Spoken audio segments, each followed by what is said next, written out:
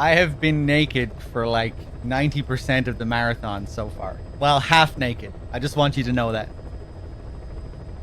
So warm. All this fucking equipment in the room that's turned on. Fucking monitors and consoles and PCs and audio compressors and mixers. Good God.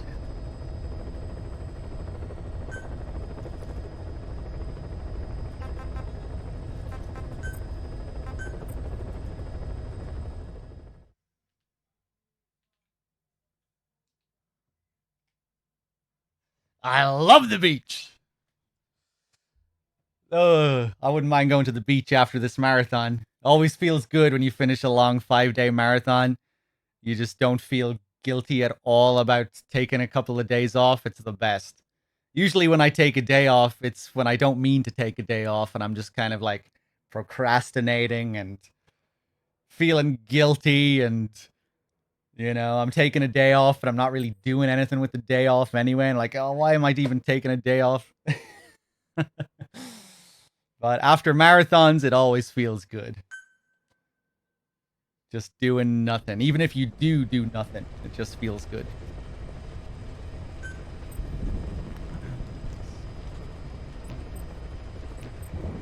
It's a pretty great job to have, to be able to play games. Like, I don't want to complain too much, but it still is very tiring doing the big marathons when you're just doing it like, because you've no time to do anything else. I get like a couple of hours to rest after a stream, just to chill before I go to bed, and then it's sleep, MGS, repeat.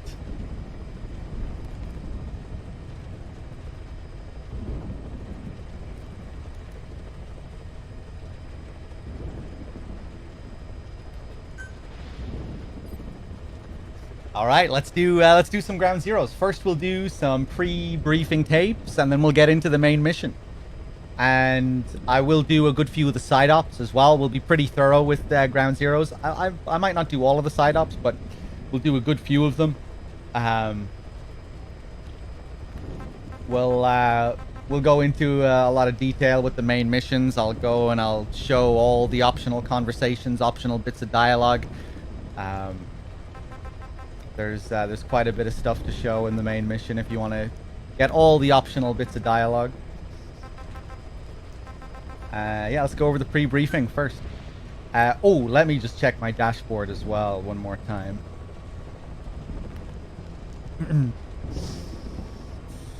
I'm so lucky to play games for a living. I really am. I really am. I was in the right place at the right time with the right ideas.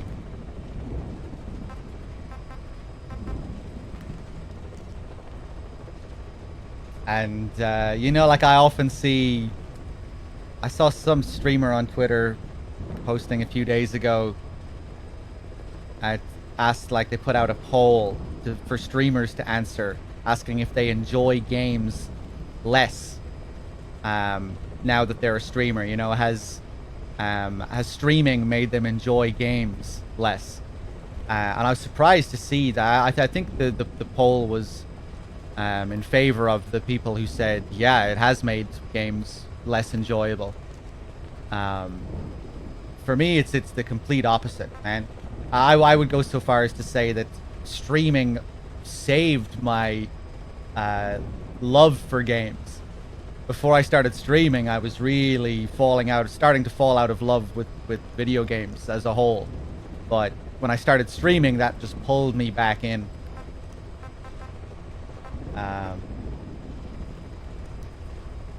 Yeah, because I started to go back and, play the old classics that I grew up with. It made me more, like, conscious, I think, of my tastes. I stopped just buying all the new releases. I started to think more about my tastes because I had to think about, like, what I wanted to stream. Like, what do I want to stream? What do I want to do with this? And, yeah, I feel lucky knowing that for a lot of streamers, it's made it less enjoyable. Made games less enjoyable, so. Yeah. I've worked in the QA industry for 17 years. Definitely made me like games less when playing off the clock. Man, that's a shame. That's a shame. Yeah, even when it comes to, like, I know some streamers hate doing first playthroughs of games on stream because they don't like chat spoiling stuff for them. That's very understandable. That can be frustrating for anyone. But for me, in that regard, the positives still outweigh the negatives. I really love playing new releases, especially on stream. You know, it's one of my favorite things to do on stream is, you know, when a new game comes out that I'm interested in, or I go back to play an old classic, I really just like the experience of sharing that with chat and seeing how people react.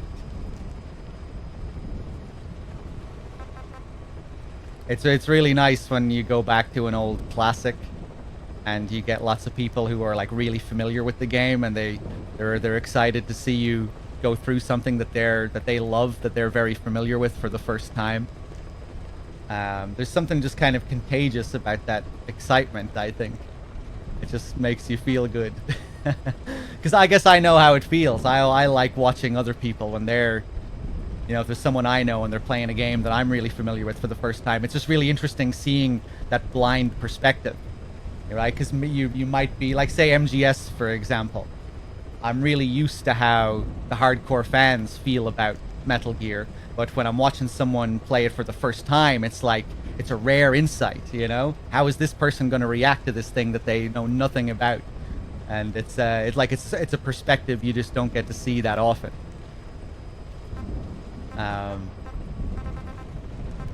And yeah, I like when it's the other way around, and I'm the person who's playing something for the first time, and the chat is really familiar with it. I don't really enjoy watching the new stuff because I want to play myself when I have time. But man, MGS, Shenmue, Silent Hill, streamed by Dog. Hey, I'm glad you like those streams. Hey, yeah, Mr. Man, you could probably relate to that with my Acid streams, right? You're quite familiar with Acid. Or fairly familiar. I don't think you played, like, the shit out of it. I don't think you did, like, extreme difficulty runs or anything, but yeah. Yeah, I love first playthroughs on Twitch. They're special. And sure, every now and then something might get ruined, someone spoils something, but it doesn't completely sour the experience for me. I think DRK really dislikes doing first playthroughs, like he can't handle the backseating and stuff.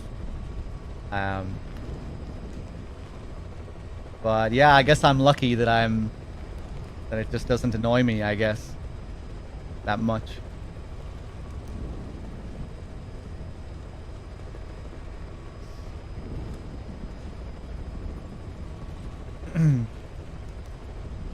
Seeing how a real man plays Fall Guys is just the best. Those early Fall Guys streams were a lot of fun.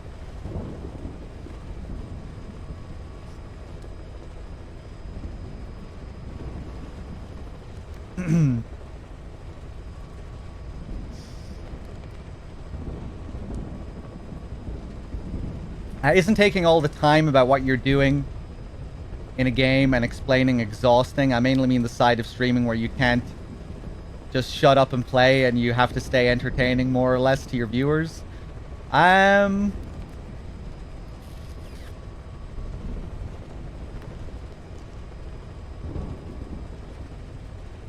No, I don't know. Like if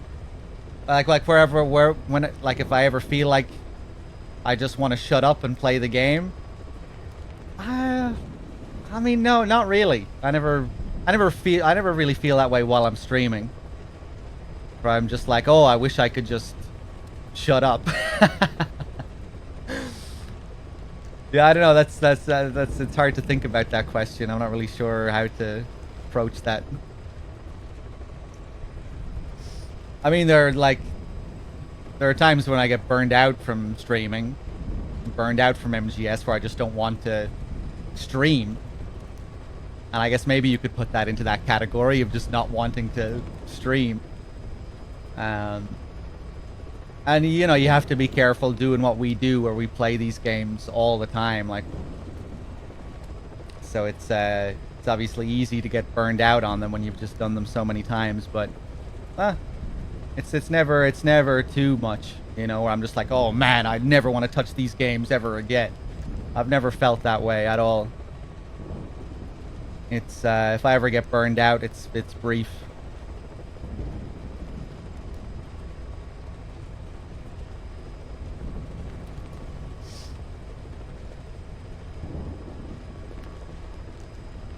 And it's yeah, it's always fun doing these big marathons, even if it can be exhausting at the same time. Even if there are times you're like, oh man, just I hope this where you're just kind of waiting for it to end on one end. You're like, oh man, okay, there's only one day left in the marathon, only 2 days left. We're getting close to the end. You know, you definitely do feel that way at times, where you're glad that it's coming to an end, but not like completely where you're just not enjoying the streams. But yeah.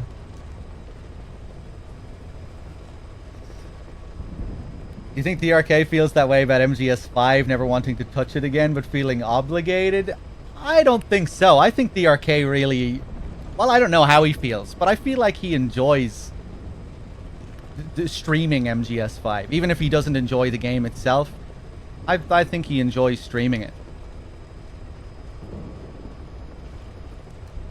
I feel MGS5 is like DRK's main game, I would say.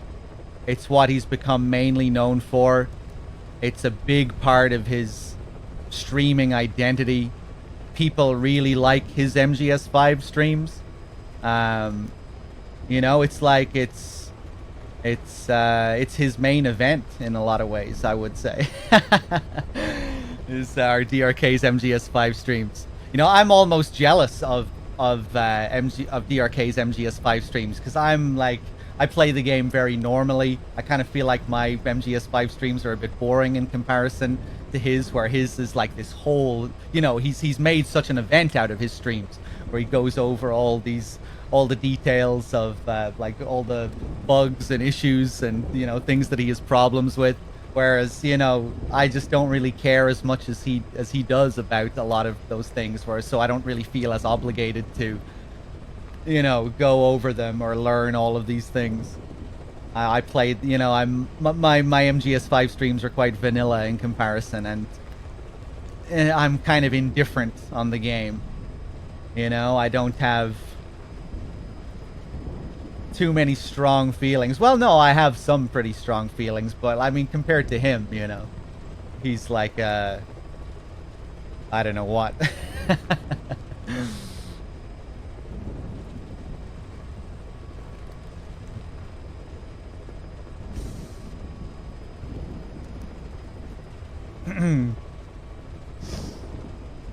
So yeah, no, I'd imagine he enjoys streaming 5.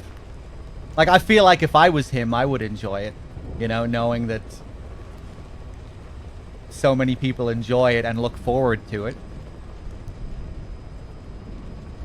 Because, yeah, you always see it. People really enjoy DRK's MGS5.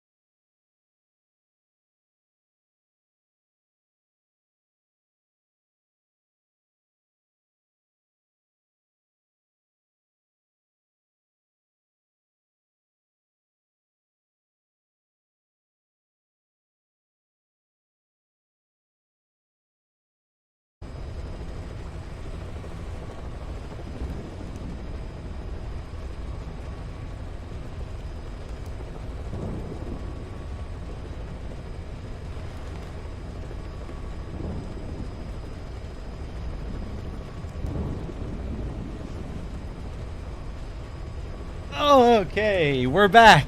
That was frustrating. 1 second, guys. But it happens. Technical difficulties, they can happen. I'm not sure why we had that crash there, but hopefully it doesn't happen again. It shouldn't.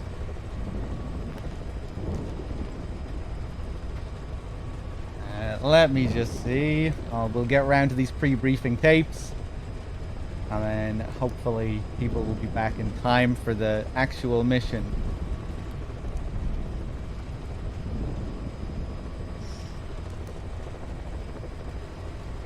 Hey, what's up, fools? How's it going? You all still alive? Yeah, whenever the stream goes down, you're gonna...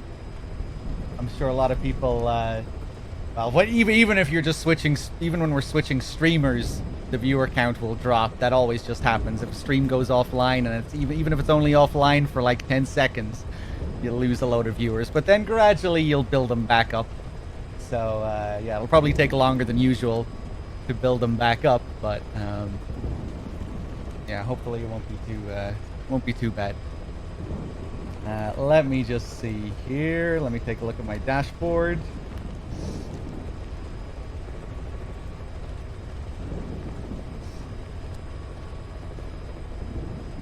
I think I saw Kiefer there.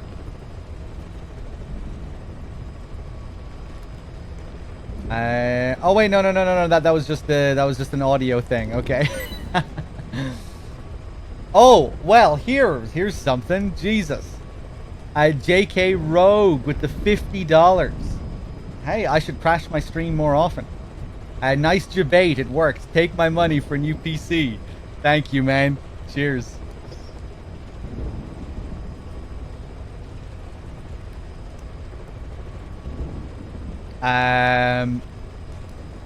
Wait, is that person trolling?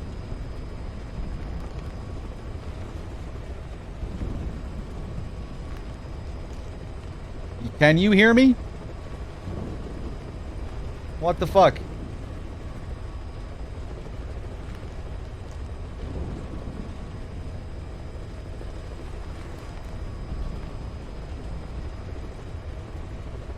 You can. Okay, what a fucking asshole. All right. Maybe he just didn't have his fucking sound turned on. He probably just didn't have his sound turned on. Okay, let's get into these pre-briefing tapes.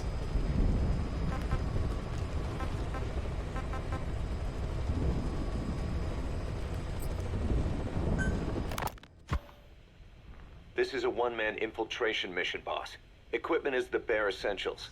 Anything else will be OSP. I'm gonna take a piss. The target location is a prison camp on a U.S. military base. Those Marines have the place locked down tight. Your only backup will be one extraction chopper. We can't send anything else. You won't need to. Again, this is infiltration, a sneaking mission. Your #1 priority is remaining undetected. Use discretion before engaging any guards you encounter. Be mindful of their sensory perceptions: sight, sound, smell, and pain. Fortunately, these atmospheric conditions will continue until dawn. That should provide you with some cover. At least the weather's on my side. Your mission objective is to rescue Chico and Paz. According to Chico, they're both being held at an old prison facility. Recon from the intel unit supports this, so it's safe to assume that's where they are. Once you've gotten them to the RV, call in the extraction chopper. I'll monitor the situation and offer guidance from here, but you'll be the one in the field. How you handle this mission is entirely up to you, boss. Snake, yesterday we received official communication from the IAEA. It says, it has come to our attention that your organization recently purchased nuclear fuel from Uzbekistan authorities. We request permission to inspect your facilities. What a load of bullshit. Yeah, they're after Metal Gear Zeke's nuclear warhead.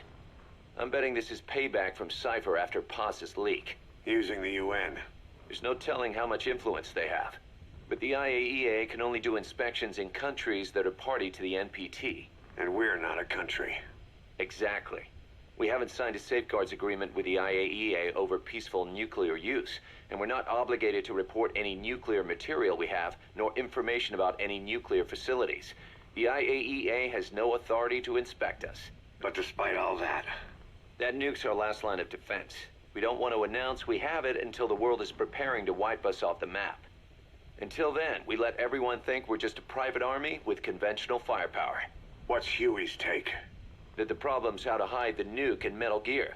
But I gotta tell you, he was all for it. I see. But there's no way we can have the IAEA poking around here. So what do we do? Ignore them? Send them an official letter of refusal. Say that we're a private organization and we've done nothing to attract this suspicion. You got it. We finished Zeke's waterproofing reinforcement yesterday. The day after tomorrow, we'll be done installing the main depth control tank, the compressed air tank, and the attitude control propeller pod. Huey, If the underwater test goes well, next week we'll try the 300-foot seabed depth. drop the act, Huey. How did we end up agreeing to the nuclear inspection? Because after you sent that letter, I told them. After careful reconsideration, we agree to your request. And frankly, we should be inspected. This is our chance. If they come and go without discovering the nuke, we can tell the world we're clean. Of course, it's risky, and we'll have to make sure everything's perfect, but it'll be worth it.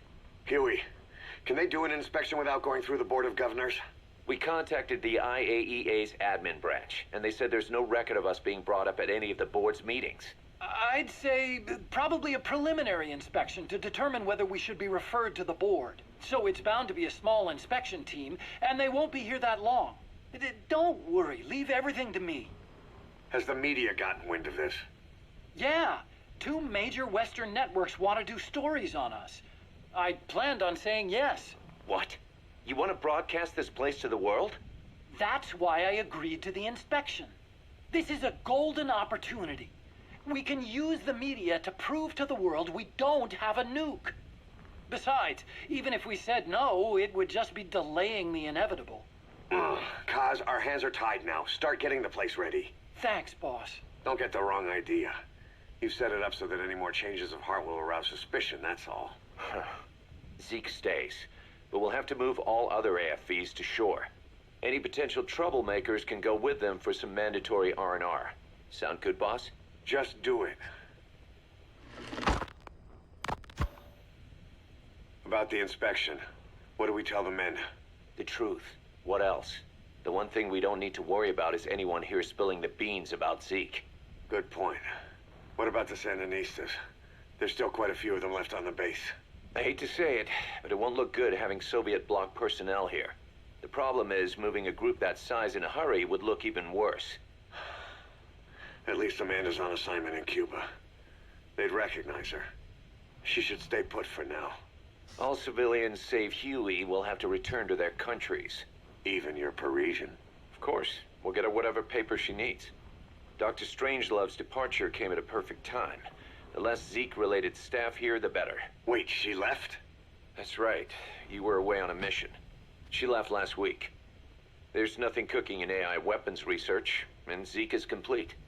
There was really no reason for her to hang around. I'm surprised Huey let her go that easy. Yeah, his crush on Strangelove was never much of a secret, huh? He followed her everywhere while Zeke was in development. Boy, would she get pissed. But he does have a lot on his mind right now. I've got bigger issues to deal with. That's what he said. That's the spirit, Huey. 10 days ago, we got reports that Paz was still alive. She survived. She was rescued by Belizean fishermen who found her drifting in the Caribbean. So what's the plan? Silence her before we're compromised? No. I've got something else in mind. Our friends at Cypher suspect Paz could be a double agent. She's being held for interrogation at a camp on the southern tip of Cuba. Black site. Nice. A slice of American pie on communist soil, and out of U.S. legal jurisdiction. The upcoming inspection of Mother Base has to be connected somehow. The timing's too perfect. The UN's nuclear inspection. My guess is they're trying to corroborate Paz's leak. We're an army without a nation. Word of our capabilities gets out, and we'll have the whole world out to shut us down. Having an American private intelligence agency involved's bad news. Cypher's the ones who sent Paz to us in the first place.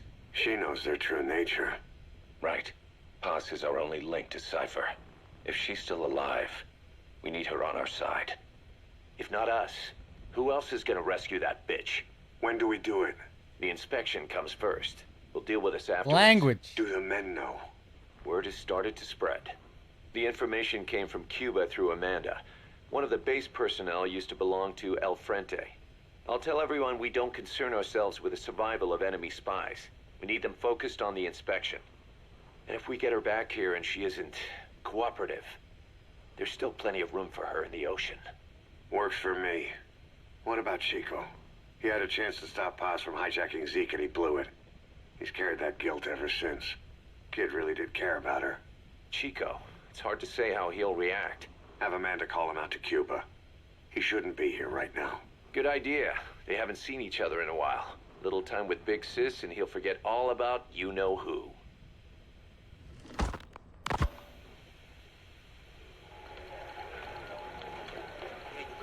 What? Still no sign of Chico? What's going on? It's Amanda in Cuba. Our resupply package arrived, but Chico wasn't with it. Relax, Amanda. I'm sure he's just exploring Havana or something. First time in the big city. Could have gotten carried away. Cos, wait. The boat Chico was on, did it stop anywhere before it got to Havana? Yeah, it had to refuel at Santiago de Cuba. You don't think... Oh, shit. You gotta be kidding me. He does this now? It's 60 miles from Santiago to the prison camp. Chico used to cross the mountains with the older Sandinistas like it was nothing.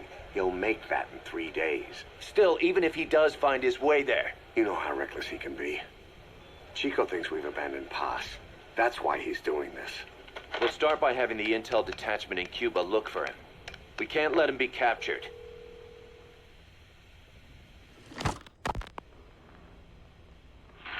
some cages to the east of a big building.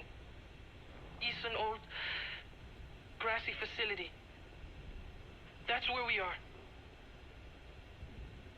Help me, Snake. It's a setup. We have no choice. Yeah. If Chico talks, he could blow the new cover up. Why don't we you can't do hold it? off until the inspection's over. When can we be ready? It'll take at least 16 hours to confirm the flight path and prep a bird. The intel unit has started reconning the area. Sounds like I'll have to miss the inspection.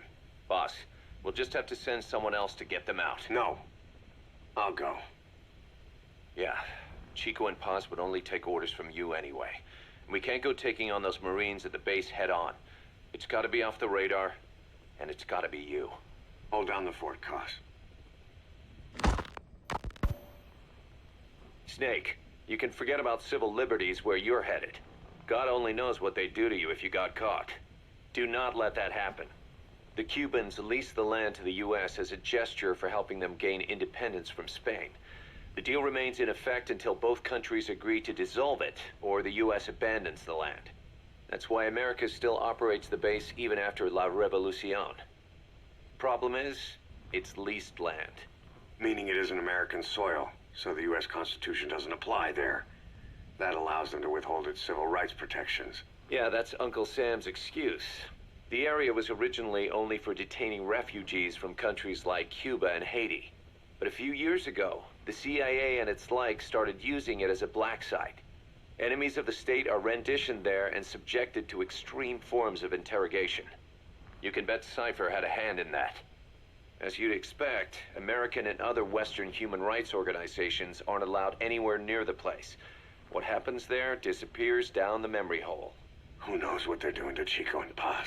I'd like to interrogate her ourselves. But if worst comes to worst, make sure she's dead. Chico, on the other hand, we have to bring back. Fast. He knows too much about us. Cos? The area is surrounded by mines placed by both the U.S. and Cuba, making escape on foot impossible.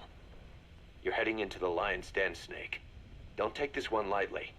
Come back in one piece. Yeah.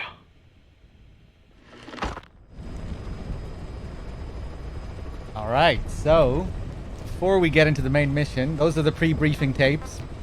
There is also Paz's spy log, which is, for the most part, a Peace Walker recap.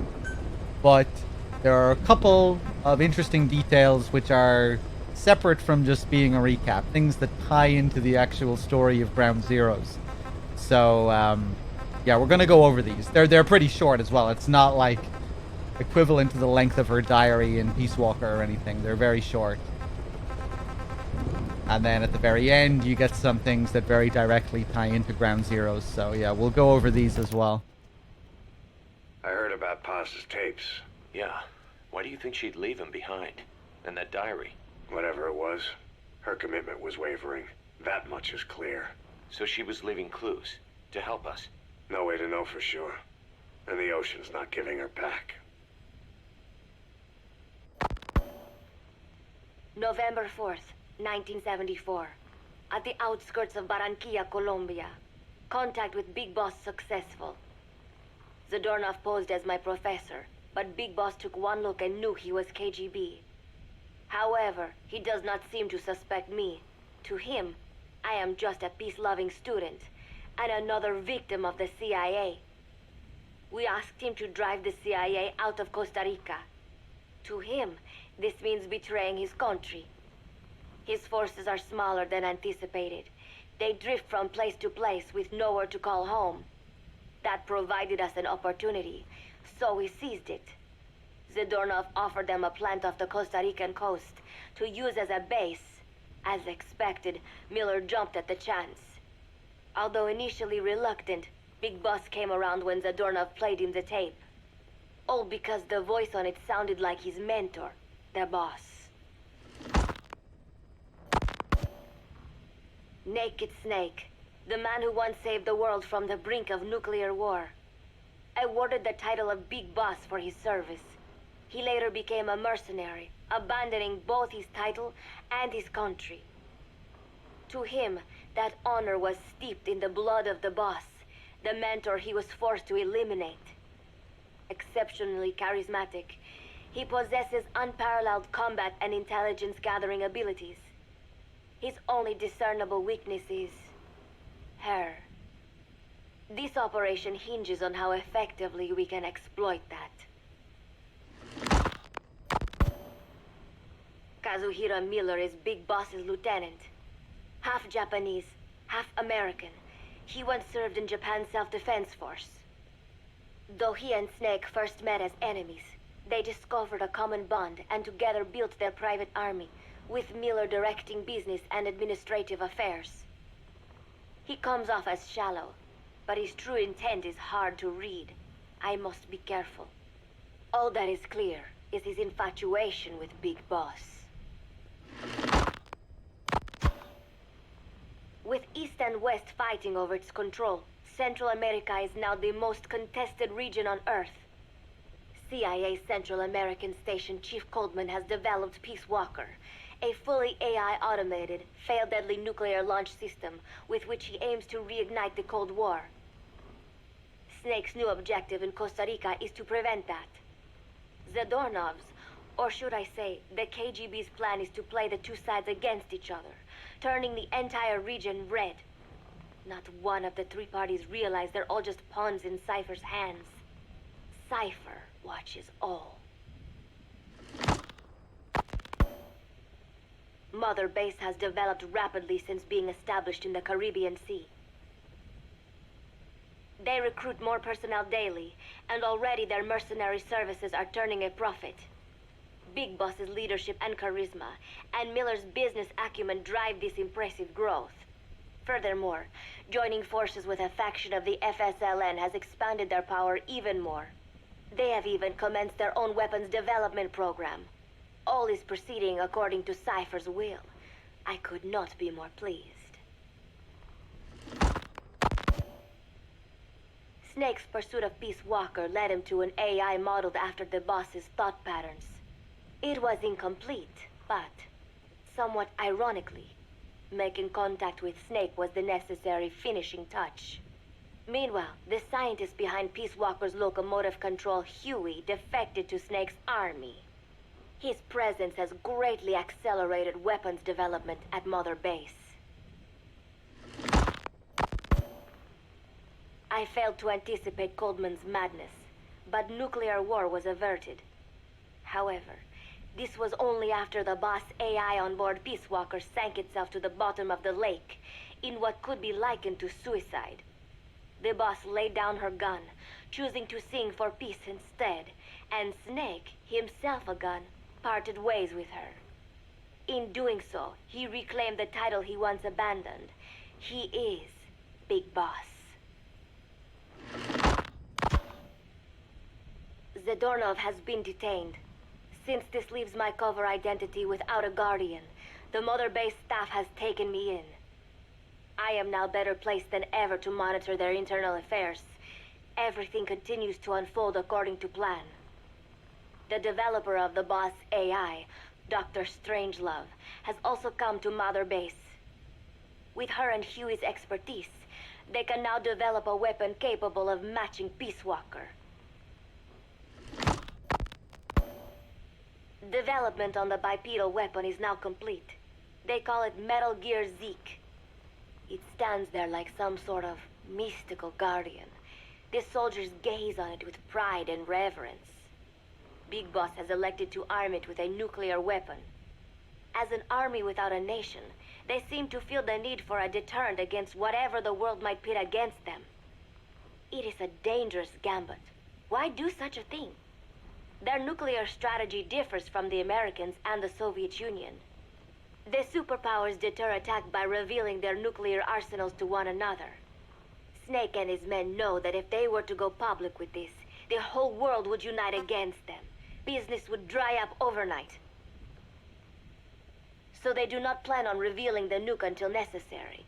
This ace-in-the-hole approach is their idea of a nuclear strategy. Wielding a deterrent, all the while unable to reveal its existence. I wonder if Snake sees how vulnerable this makes them.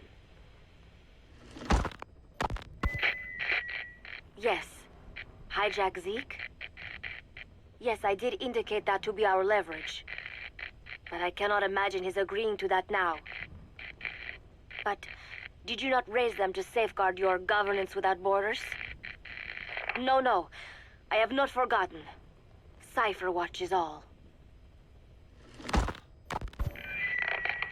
Yes, things are proceeding, but modifying Zeke has not proven easy. I am using Zadornov to buy some time. No, I have not forgotten what you said. However, well, forgive me for asking, but this is you I am speaking to, isn't it, Cypher? I will fight Big Boss. The world must be ruled by a single will. To defy Cypher is a fate worse than death. So there we go. Is she actually talking to Zero at the end there? No. She's talking to Skullface. She thinks she's speaking to Zero. She's actually getting set up. She's talking to Skullface. In brackets there, correspondent unknown. And you'll see during the opening scene of Ground Zeroes when Skullface is introduced and he looks at the camera, it says in brackets beside his name, like identity unknown or something like that. Obviously throughout the entirety of Ground Zeroes, Skullface is presented in a very mysterious light. There's a lot of focus put on his identity and who he really is, how he relates to what's going on, how he relates to Snake. So yeah, that's Skullface, all right. Let me just take a look at my dashboard and take a look at the chat and make sure we're ready to go.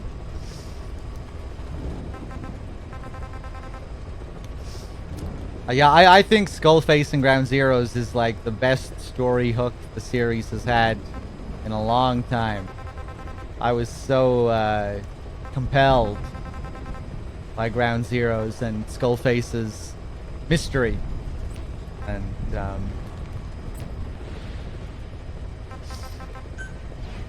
how he went back with Big Boss and all of that. Is he a returning character? Is he someone we know from a previous game, or is he someone completely new? What's the deal?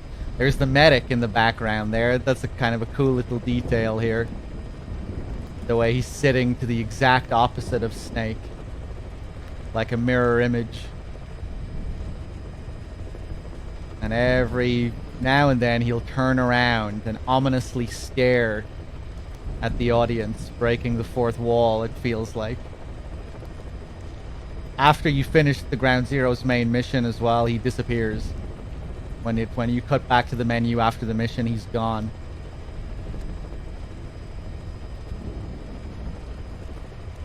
Let's just wait for the stare again. You really do have to wait for it, huh? There it is.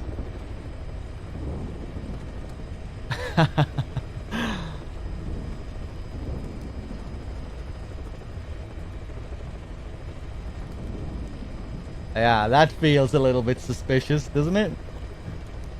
What's up with this guy? He won't become relevant, will he? But yeah, we have a few missions to go through. The main mission: eliminate renegade threat, intel operative, classified intel, destroy AA emplacements, deja vu, jamais vu. I might not do all of these, but we'll do at least 3 or 4 of them. What's the stare about? Oh, just that it's the medic in the background on the chopper here, sitting to the opposite of Snake.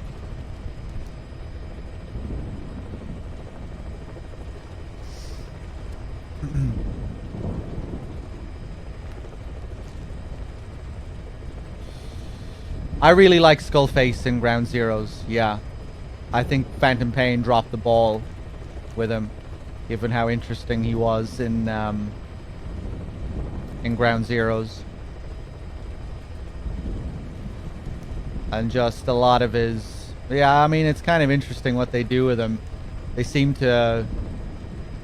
In part, it seems to be somewhat deliberate, you know, how they kind of undermine him in a way, you know? His very... You know, his ending. We don't get a fight with him.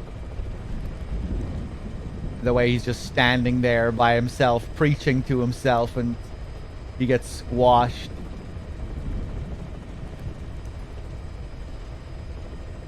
It's his own arrogance that gets him killed. You know? How could anyone be more vengeful than me? That's why he dies. Because he believes that he's... no one else could come in and control Mantis. Such a lust for revenge?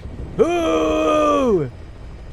Right, that's what gets him killed. Like, who could have more revenge inside them than me? Who could be powered with more revenge juice than I?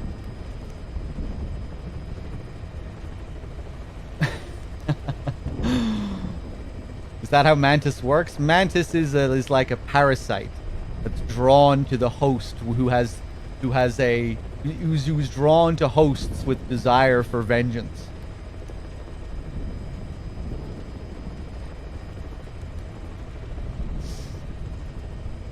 And Skullface thinks he sort of has Mantis under his control in a way.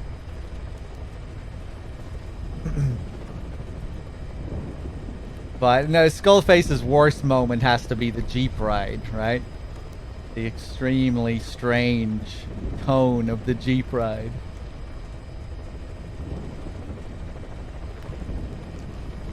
Hold on, let me scroll up here.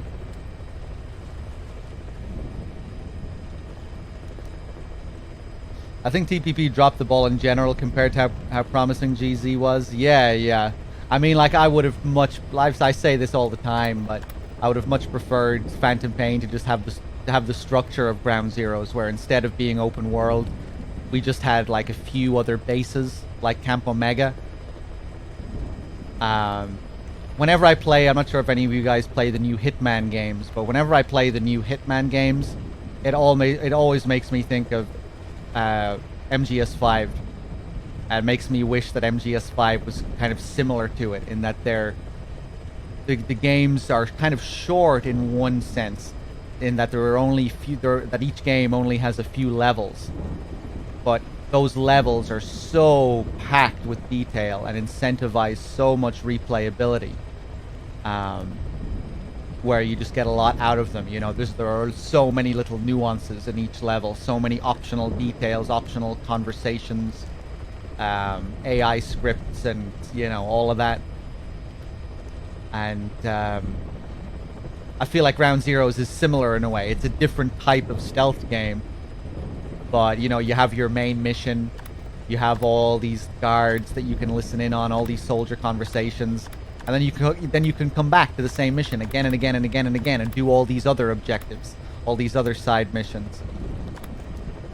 What if instead of Phantom Pain being an open world, we just had like 6 or 7 bases, Ground Zero style, and then each of those bases had multiple missions that took place on it. Like you'd have your main mission on the base, and then you could go back and do all these other optional side missions on each base.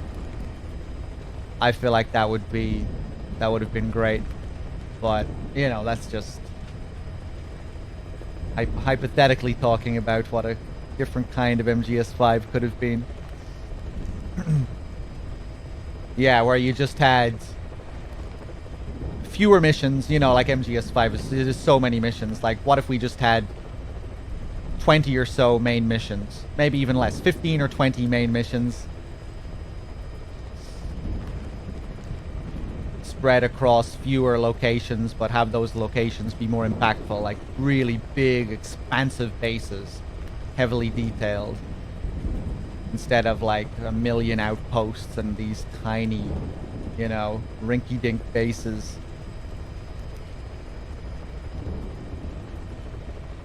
And all of the bases connected? No, not really. Just, you know, no. Like you just get dropped into the base, and then you were there left to explore the base.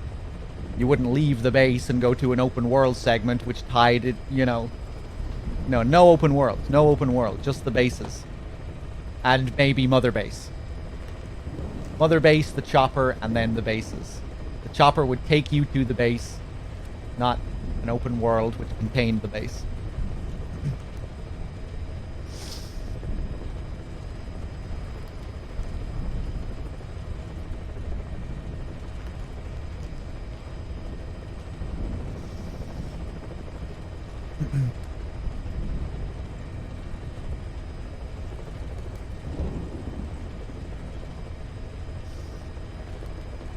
Sorry if I'm being quiet here. I'm just reading the chat and just seeing if there's anything I want to respond to.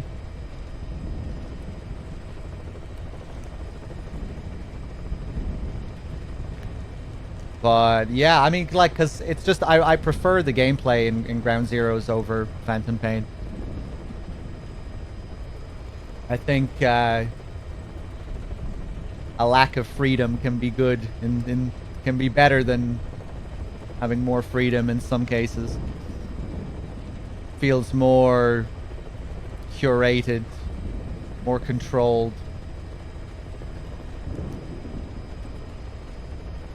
I know Bad Humans, you said once that Ground Zeroes feels like a stealth game. Phantom Pain feels like an open world game. Oh, hold on 1 second. Yeah. Hold on. Yeah.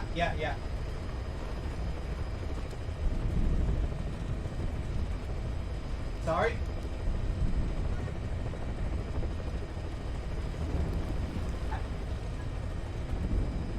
Okay.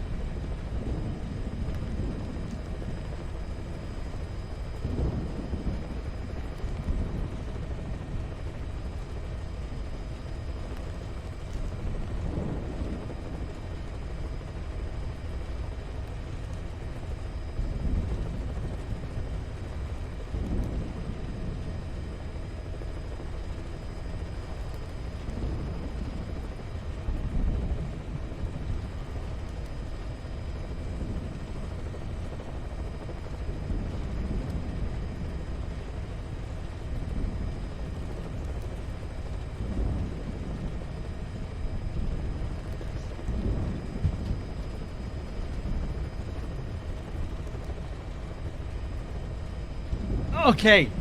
Sorry about that. There's someone coming over to the apartment tomorrow, and my housemate was just informing me, but she doesn't really know why they're coming here. To like set up an alarm or check the alarms. Oh god, yeah. Anyway, hopefully it doesn't interfere with the stream. Hopefully it's not electricians coming over for the day to fucking wreak havoc. 1 second.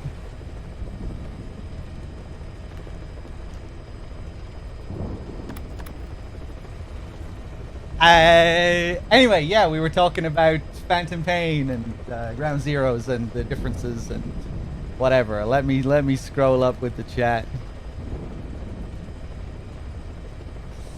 Yeah, no, I don't think the RK is gonna have to do everything.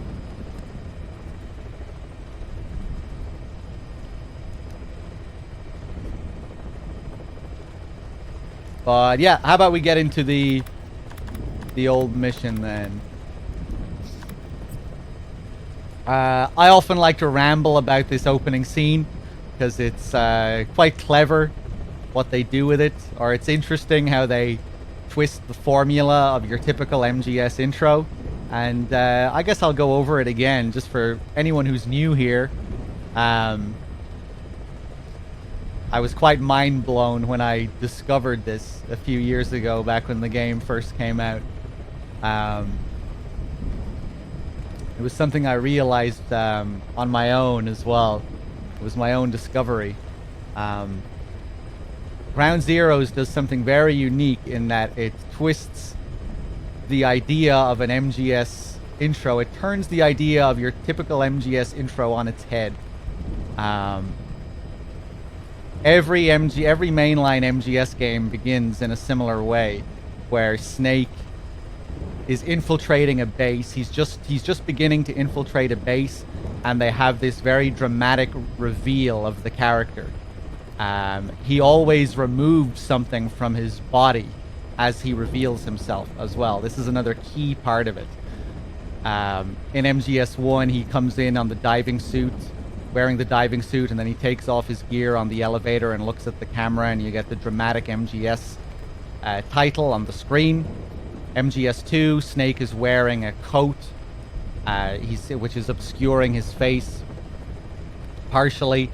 Then the coat gets blown off. It switches to stealth camo immediately. You still can't see him. And then he drops on the tanker, and you get the stealth camo breaks, and you get this dramatic reveal of the character. He looks up to the camera, and MGS2 flashes on the screen.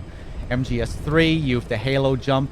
Snake's face is hidden partially by the camera at the during the opening, and then he puts on the gear, jumps off. When he gets to the ground, he rips off the mask, looks at the camera dramatically, and there you have your reveal. MGS4, Snake is wearing a militia outfit this time. He comes in on the truck. You go through the first area. Geckos smash through the wall. The militia outfit gets blown off, and you get this dramatic look at the camera. Peace Walker, to a lesser extent, it's a very understated intro, but even still, it still follows the rules. Snake walks down onto the beach. He's wearing some kind of cloth or jacket. The camera hides, showing his face. It only shows like the half of his face, and he's lighting up the cigar, his lips. And then he throws this jacket off, and you get this reveal of the character. MGS5 does not open focusing on Snake. It's the first game to begin with the focus on a character other than Snake. But it does this thing where you're seeing like two sides of a coin. The XOF side and the Fox side. And it portrays Skullface as if he kind of is Snake in a way. That he is the other side of Snake's coin. Which is actually a metaphor that Skullface himself uses later on in the Phantom Pain. But it's really cool how they build him up in the traditional MGS way, where they hide his face. You kind of see like little hints of his face in reflections, and then eventually you get to that point where he's walking on the helipad, He turns to look at the camera for the first time, and he removes his hat, almost to introduce himself, and almost like he knows that these are the rules. These are the MGS intro rules. I have to take something off myself if I'm gonna reveal myself to the audience. So yeah, really interesting. He's built up as if he is Snake, you know, and he's following the MGS intro rule set of building up Snake and building up this reveal. There are certain things that make us wonder about like who this guy is and how he relates to Snake as well in the intro. Like he has that line when he says to Chico, "Give my regards to your boss when you get home." Right? So like that's like, wow, this guy goes way back with Big Boss. Who is this guy? How does this guy, you know, it's like something you say about a friend, you know, give my regards. It's like, what? But we don't know who this guy is. I've played Peace Walker. I've played MGS3. What the fuck? Who is this? Who is this? So you have all these. You have this detail which puts him very, very close to Snake as well. He's built up as if he is Snake almost, and we have this line of dialogue which puts him very close to Snake. And then, you know, he throws the XOF badges off the chopper, and the XOF badge falls right past Snake's Fox badge. And then you're seeing the other side of the coin, and we get to see the traditional build-up of Snake as a character. And he follows the intro rules, where he's wearing night vision goggles, and right before he reveals himself to the player, he takes off the goggles and stares at the camera, breaking the fourth wall. Kept you waiting, huh? There he is. So yeah, really interesting what it does with just kind of twisting the traditional formula of an MGS intro, where Snake is built up and revealed to the player. This game does the same thing, except it does it with two characters. It's not just building up Snake to reveal to the player. It's building up the other side of Snake's coin, this mysterious Skullface figure. And yeah. So really cool, just a really cool way of highlighting the importance of the character and how he relates to Snake. There are a lot of focus on reflections throughout the intro as well, to reinforce just that whole idea of them being like reflections of one another. You know, you see Skullface's reflection in the XOF soldier's visor at the beginning. Then you see him look at his XOF badge in the Jeep's mirror, and then obviously just the XOF badge itself. You're going to be seeing that is very overtly like a mirror image of something else, the Fox badge. Even the colors are inverted, like the direction that the Fox is facing in. On Snake's shoulder, it's facing left. On the XOF badge, it's facing right. The Fox on Snake's badge is yellow. The background is black. The Fox on the XOF badge is black. The background is yellow. So yeah, just some really cool symbolism and subversions in the intro. Let's take a look at it, shall we? Let's do it. And aside from all the cool symbolic stuff, it's just a really fucking badass intro. Just the mood of it, the music. When the music kicks in, when the choppers start taking off and the music starts to kick in, so good. The lighting during that moment as well is crazy. That shot that you get, you know, when you're inside Skullface's chopper and they're looking out to the chopper that's directly across from them. The way the light shines on that other chopper, it still looks so good. And like the detail of Skullface's face, I feel like in The Phantom Pain, his face never really looks as detailed as it looks in this intro. Like he really looks scary in this intro. And I think a lot of that maybe his face isn't more detailed. Maybe it's just the power of the lighting and the darkness hiding certain things. But yeah, man, I love this intro and just how they build up Skullface in such a mysterious way. My controller seems to be fucked here. Hold on.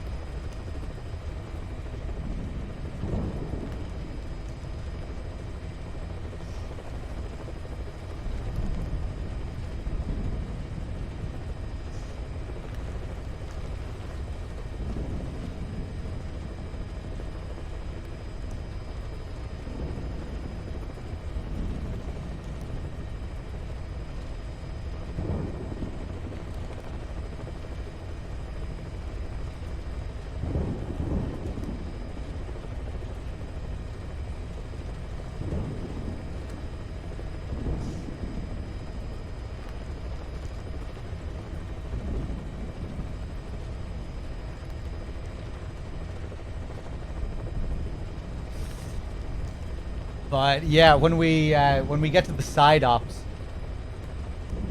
we'll get and even in the tapes later on, we hear Skullface like directly quote Big Boss as well, just tying into the idea that Skullface, in some sense, is Big Boss, or that's how it comes across. That like he symbolizes Big Boss himself in some way. Later on, we'll hear him word for word quote Big Boss from Peace Walker, like several lines of dialogue, and not just like iconic lines that any MGS character might say or reference. Like these are very strange, precise scenes from Peace Walker. But yeah, we'll talk about those when we get to them. Let's do it. Enough babbling, enough rambling. I'm sorry.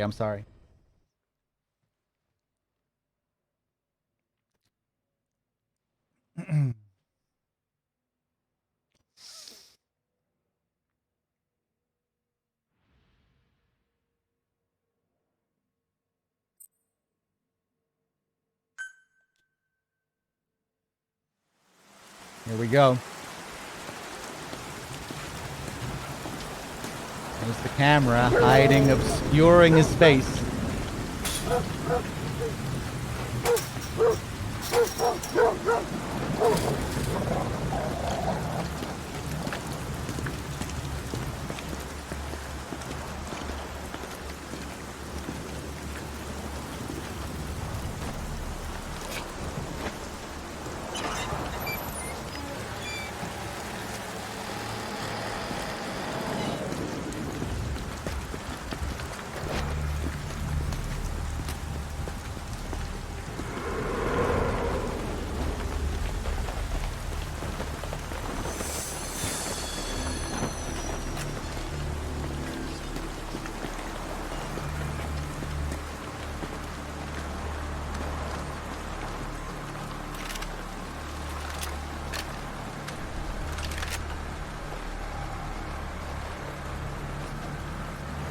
There, you get a reflection, but you still can't really make him out completely. It doesn't show his whole face. He told us everything.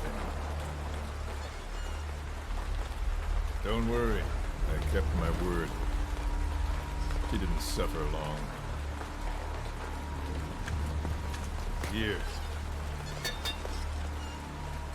You earned it.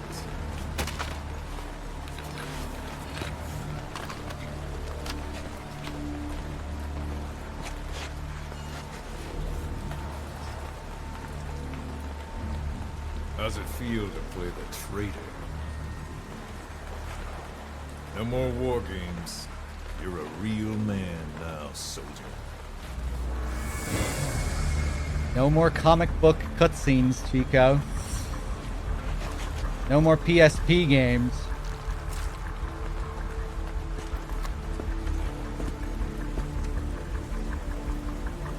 Give my regards to your boss when you get home.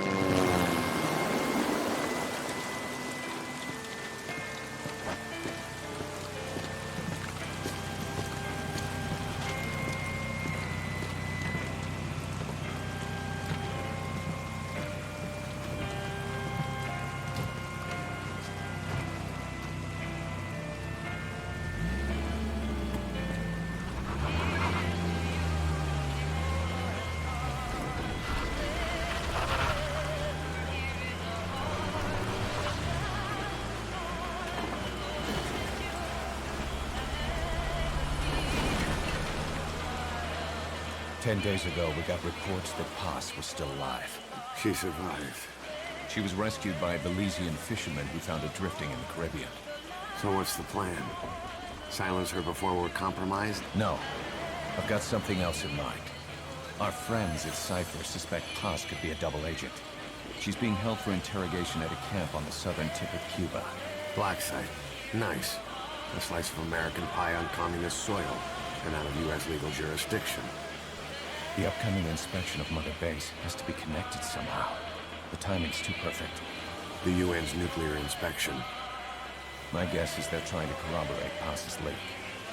We're an army without a nation. Word of our capabilities gets out, and we'll have the whole world out to shut us down. Having an American private intelligence agency involved's bad news. Cypher's the ones who sent Paz to us in the first place. She knows their true nature. Right. Paz is our only link to Cypher. If she's still alive, we need her on our side.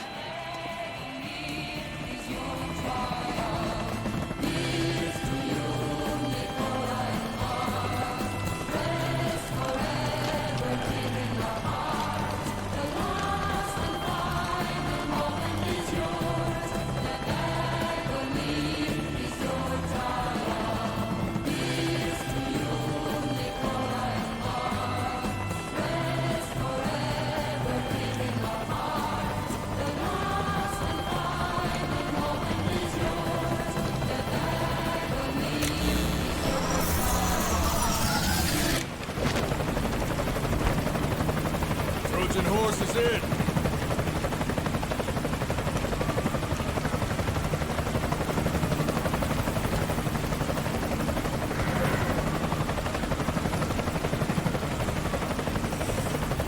This pirate crackdown's a go! Move!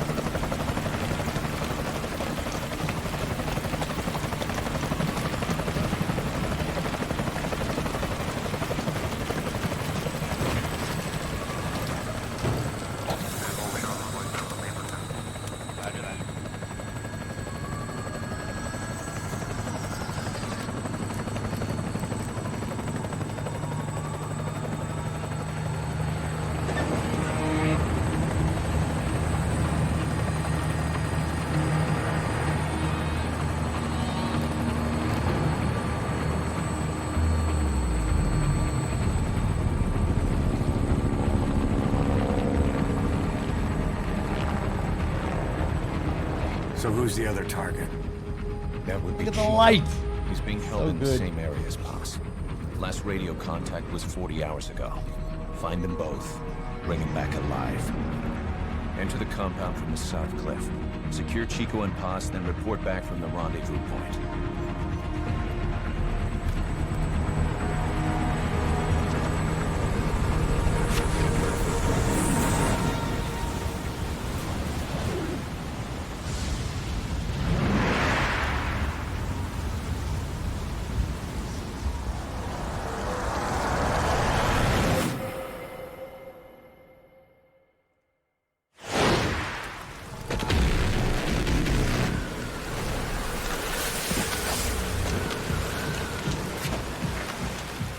We'll send a chopper from across the Cuban border. You should be back at Mother Base in time for lunch. You'll probably just miss our guests. The only catch is you go in solo. The politically sensitive nature of the mission means backup is not an option. Fine. I like some alone time now and then.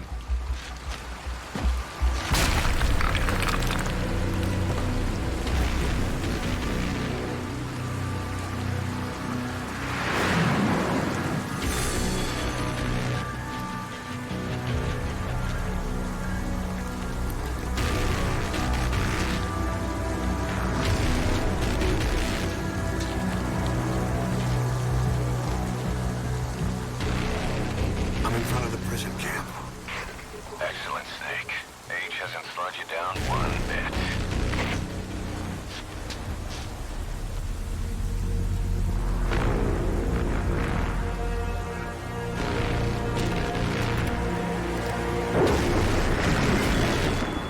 Who the fuck is this guy? No, that is not Solid Snake. Cuervo. Our big boss. I mean. Oh. Music.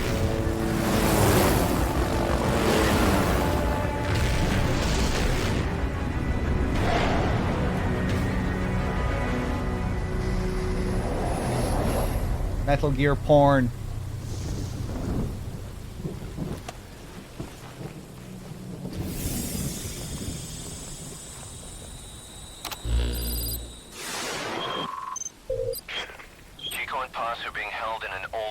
part of the compound. Get inside and head northeast. So another thing you have to think about here is Mission info. the parallels to MGS2. The tanker in MGS2 being all about completely satisfying expectations, building Snake up to be the ultimate badass, the big epic reveal, the super dramatic badass intro, it taking place at night, the rain coming down, the storm, but all this foreshadowing that you're getting set up the whole time, Ocelot in the chopper. Very, very MGS2. Really, really, really MGS2. And then the Phantom Pain, the character switch, playing as a character who is a player avatar, where you enter in your own details and the character symbolizes the player. A big, big, big, big, big MGS2 parallels with this game. This is an infiltration mission. You've got to stay out of sight. Before you go any further, use your binoculars to recon the area. What do you see? Press the call button to get more intel.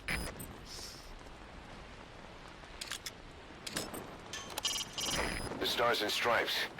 Not a popular sight in Cuba. And Raiden asking, who the fuck is this guy? Those Marines swore an oath to that flag. They won't just let you walk in there.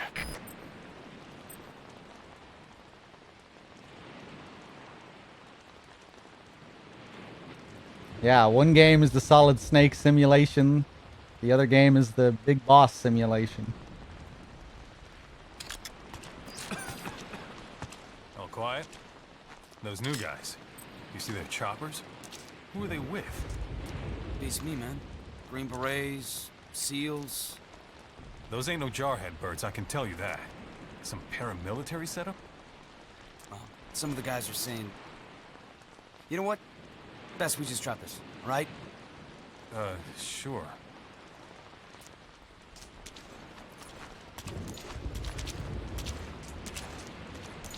So there are lots of conversations we can listen in on over the course of this mission. A lot of them just focus on building up XOF.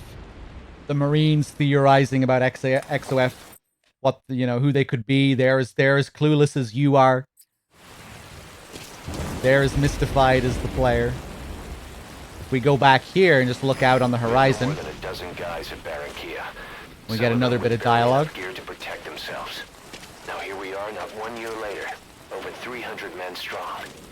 But the way I see it, this is still our 0 hour. Once this mission's behind us, I want to pitch you some ideas about expansion.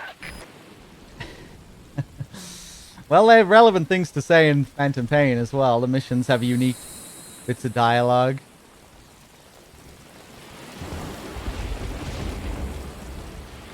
But generally not as many optional bits of dialogue as Ground Zeroes has.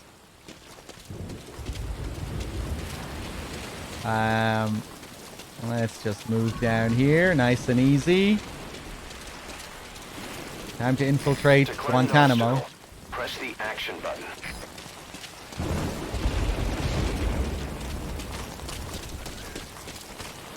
There's a guard up there.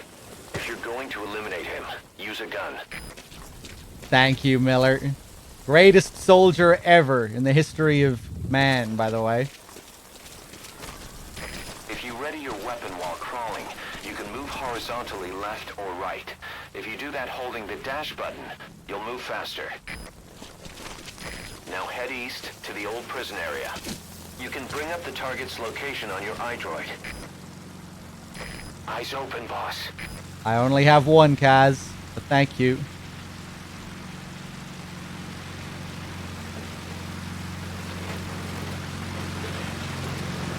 What was the major fan theory about Skullface when this was released?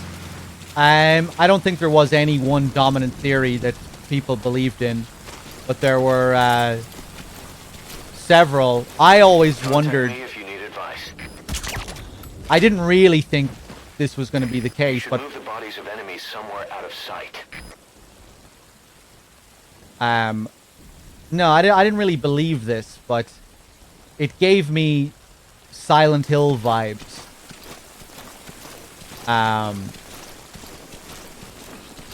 Where like Skullface almost seemed like some kind of Maria figure out of Silent Hill 2. Like something like almost born from Big Boss's mind or something. Like a completely supernatural being. That's born from Snake's mind. It kind of gave me that vibe just with how he impossibly quoted him from Peace Walker and how he was portrayed as if he was actually him in a way. You know, that Skullface seemed to symbolize Big Boss himself. The way the intro, like I went over, you know, the way the intro portrays him as the other side of his coin, builds him up as if he is him, as if he is a Snake character from an MGS intro.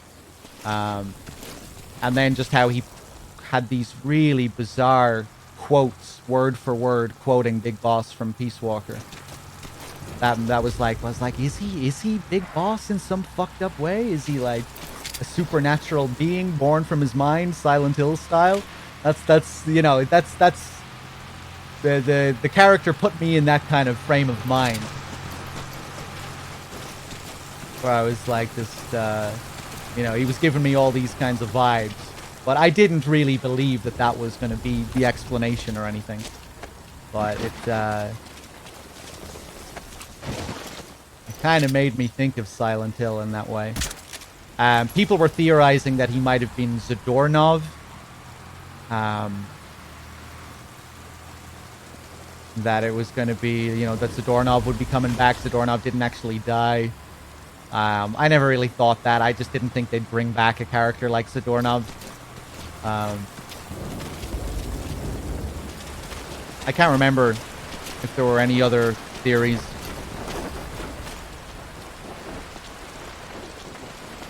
I'm sure there were, I can't remember. CQC is effective for dealing with nearby enemies.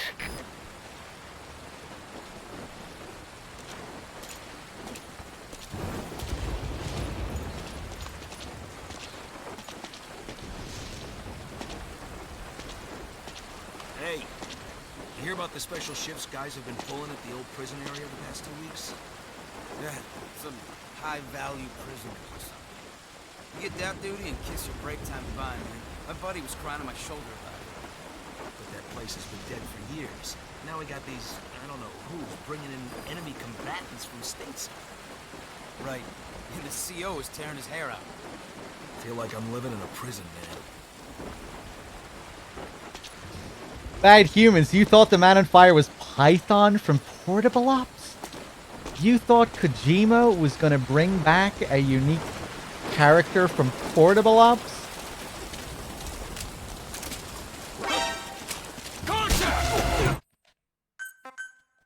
I had a feeling that was gonna happen. I was spending too much time over there.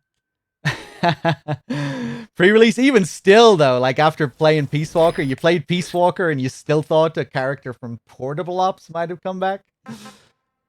You know, like just considering how Peace Walker flushes Portable Ops down the toilet, you know? The only line that references is that references the game being, let's leave that crap in San Geronimo behind. It's an infiltration mission. You've got to stay out of sight. Head for the old prison. You'll find the targets there. That would explain everything.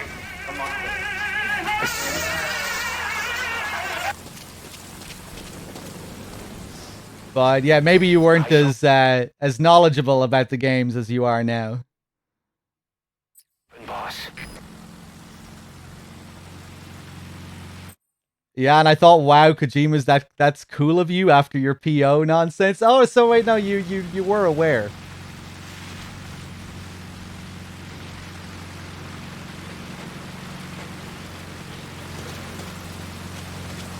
Contact me if you need advice. Yeah, no, like the reason I thought Zadornov wouldn't be coming back was because, again, I just figured if they brought him back and they had this reveal of him being Zadornov, most of the audience in the West would be like, wait, what, who? Because that was another thing to consider. Not a lot of people played Peace Walker. Which is interesting, you know, because it is very much, it presents itself very much as a Peace Walker sequel when, you know, in Ground Zeroes. the premise of the game ties deeply into the final revelations of the previous game. But yeah, at the same time, I still figured, you know, they would still be careful about Peace Walker references, and you know, knowing that a lot of people didn't play it in the West, especially. That's why Kaz isn't on the cover of the game in the West, because they CQC is effective. Yeah, shut up, Kaz. In the Japanese, for the Japanese version of the game, on the cover art, you have Snake and Miller. The Western cover art just has Snake, because they thought people in the West would look at the cover and say, wait, who the hell is that guy? I don't know who that is. Should move the bodies of enemies somewhere out of sight.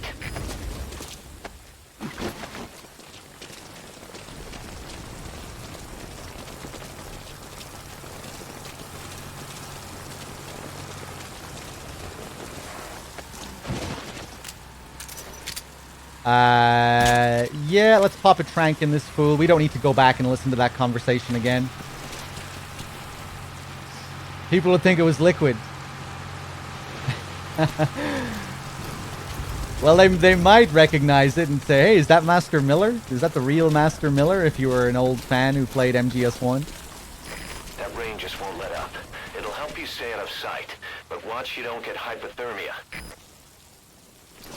But yeah, like, Peace Walker was very much targeted to a Japanese audience and a younger audience. The PSP demographic.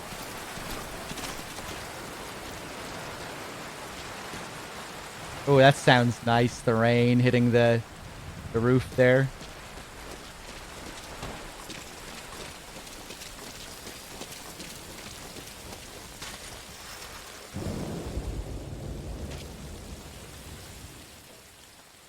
And we'll just wait for that spotlight to pass. There we go.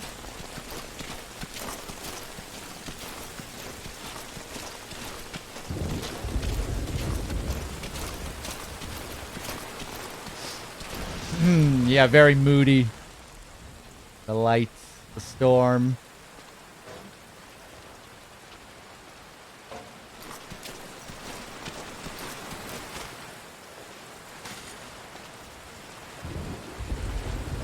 Yeah, I didn't play Peace Walker until the HD collection. I didn't play it when it first came out. Never had a PSP.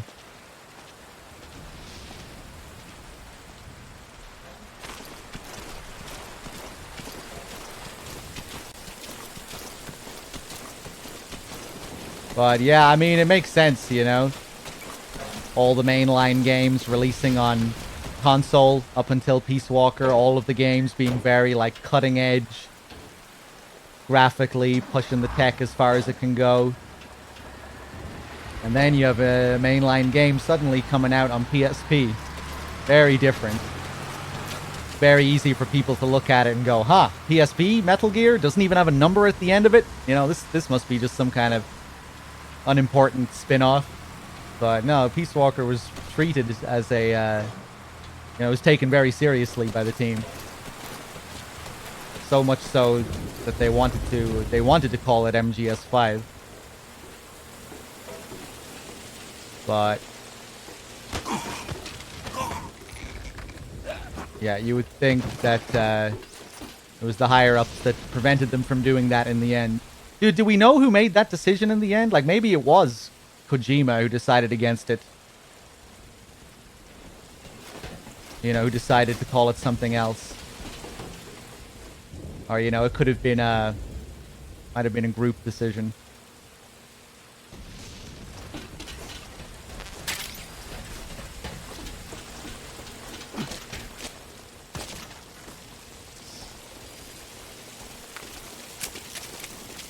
Got some ammo. Unlike Phantom Pain, we can't just call for ammo whenever we want. You really need to find the locations.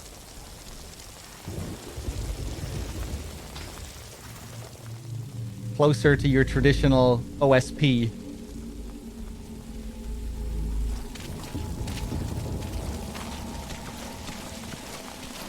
I'm kind of worried here.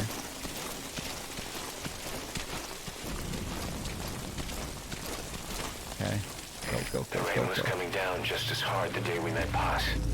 I only want peace for my country. I can't believe we ever bought that cover story. After Paz tried to steal Zeke from us, and we watched her get pulled beneath the waves, there was one thing I kept asking myself.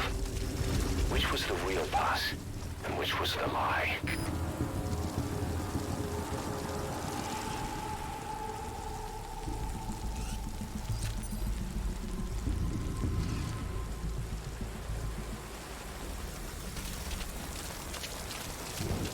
Okay, next we're gonna grab this POW. This guy right here gives you a load of extra points if you grab him. And he also affects... He kind of creates a little set piece later if you rescue him. You gonna help him? Or once we rescue our first main target. Well, you'll see. You'll see. You'll see what happens. If you want to extract him, carry him to the RV and call in the chopper.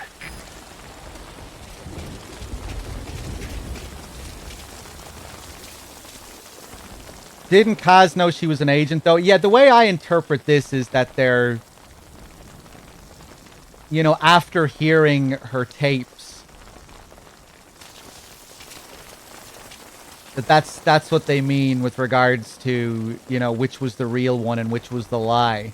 Because the tapes have now given them the impression that maybe she really, you know, deep down, she wasn't loyal to Cypher. That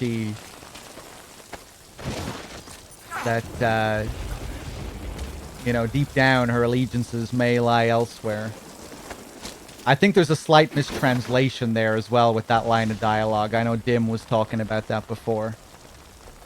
But yeah, it's kind of confusing. You also need to remember that Kaz knew a lot more about Paz than he was letting on.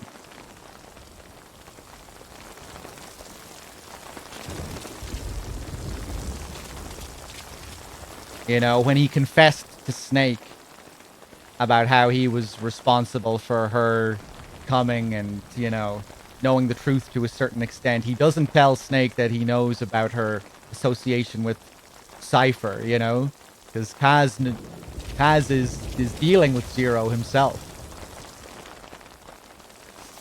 And he knows a lot more about Paz's relation to Zero, but he doesn't let on. I'm guessing you didn't come here. Well, no, he says he's only a business partner of Cypher's and Peace Walker. To save my ass. Not that he's just, you know, not that he's like this loyal lapdog of Zero's. That's not what's going on. Am I right? Maybe this'll help with whatever you're doing. Okay, if you want inside the admin building, use the drainage channel. The map has been updated.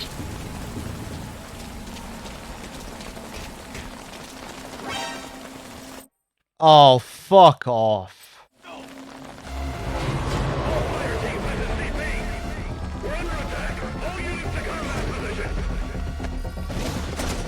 Who? Who even saw me? Was it him?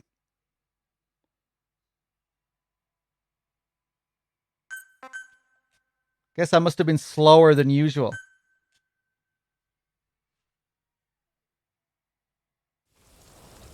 This is an infiltration mission. You've got to stay out of sight. Head for the old prison. You'll find the targets there.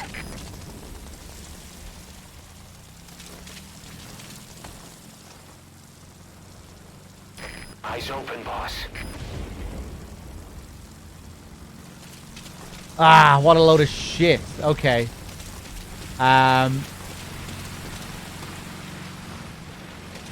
Such a nasty checkpoint, this one. If you need advice. Now I want to go and grab him again, and because I want to show the optional conversations and everything. Fuck it. I think I'm just going to leave this guy be.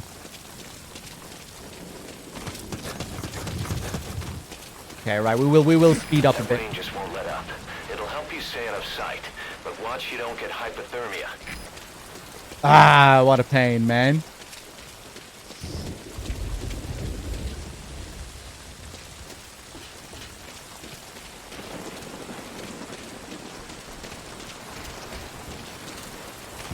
I wasn't talking bad about Portable Ops.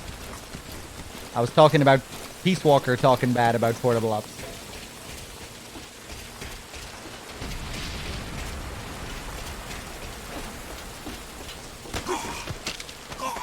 You can now... Yeah. You should move the bodies of... I made the same kind of mistakes during my last Ground Zeroes playthrough. somewhere out of Terrible. sight. I kept fucking up here.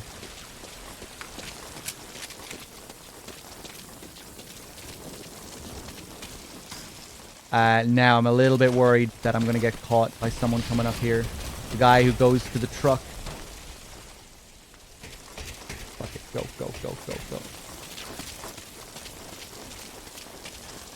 The rain was coming down just as hard the day we met Paz. I only want peace for my country. I can't believe we ever bought that cover story. After Paz tried to steal Zeke from us, and we watched her get pulled beneath the waves, there was one thing I kept asking myself. Which was the real Paz, and which was the lie? Okay, so again, another way you can interpret this. I didn't really clearly explain what I meant by this dialogue last time. I don't know how we ever bought that cover story. The cover story being her whole personality and her desires for peace and all of that. Kaz could have still known that, you know, who they were sent by and who they were, you know, the agencies that they were related to. But maybe he could have still thought, like, obviously he didn't. Kaz knows more than he's letting on to Snake anyway. Even when Kaz does tell Snake what he knows, he's not telling him the whole thing because he knows way more about Cypher than he's letting on. But even still, given the story that he tells Snake when he tells him how much he knows, maybe he could have still acted as if he believed that was still who she was. If that makes sense. I'm not explaining my thoughts here. It's really hard to explain what I mean here.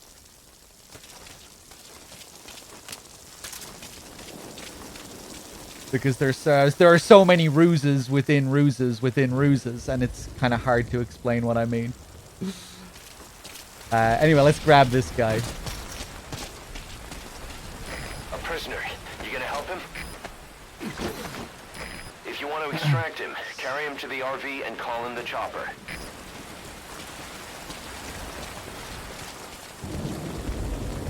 I remember Kaz being enthusiastically in favor of helping Paz and Zadornov. Yes, at the start of the game. But that's not really what we're talking about. Whatever, it doesn't matter.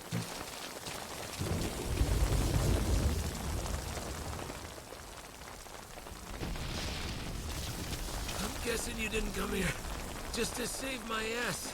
Am I right? Maybe this'll help with whatever you're doing. Apparently there's some mistranslation in there somewhere as well, so. Building. Use the drainage channel. The map is being updated.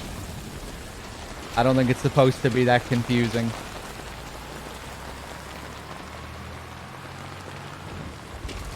Okay, is this guy gonna wake up again?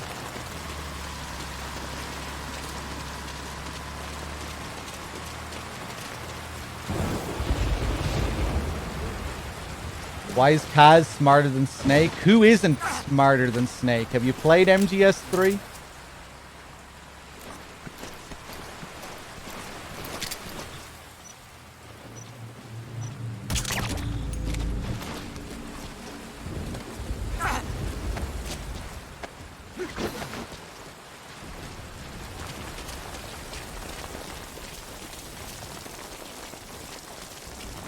Okay, we're gonna place him down here. Now we're gonna make our way up here.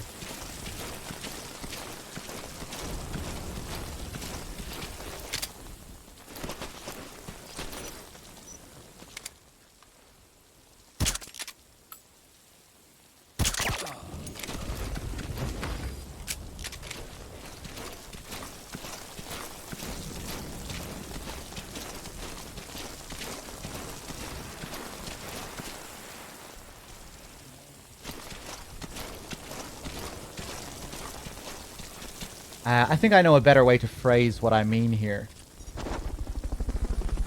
When Kaz explains to Snake that he knew who Zadornov and Paz were all along, what does that mean? You know, that he knows exactly who they are and knows everything about why they're here? Later, because I think when he says that to Snake, he just means that he knows that they were sent by Cypher. Later on in a tape, you know, there's that Cypher tape where Kaz asks Snake, you know, what do you know about Cypher? And how it relates to Zero.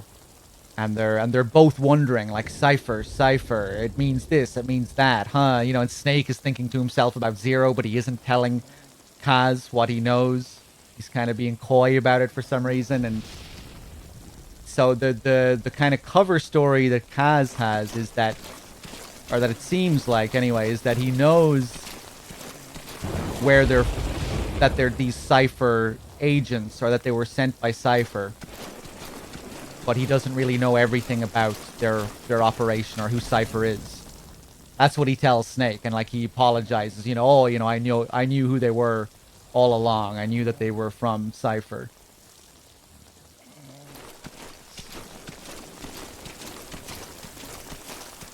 But then we find out in the phone call that there's much more to it. He knows a lot more about Cypher. He knows about the clones. He knows about their plan to set up the AIs and all of that. West Refugee Camp. Let's move. Roger that. Ooh, I think that's a conversation that I usually miss. Good look at the enemy through your binoculars, and you can mark him. Marked enemies can be sensed when nearby, even if there's a wall between you and them. But it only works if you stop and take the time to focus your attention. This helps you maintain situational awareness. Try it.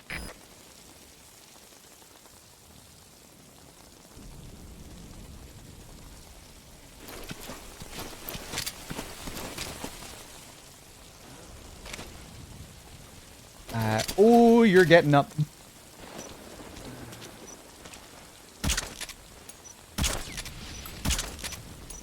Oh my god. How would he know that without being involved with Cypher himself? I don't know. But he doesn't tell Snake about the... Oh my god, how many shots am I missing? He doesn't tell Snake the extent of his involvement with Cypher. So, I think you could explain that line in that way as well. You know, when Paz fell into the ocean and got swept away, there was one thing I kept asking myself, which was the real Paz and which was the lie. That even though he knew they were from Cypher in some regard, he didn't know to the extent. He didn't know that Paz's whole personality was fake. You know? That she could have been... that she could be being used by Cypher.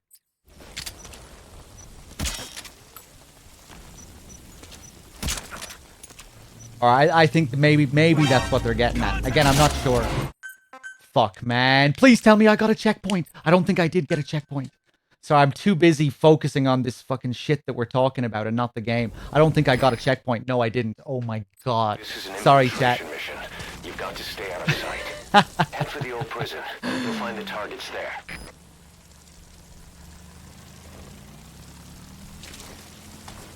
Although that doesn't make sense entirely, because that's not really the impression you get. Like, after you get that scene right after the Zeke fight, and when you hear him say, you know, I know who they really were all along, you would think that implies that he knew that Paz really wasn't, that she really wasn't that person she was portraying herself as. But yeah, I don't know. Again, I'd be keen to know what I'd be keen to learn the Japanese of that dialogue, because I know Dim during my last playthrough was saying that that's not really what they say in Japanese. So yeah, I don't know.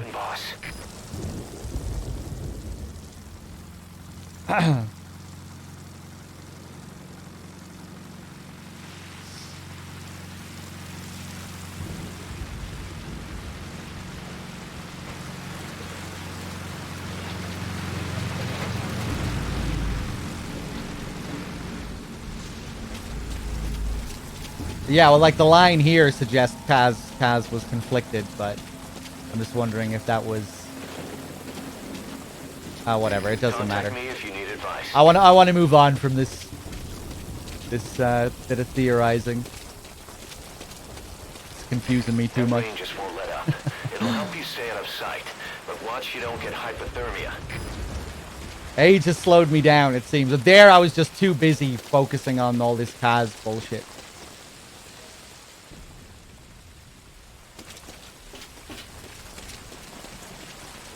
Let me focus on the game now. Still probably gonna get caught.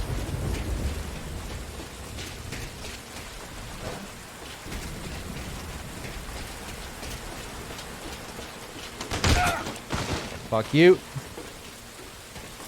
You should move the bodies of enemies somewhere Grab the out of cranks. sight. Does Japanese Ground Zeroes have English dubs like the Phantom Pain has? I'm not sure.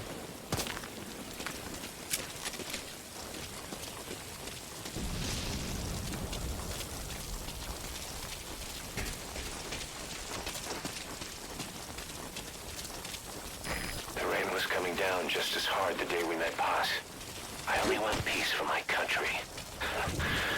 I can't believe we ever bought that cover story. After Paz tried to steal Zeke from us, and we watched her get pulled beneath the waves, there was one thing I kept asking myself. Which was the real Paz, and which was the lie?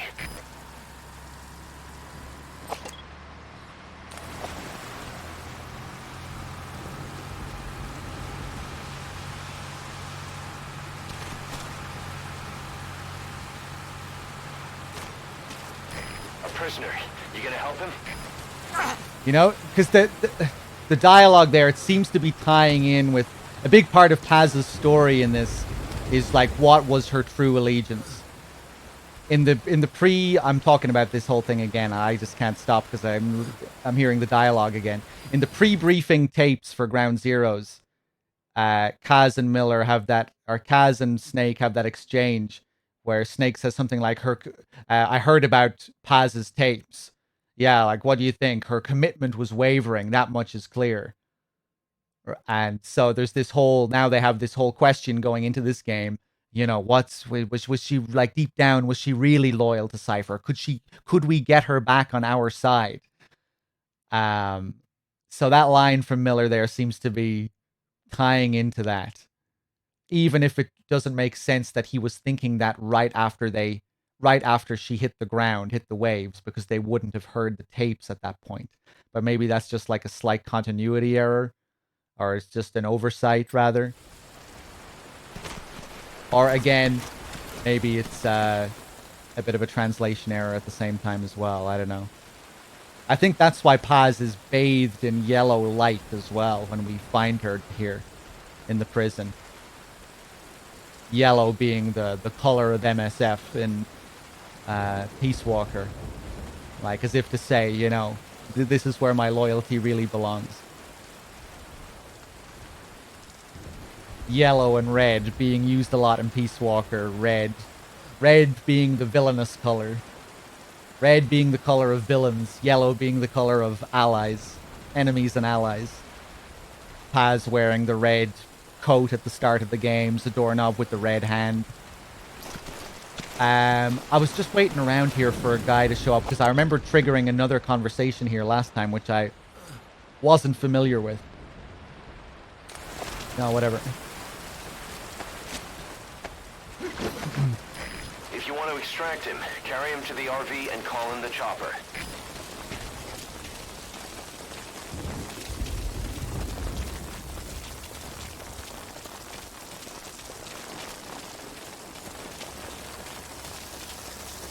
I'm guessing you didn't come here just to save my ass. Am I right? Maybe this'll help with whatever you're doing. Okay, go inside the admin building. There's the drainage channel. The map has been updated. Yeah, and I guess even with everything Kaz does know about who she really is and the extent of his involvement with Cypher, it would still make sense that he himself would be curious about her allegiance. that he wouldn't know exactly what her true allegiance was. I'm probably going to get spotted here again. Right, let's actually focus this time. Jesus. Sorry about all the fuck-ups, guys. Having to do this shit again and again, and rambling somewhat incoherently about all this Kaz nonsense. But hopefully it isn't too frustrating. I used to be good at Ground Zeroes. There was a time. You might not think it looking at me now, but I used to be pretty damn good at this game back in 2014. Put you to sleep.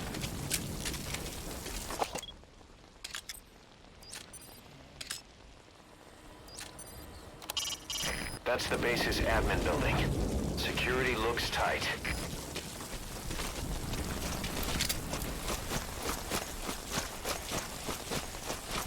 That was before I got old, and that's before I stopped playing the game constantly. I used to be so consistent at all the missions. S rank, no checkpoints.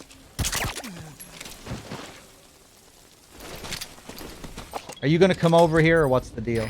Take a good look at the enemy through your binoculars, and you can mark him. Marked enemies can be sensed when nearby, even if there's a wall between you and them. But it only works if you stop and take the time to focus your attention. This helps you maintain situational awareness. Try it. All quiet? You know those choppers? I saw the marking on the side. XOF. XOF. That's some kind of unit name? Hell if I know. Maybe I saw it wrong. Anyway, they're gone now. Guess we'll never find out. Again. More theorizing about XOF.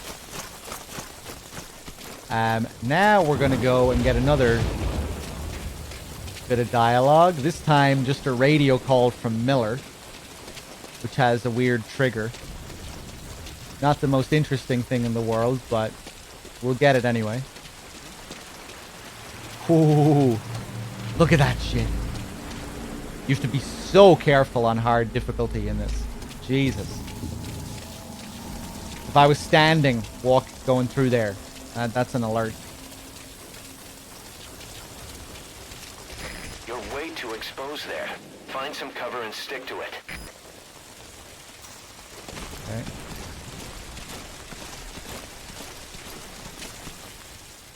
How do I feel about MGS5 versus MGS4? I think I prefer 5 over 4. Just about.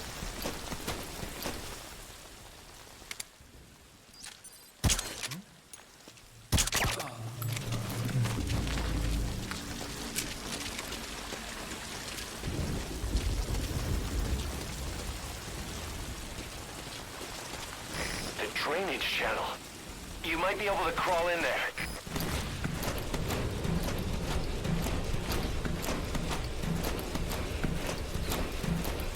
Remember back when we met? Enemies on opposing sides in South America. But when I tried to take myself out with a grenade, you stopped me. I never realized until I met you. There's no such thing as an absolute enemy. Our enemies are always relative.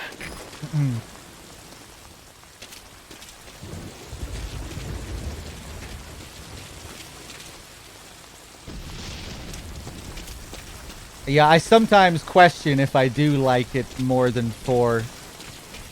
When I'm like balls deep in chapter 2 and I'm, you know, wanting to blow my brains out. There are moments where I'm like, huh, maybe I do like 4 more than this. You know?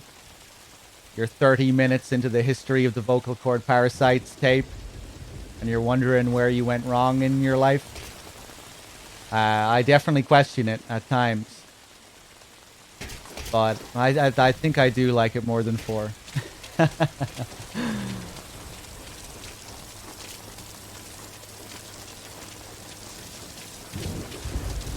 right? Especially if we're seeing MGS5 as being Ground Zeroes and the Phantom Pain combined. I think I get more out of it as an experience than I do from 4.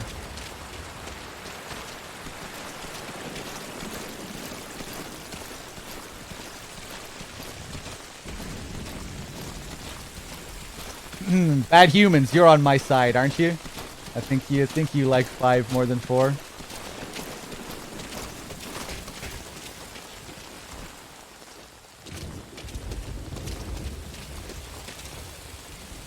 Yeah. I'm another controversial statement.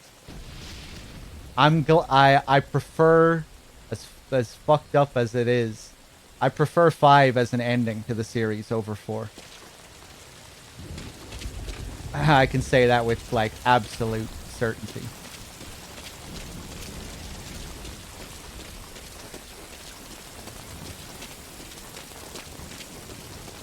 I'm glad that it's ended on with mystery and more of an enigma. I feel like I kind of wonder if that's what Kojima wanted to do, that 4 was very much this game born from fan demands, death threats. You know, you have to fucking explain everything. You have to tie everything up. You have to put a bow on everything.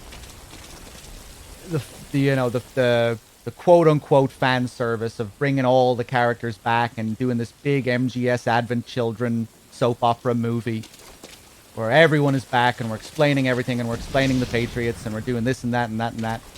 It's going to be this big explosive crescendo.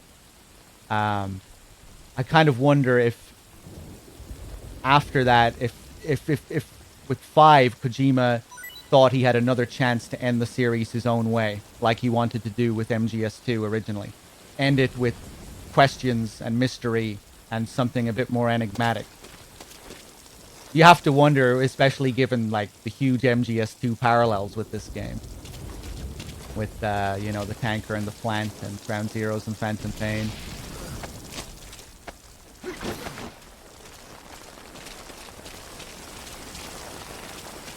I think he wanted this to be his next MGS2.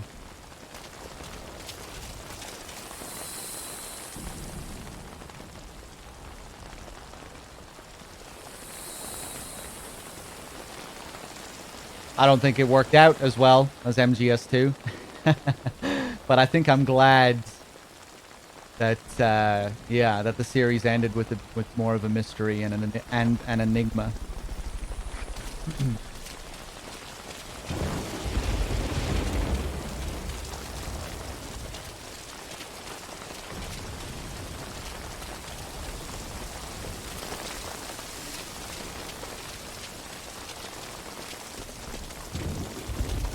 Think he's been chasing that MGS2 high ever since 2? Ooh, I don't know if I would say that.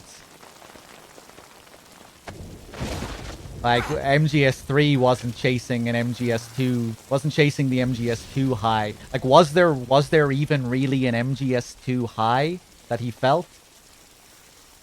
After the backlash and, you know, 3 very much being inspired by the backlash to 2 and you know, making things simpler and, you know, going back into the past to avoiding having to follow up to. Or maybe you just mean in like a different sense.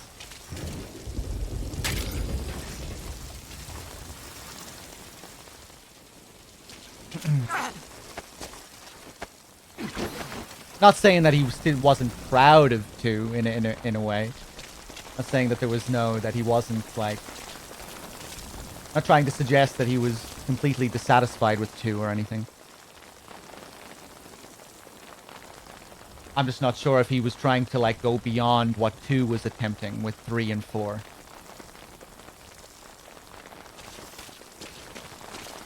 In terms of how experimental it was and everything.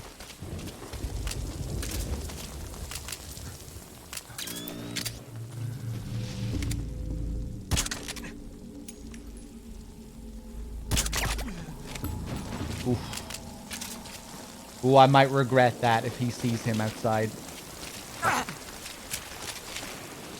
I'm gonna leave that guy there for now. That's the old prison area. The targets are there.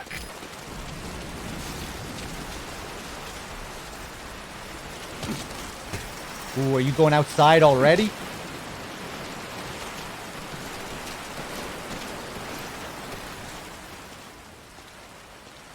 Ooh, he's probably gonna see that guy. Yeah, I should have picked him up.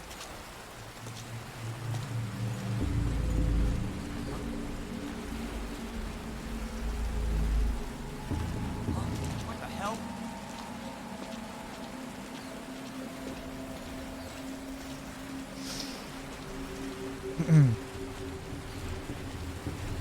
Yeah, it's very easy to read MGS5 as being like a very cynical inversion of MGS2.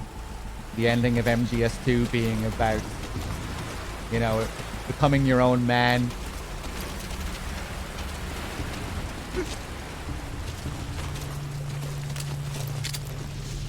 And MGS5 being about, like,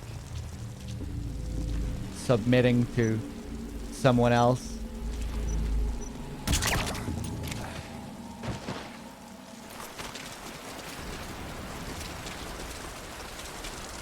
But you could say as well, it's an interesting way to parallel the heroism of Snake versus the villainy of Big Boss.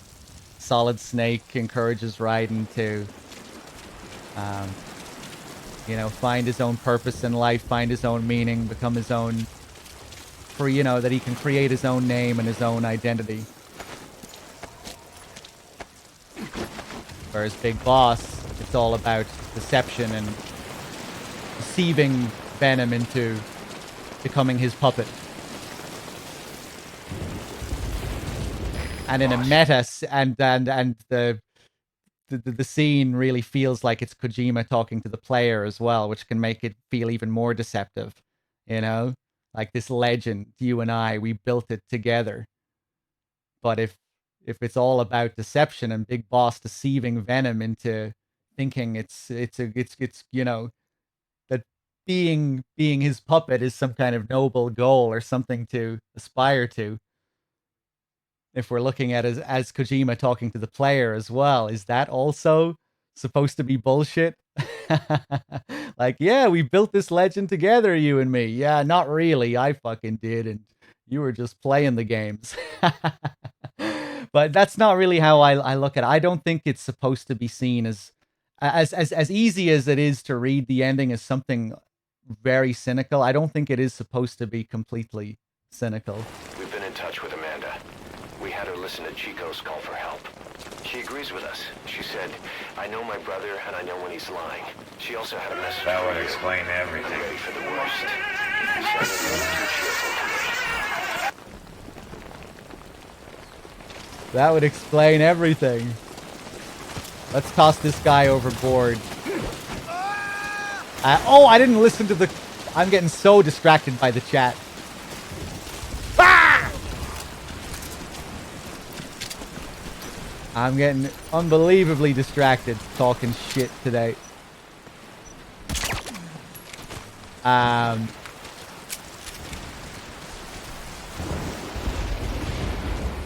Yeah, that guy was going to go out and have a conversation with him, but now I've just skipped that entirely. Basically, they just talk about XOF members again. They mention how they have, on their badge, they have a fox facing right. Yeah, did you see their badge or their crest or whatever the word he uses to describe it? Yeah, a fox facing right? And I think that's just supposed to make you look at your own fox badge and then see that it's facing left. Which I was explaining earlier, you know, how the badge is like a complete inversion of the fox badge. Colors, the way the fox is facing, not just the fact that it says XOF. Throw him overboard.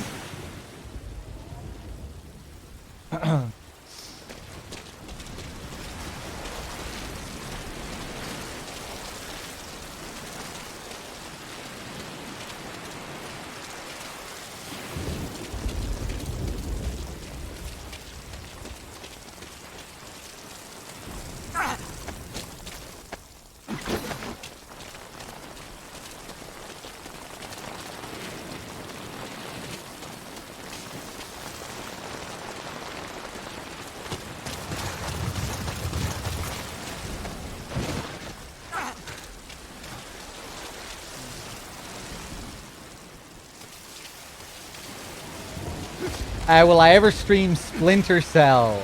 I wouldn't mind trying out Chaos Theory at some point. I know people really praise that game. So I might try out Chaos Theory at some point. You can check the controls on the pause screen. Where you going?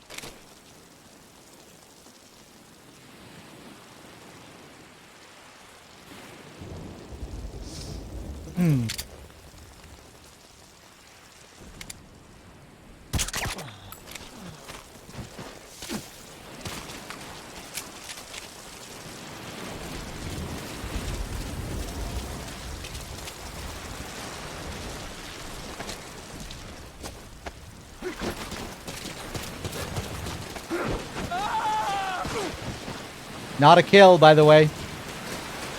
That does not count as a kill.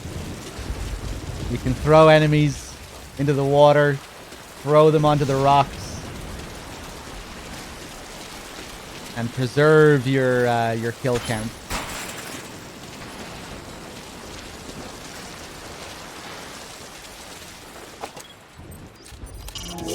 Here's Chico. But where's Paz? Paz isn't there. Anyway, go make contact with Chico.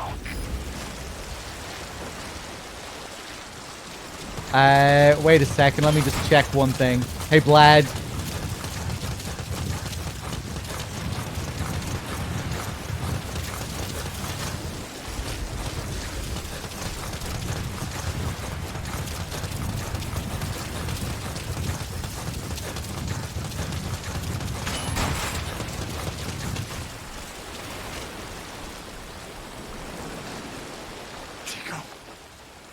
Chico.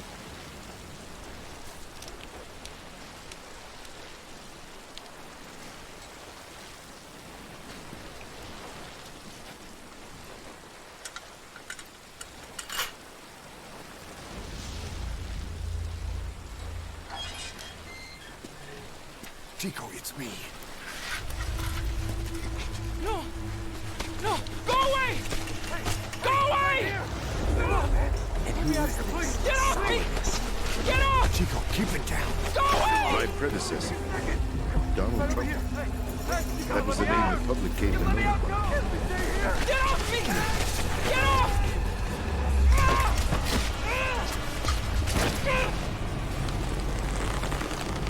Chico, calm down. Calm down. Don't fight it.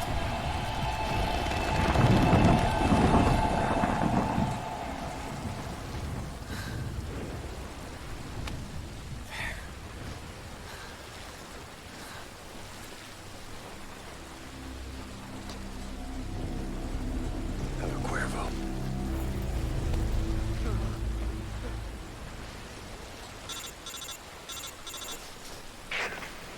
I got Chico.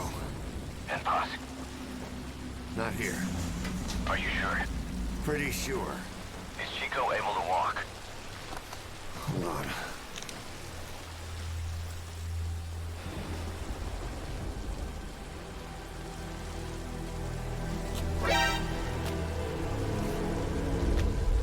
Not gonna happen. You'll have to carry him out then. Okay, boss, change your plans. Haul Chico over to the rendezvous point. We'll get Paz's whereabouts out of him once he's calmed down.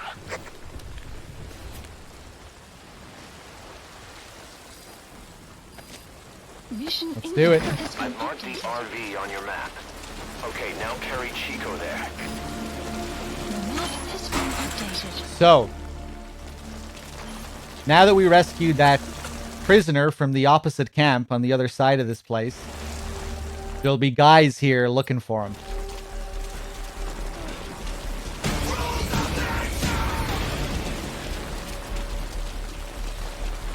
Which is kind of cool. First in the ocean.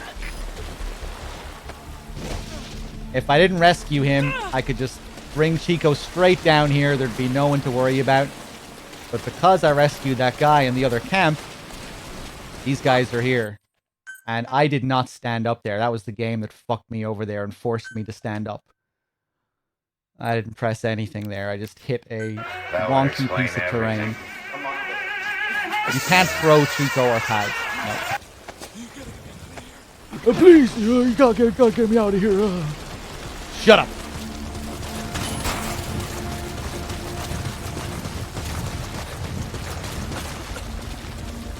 Once you don't end up head first in the ocean.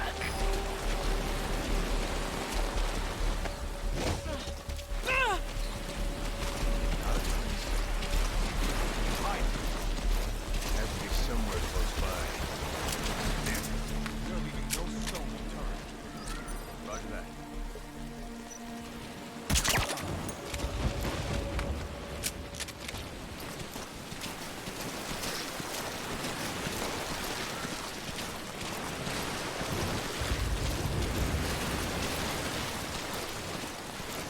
Ugh, I'm getting tired.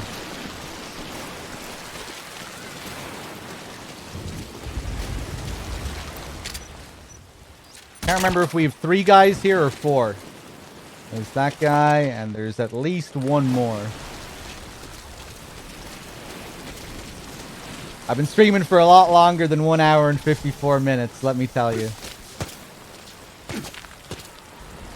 Streaming for like 10 hours? I think I've been streaming for 10 hours.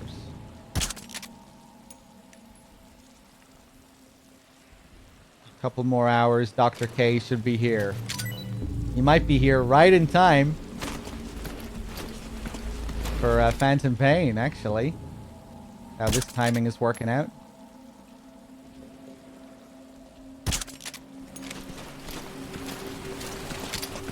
Okay, I can't aim.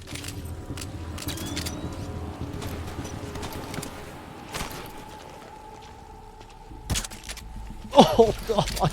Don't look at me, chat. Don't look at me. I swear I used to be good at this game. Oh god, he misses.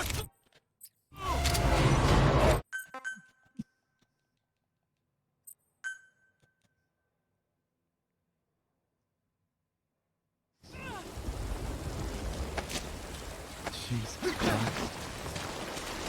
My last 2 playthroughs of Ground Zeroes are this one and the last one have been shockingly bad. I don't know what's going on. I need to make sure my next one is different. I need to shape up. Jesus Christ. This is like night gameplay.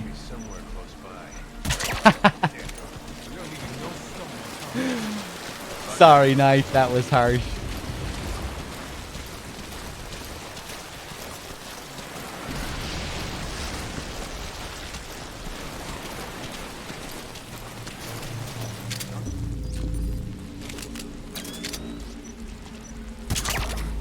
Take him out. Okay, let's trank this other fool. Jesus. I used to be so good with the bullet drop in this. But now I'm just not used to it anymore. Ground Zeroes has crazy bullet drop compared to Phantom Pain. Phantom Pain, you like barely have to consider it. Nice. But for like medium range, long range shots with the Trank and Ground Zeroes, really plays in significantly.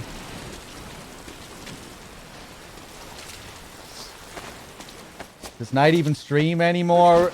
We've expunged Knight from the records. We've disowned Knight. We don't speak of Knight. Who is Knight? He's been erased from the annals of history.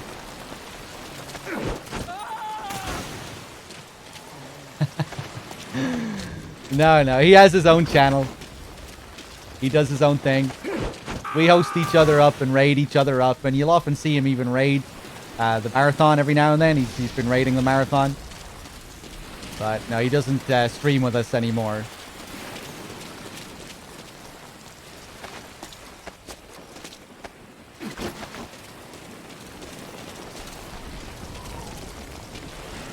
He got too old. He got too old. His body couldn't handle it anymore.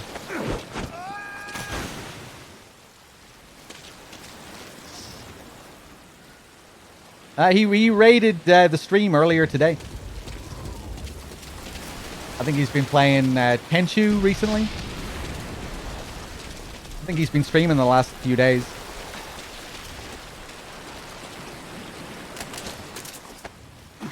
But yeah, every now and then he'll come back and he'll do an MGS stream.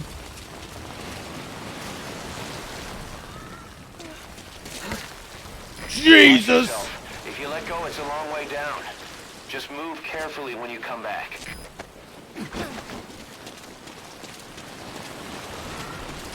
The RV's just a little further.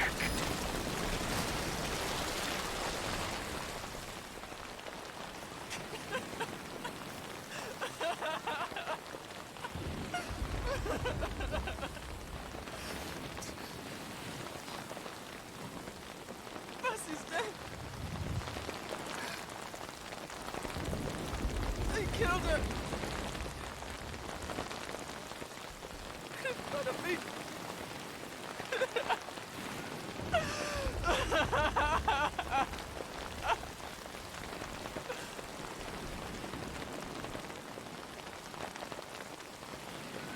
Snake. Bessie's. Let's go home. You're a real egotistical woman. Snake. No!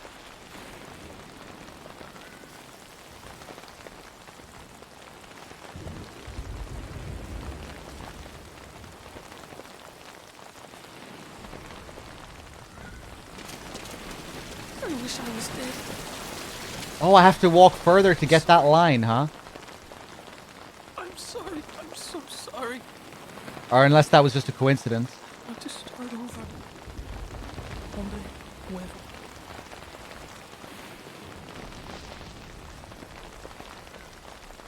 I really like that last line there. You know, the exact same thing he says in Peace Walker about wanting to start over. Hombre nuevo. And now he's repeating it again. Like this is going to be an eternal cycle for him. Like, how many times do you need a new start? Kid's a total pussy. He's fucking 12 years old, man. Jesus Christ. I always hope people are, like, joking when they say shit like that. Like, are you fucking serious? How much blame are you gonna put on this fucking kid? He's been taken to Guantanamo Bay and tortured. Oh, this kid's a total pussy. He's a child.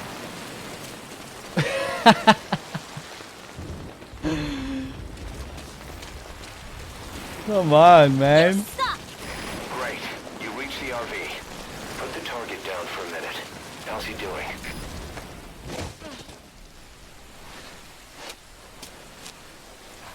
Chico, where is Paz?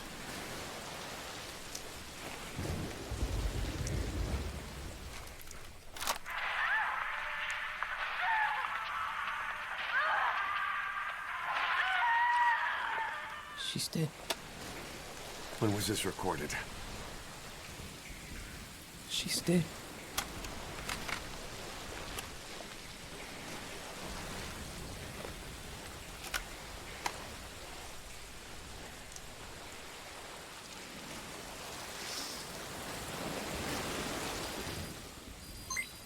Get over it. Now use your iDroid to call the chopper for pickup. This is just a hunch, but I think that's all the cassette tapes. Boss, get back to the mission.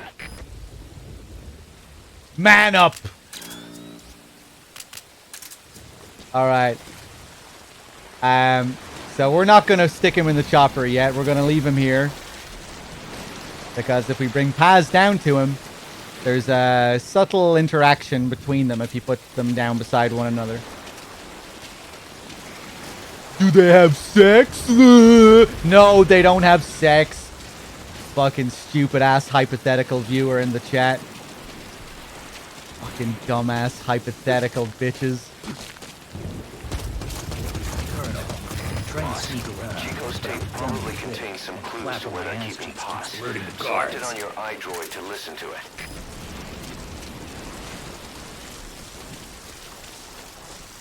You know, you really disappoint me sometimes, chat.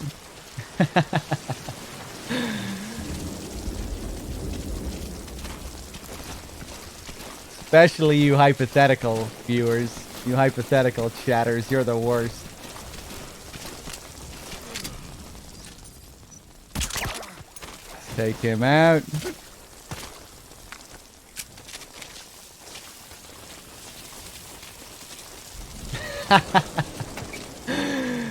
I'm not cranky. No, that wasn't serious.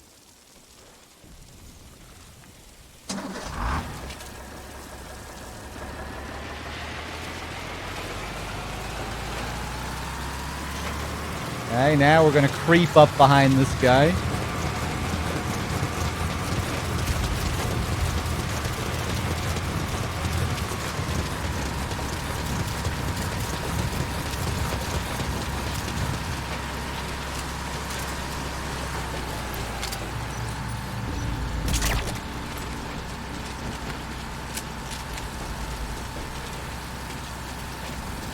Now, if you're outside the truck here, this guy will stop to get out to have a conversation with this guy. If you're in the back of the truck, he never stops. So, very easy to miss this here. It's not particularly interesting, it's just giving you a hint about Paz's location.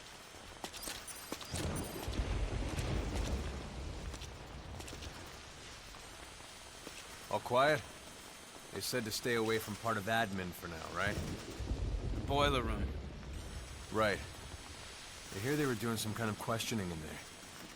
Questioning? That enemy combatant in the prison area got taken down there every day.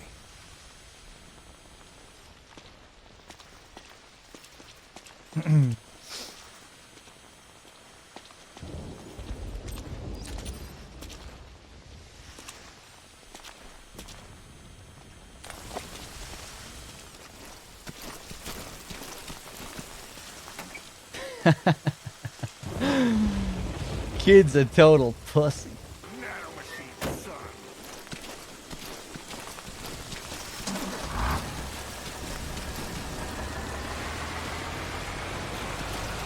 The surveillance camera.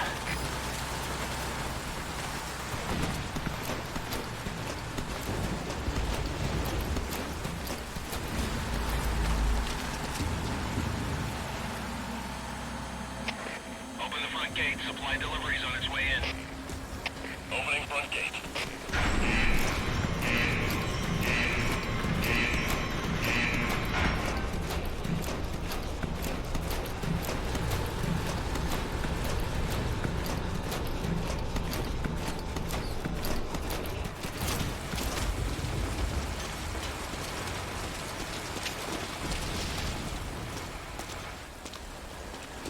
Sweet.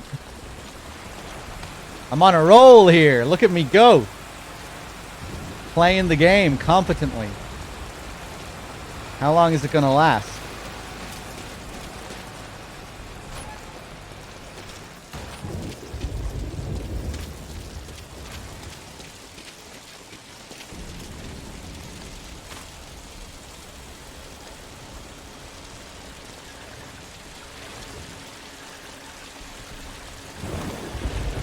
Here's this guy who's just looking for his keys or something.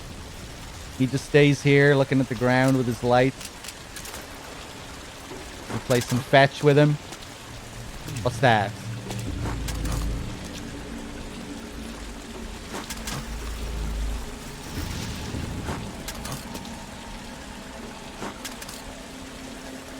Go, boy.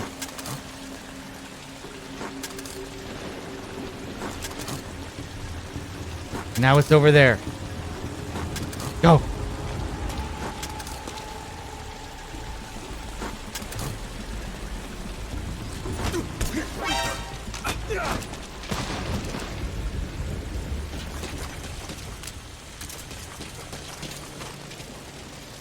Why don't you do it?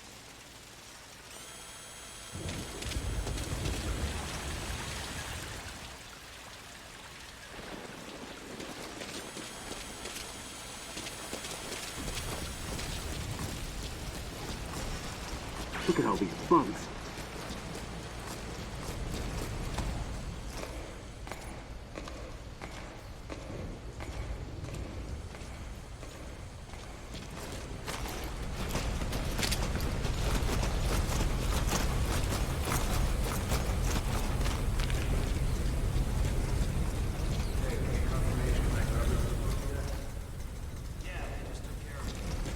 Alright, heading back up top. Stay here and keep watch. You got it.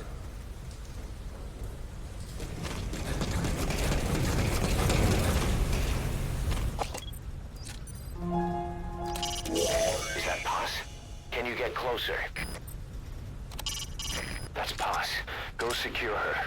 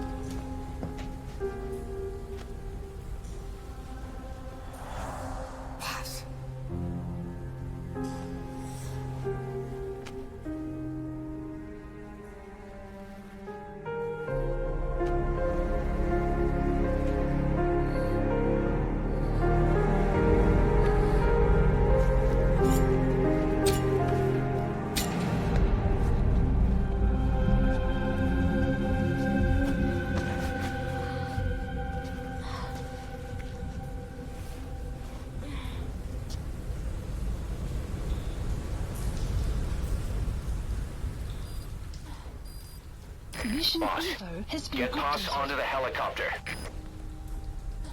When I first played this, it took me way too long to realize that that was Love Deterrence playing there. I don't know how I didn't hear it. I guess because it's such a slow rendition of it. And yeah, bathed in this golden light here. The yellow of MSF.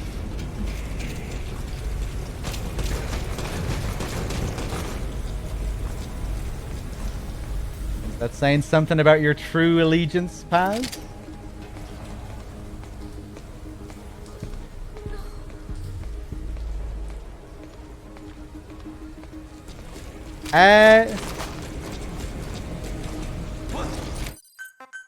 Right, I thought so. Oh, weird. Okay, let's do that again.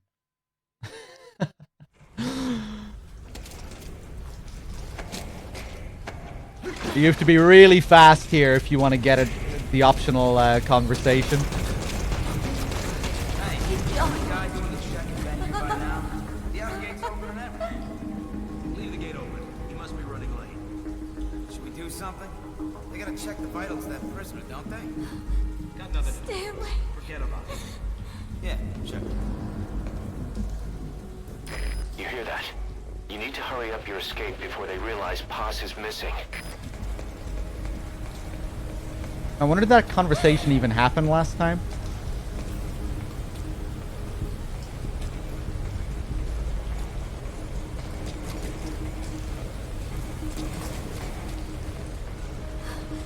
Stay away. I wish you had to take her random dialogue into account when it came to avoiding the guards, but they can't hear her.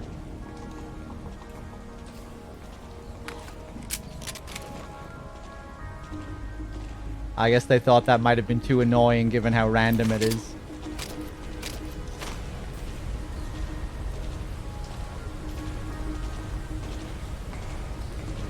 Hey, Anonymous with the 500 bits. Thank you.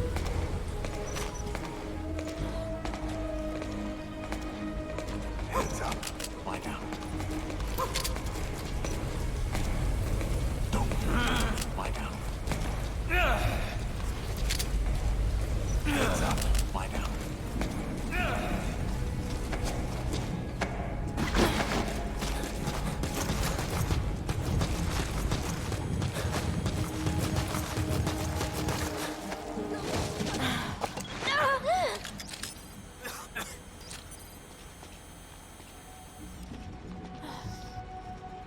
go.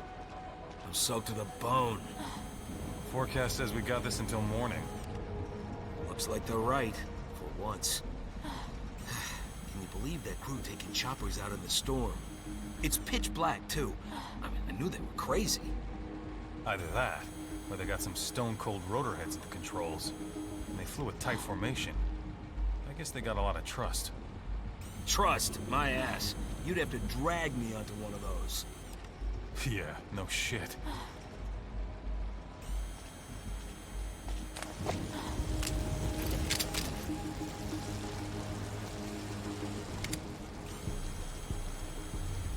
Now I'm gonna wait for that door to close. Or...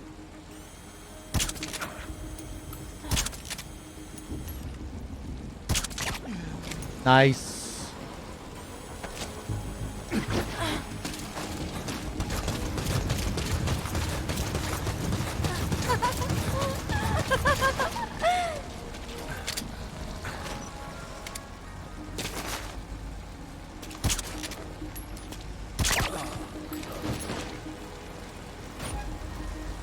Go ahead and call the chopper. Keep an eye out for nearby enemies. They can try to shoot down the chopper.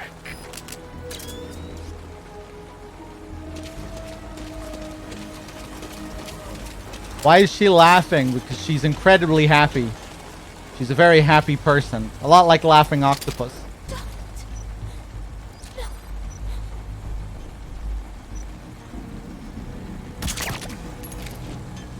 People only laugh when they're happy. What the hell? Oh, he saw him, huh?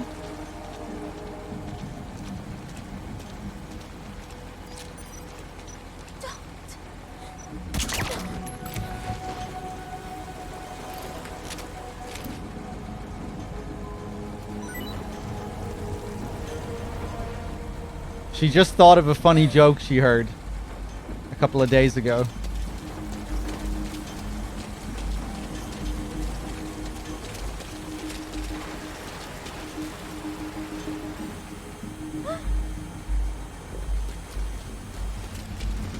Ooh, I thought I went a little bit too far there. It's a tricky little sequence there. Good few, like 3 guards in a small enclosed space. This guy, the turret is like a security camera. The turret moves left, the turret moves right. You just need to avoid the turret. The turret basically functions as a camera.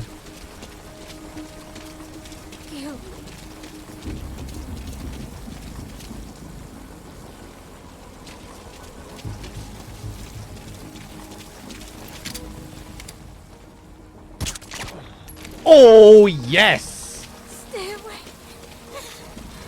There's the old 3-Dog. There's the 2014 3-Dog. I love the bullet drop in this. I hate that they got rid of it for Phantom Pain. Would have made the endless game of tranking and Fultoning a bit more interesting.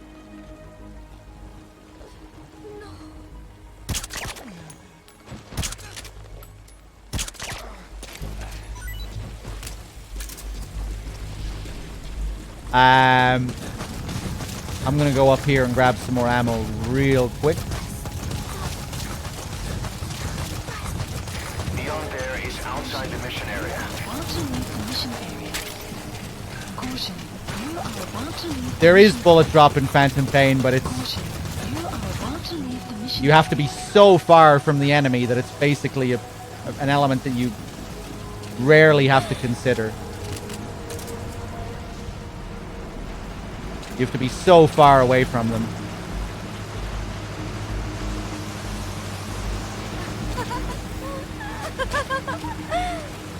Woo!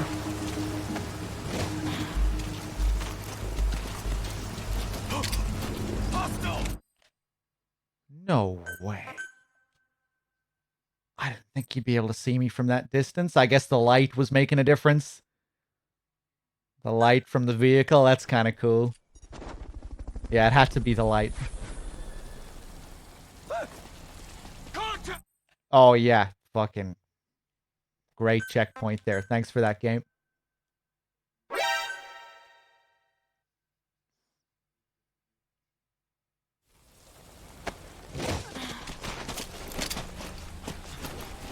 Look at that for a fucking checkpoint. No!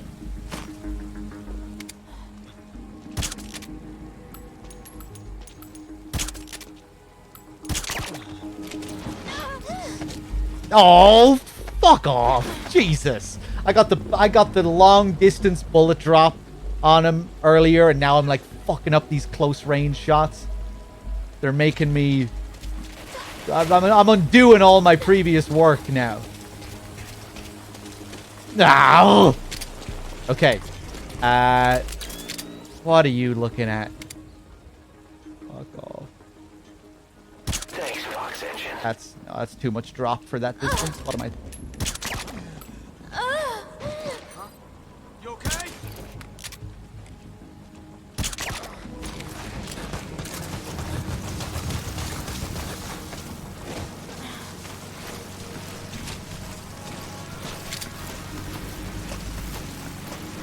What an absolute shit show this has been. This has been worse than my last Ground Zeroes run. It's still been pretty fun though. So at least I'm not playing terribly and I'm being, you know, having a bad time. I'm still enjoying it. What's going on? No.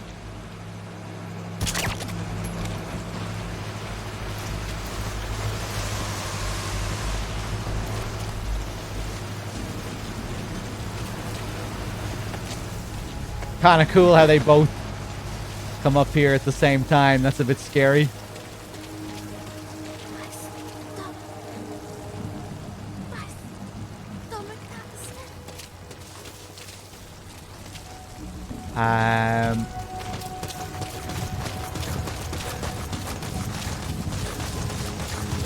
Grab this ammo again. Outside the mission area. About to leave the mission area. Caution, you are about to leave the mission area. Caution, you are about to leave the mission area.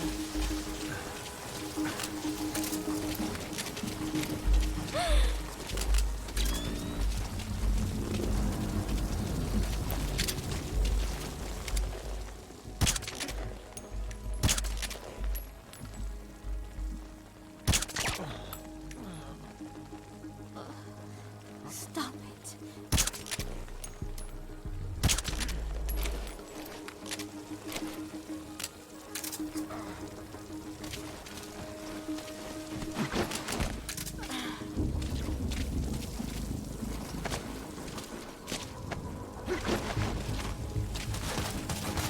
Oh god, I'm getting tired.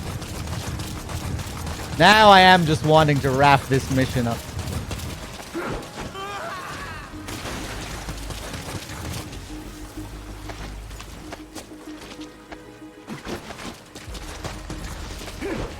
Throw these guys overboard. There's another dude up here, I think.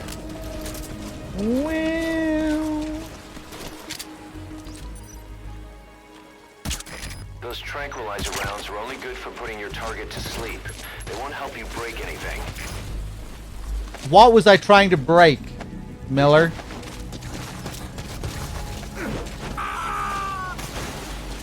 Maybe my first shot hit the cactus here or something. That might have been it, because you can break the cactuses. The cacti.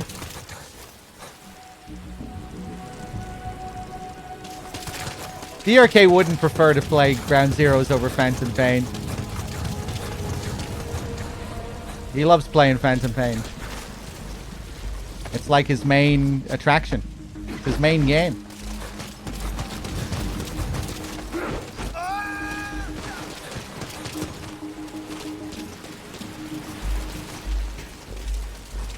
He'll probably be disappointed if he has to do some Ground Zeroes before jumping into Phantom Pain.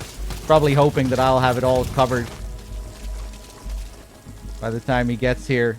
I think he might have to take over soon, actually. He might have to do some of Ground Zeroes.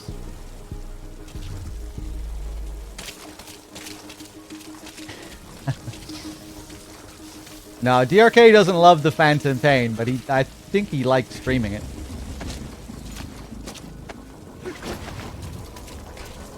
I guess I can just leave these guys here.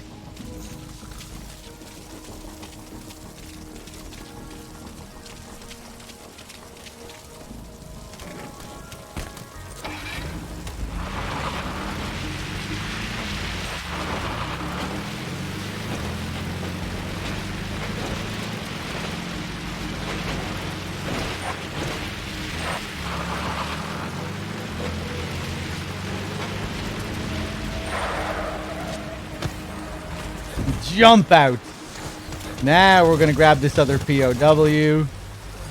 The guy who gives us loads of points. This is gonna be a B rank, surely. It is possible to do all of this like a slow story playthrough of the main mission, getting all the optional conversations, doing all this stuff. It's possible to do all this and get an S rank.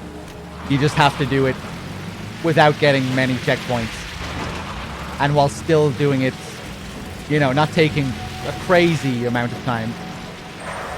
And this time we're taking a long time to do this, and we're getting lots of checkpoints. So yeah, no S rank for us. And probably not an A rank either. What do you plan on doing? You can pull him out too if you want, but just don't. How long has this been a channel? Since 2010. But in 2010, this was Knight's solo channel, and it wasn't what it is now. It wasn't called twitch.tv/Outer Heaven. Another prisoner. It was called twitch.tv or justin.tv. It was called justin.tv/UNightmare. Or no, it wasn't. It was called justin.tv/United.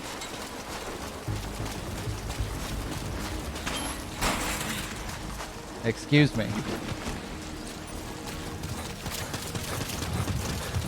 And it was another person's channel.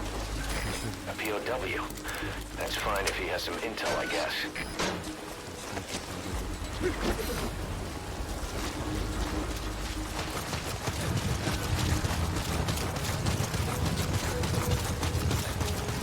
Oh, this guy fell off.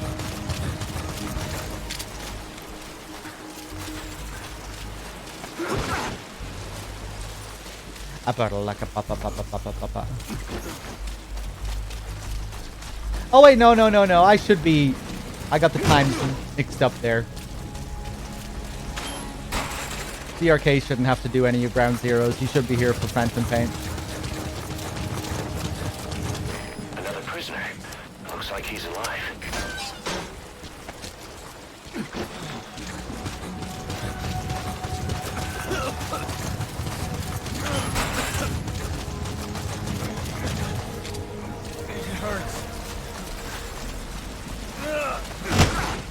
Okay, put your seatbelts on.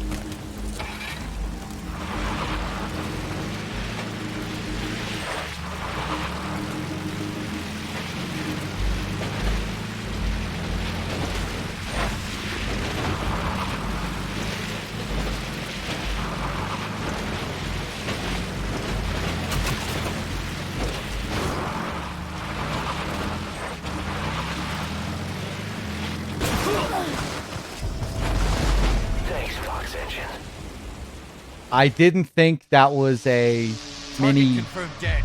Mission failed. Wow, he's angry.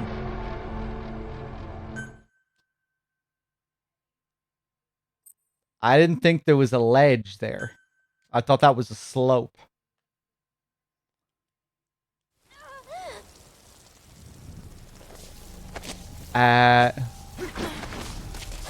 It's okay. These guys should still be... Yeah, they're still cleared. Okay, nice. We just have to stack these boys up again, which is still a bit of a pain, but at least we don't have to take out all those other dudes.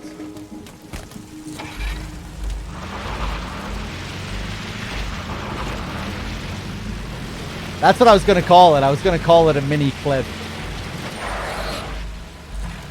But no, it was more of a ledge.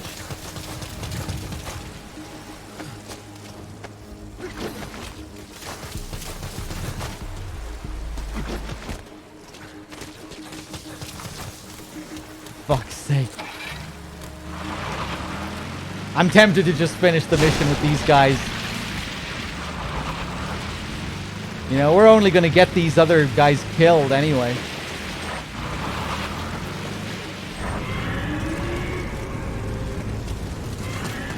Erndra with the 87 months. Thank you. Go through the door, Snake.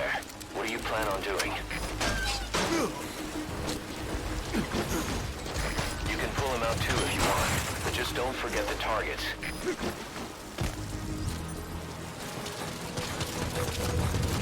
Another prisoner. Looks like he's alive.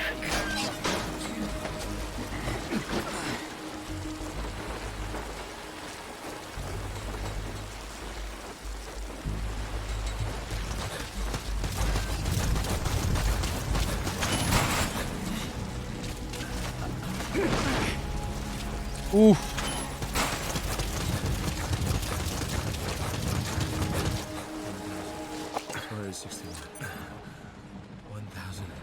1,262, 1,263, 1,264.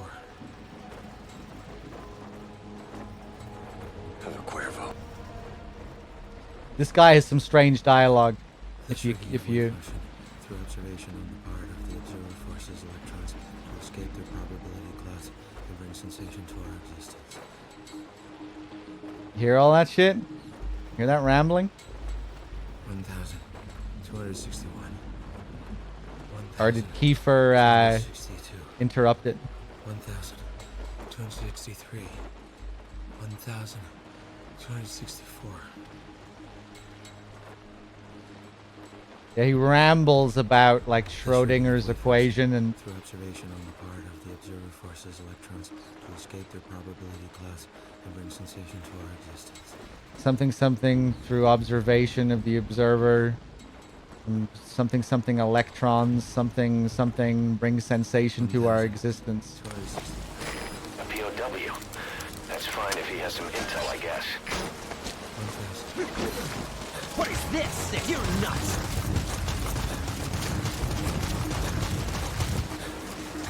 Wave function collapses through observation. Yeah, something like that. Sounds like reminds me of the blurb you get at the start of the Jamais Vu mission about Schrodinger's cat and alternate dimensions.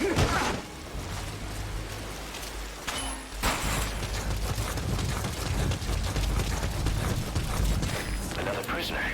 Looks like he's alive.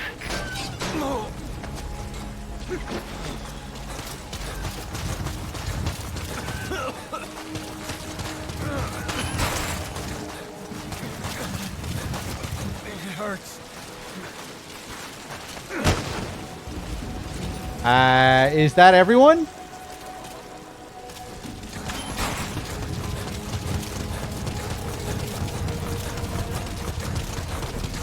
Damn, they're all right on top of each other.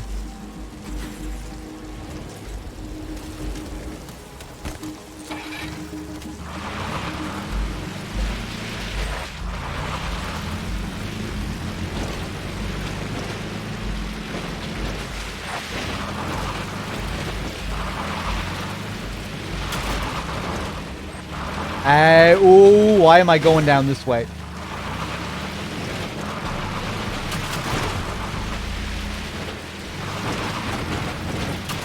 Oh shit! All you have to do now is put Chico and Paz in the chopper.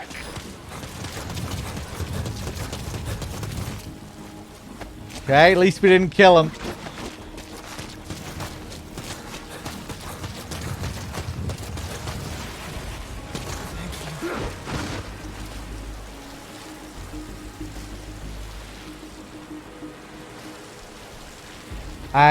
Hold on a second, guys.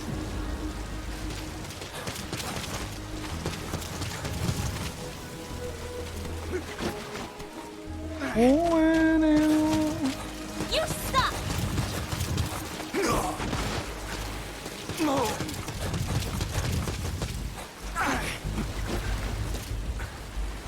Oh, DRK, I didn't even realize you were there. Discord, DRK.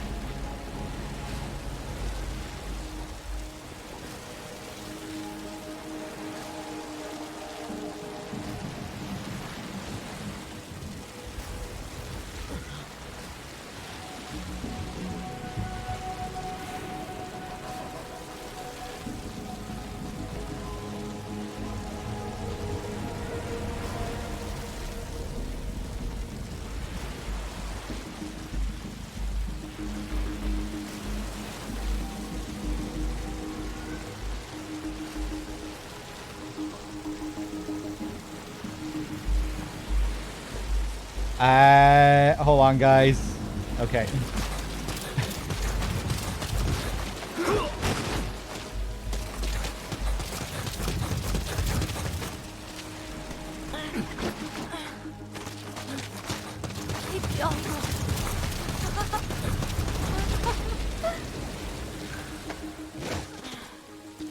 So now, if we put Paz next to Chico, Chico will crawl up beside her. Or he'll try. There we go. I think he's close enough.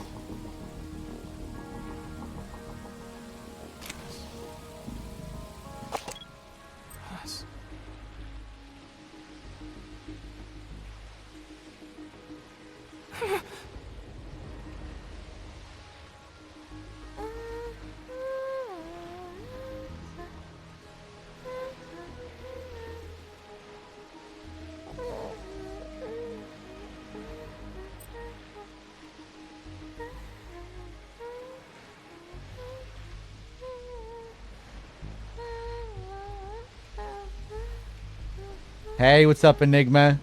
Yes, she does her little love deterrence hum.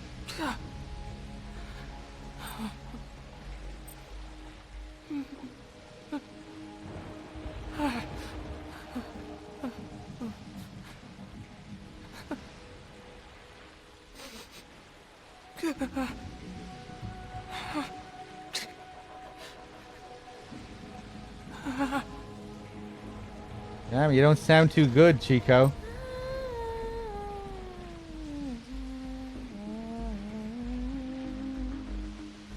You're a little out of tune there, Paz.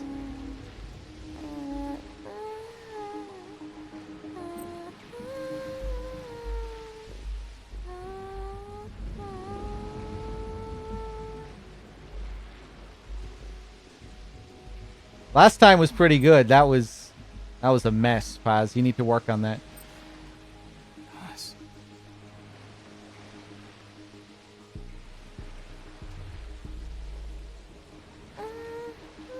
Huh, weird. I thought he had a line here where he says sorry to her.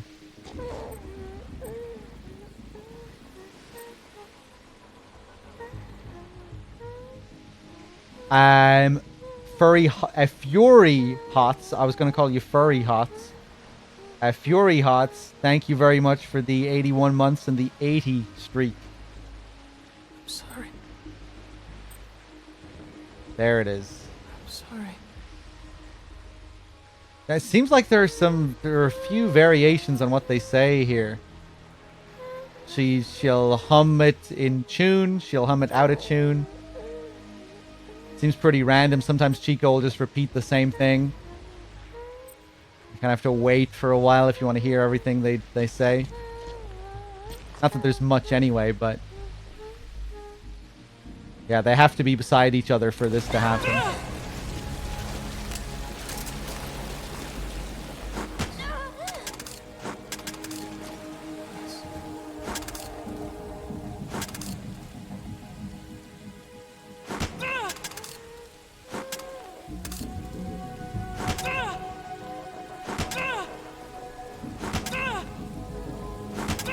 Man up! Pussy!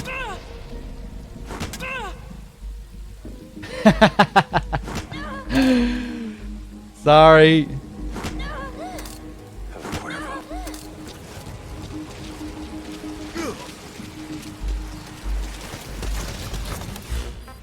Please select a landing zone. Landing zone confirmed. Roger that chopper request. It's headed your way now.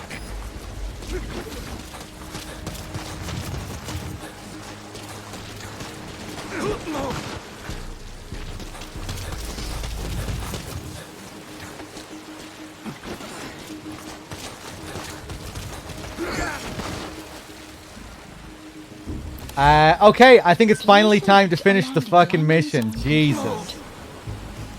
What an absolute disaster that was. But at least we had some fun.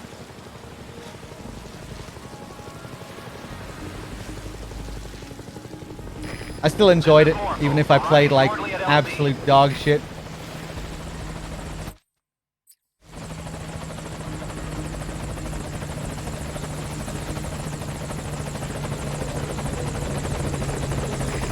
This is Morsel, on station at LZ.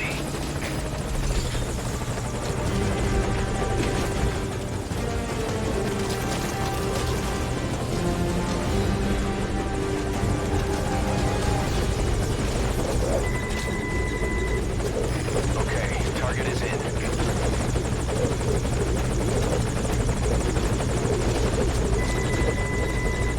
Target's inside. Is that it? It's a shame you can't see these guys on the chopper in the background during the next scene. Imagine having to watch all these guys get killed during the ending.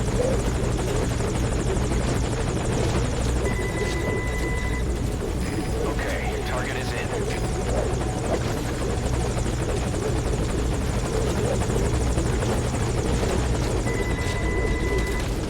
Target's inside.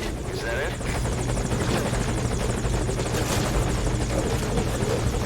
Wait a second, I thought there were 108 foreign bodies that got lodged inside Venom.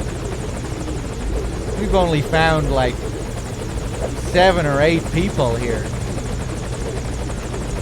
6 or 7 people. We're a little bit behind. Mission info has been updated. Where are all the bodies at?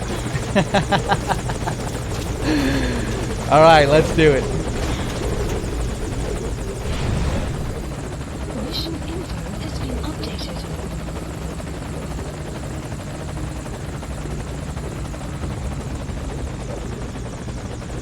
So yeah, pay attention to the medic during the next scene if you never noticed before.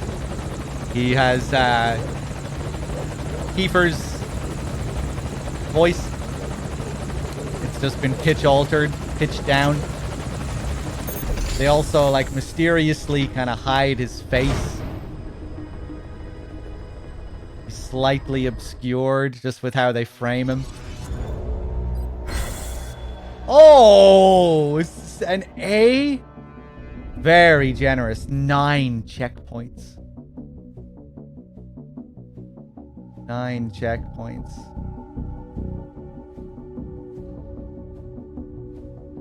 But still, no combat alerts, no kills.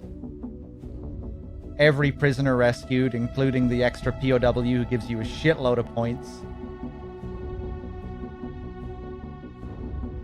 But still, very generous.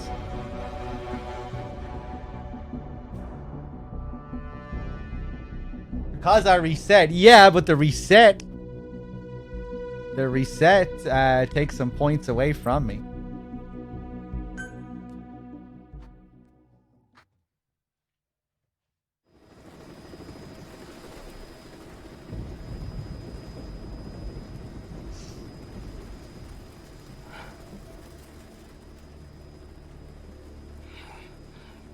Snake! Snake! Medic!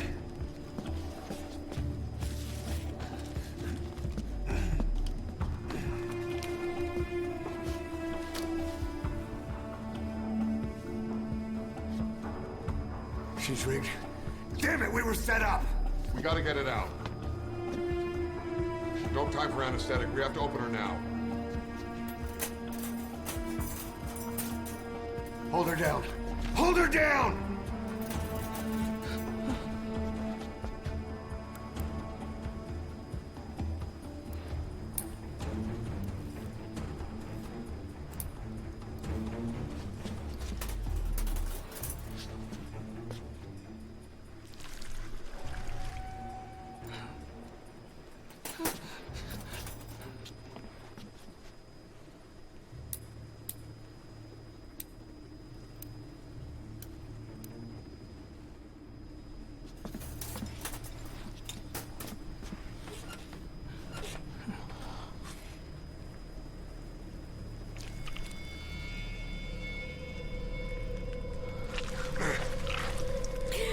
Keep her gun in.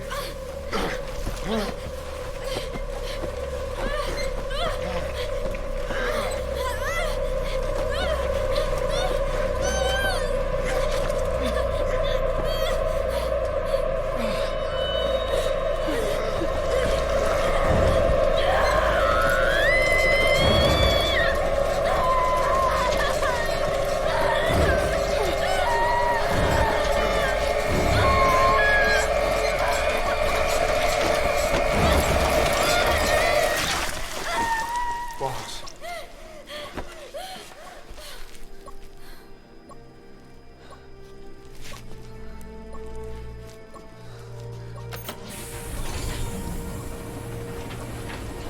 What is this? You're nuts! Breathing stable, no active bleeding. She's clean, I'm closing her up. Hold her still. It's gotta be a continuum suture. Control tower, this is Morpho 1. All hummingbirds are on the wing. We'll shake hands, then head back to the cage. Boss, you got a call. Boss, can you hear me? What's up, Huey? Our tests are right on time. Document destruction and hangar decontamination are complete. AFVs have been stowed away, and Zeke's on the seafloor along with a nuke. Everyone's got their story straight. The guided tour will be wrapped up by the time you get home. Make me proud. By the time they leave, I'll have the IAEA praising us as the poster boys for world peace. Out.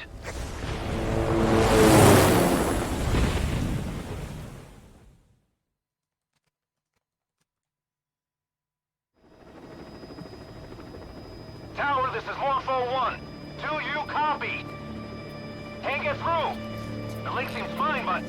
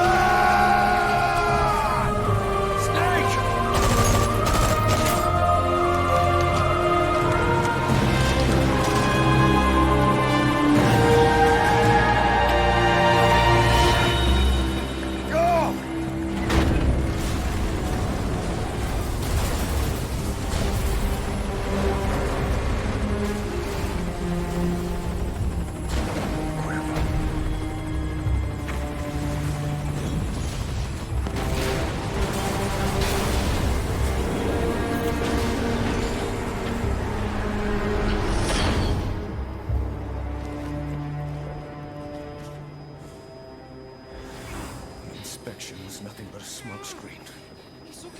I heard explosions, then... They played us like a damn fiddle! Give it back! This isn't right, that was ours! We built it, damn it! You spying bitch! Come on, start talking, bitch! Come on, get up and start talking!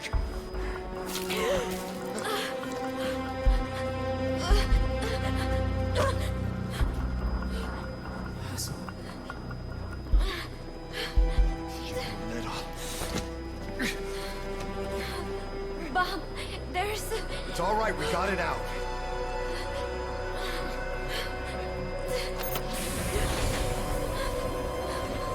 There's another in my...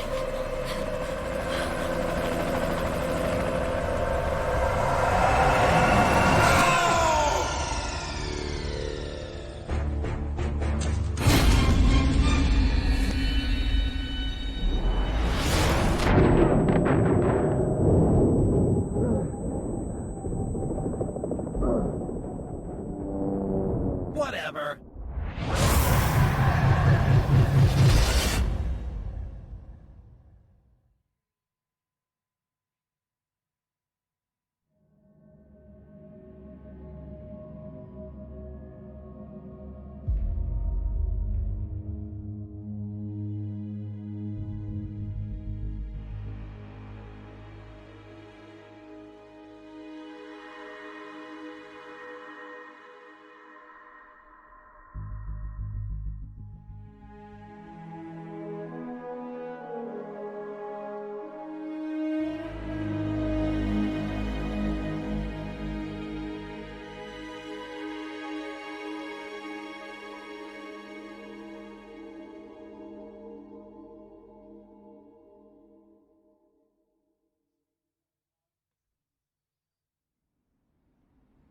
Your favorite song?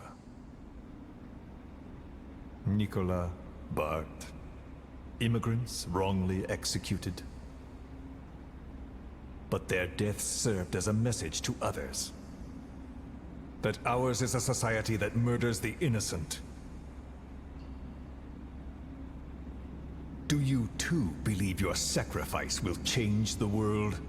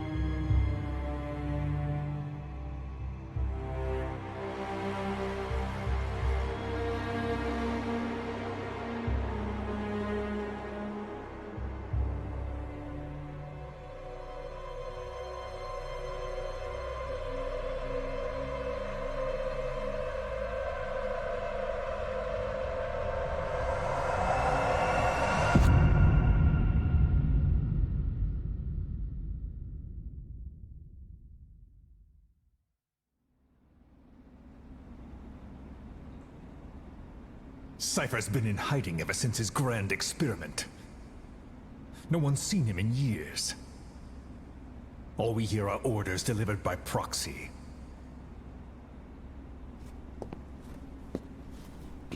Except you. You met with him, face to face, in order to contact Big Boss. Tell me where he is. Where is Cypher? Where is Zero? I've never known choice. Where I was born, the language I speak, I've never had the freedom to choose for myself. But you, right now, are free. Do as you will. This will save Big Boss. It may. Will you really kill Zero for me?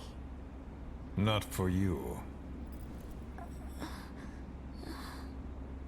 All right.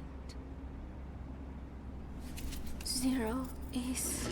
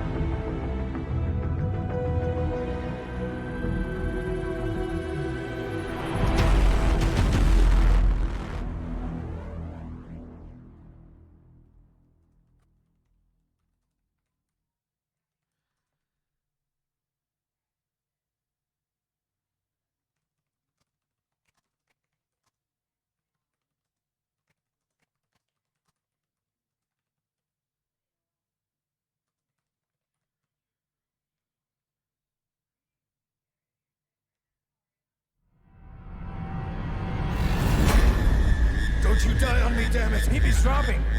Intubate, now! Clear!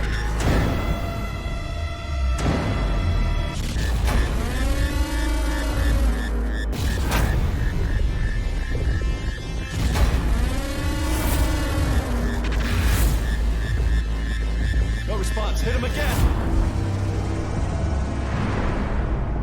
Clear!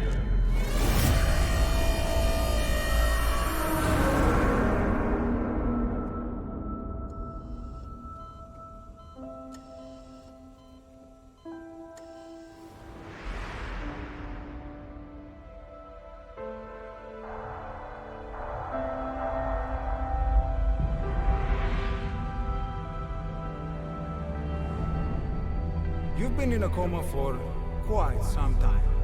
Yes, I know. You would like to know how long. I'm afraid it's been 9 years. Why are we still here? Just to suffer.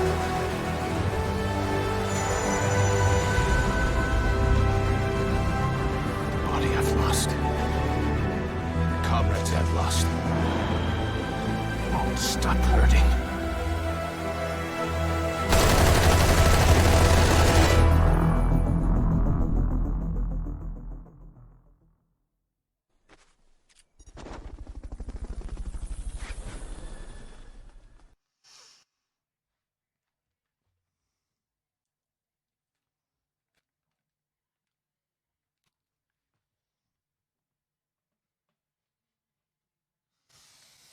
All right, fools.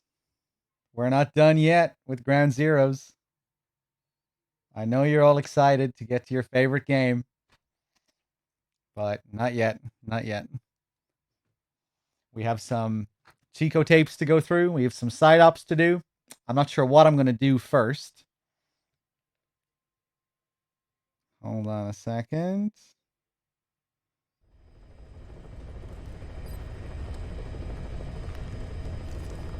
What is this? You're nuts. And yeah, once you look at the main menu now,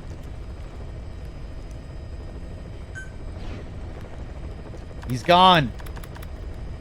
There's no one sitting behind Snake anymore. On the opposite side.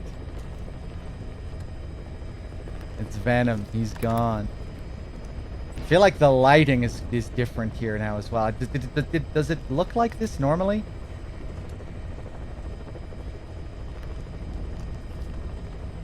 The lens flares and just how overexposed the lighting looks.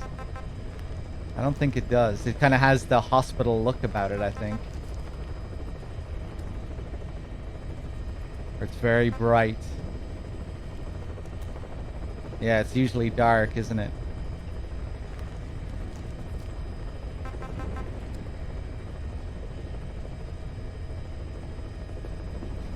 It legit does look like the hospital lighting. Yeah, I think this is probably what it's supposed to look like. How would you... I don't know, I'm bad with lighting. How would you describe how the lighting looks here? Like, it does look like... Oh, it does look very bright, overexposed. That heavy lens flare on the center as well. That isn't usually there, I don't think. Yeah, it does look sterile.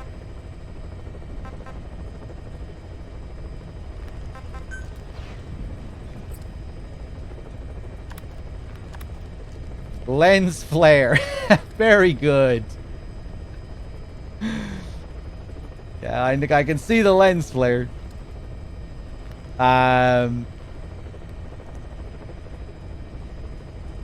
Okay, what do I want to do? I'm not sure if I want to jump into tapes or if I want to do another side op. Let's go rescue Kajumbo. Dr. Kajimbles.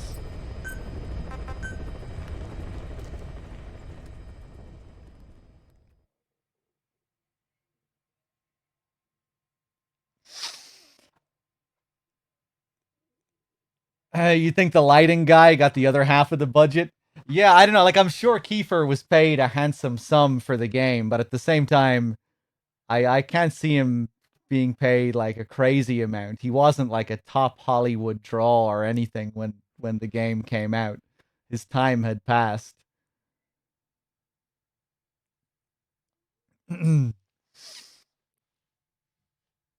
But, you know, I'm sure he still got a handsome paycheck. But, you know, when people, like, meme about, like, getting half the budget and shit like that, you know, I don't know. I feel like the top Hollywood actors probably get a fraction of the Phantom Pain's budget for acting in, like, the biggest mainstream movies.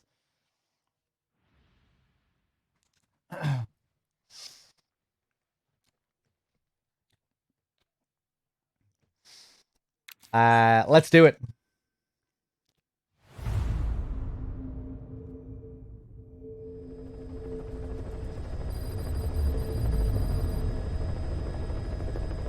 We got a request for extraction from a member of the intel team who is working undercover at the prison.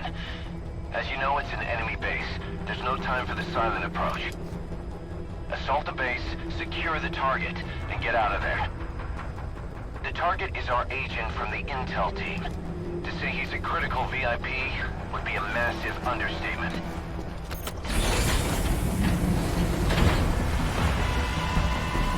Bring him home, boss.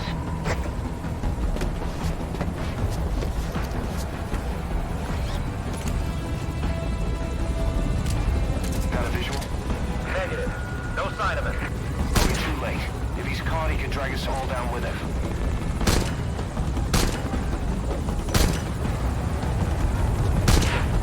If he's caught, he could drag us all down with him. Watch out.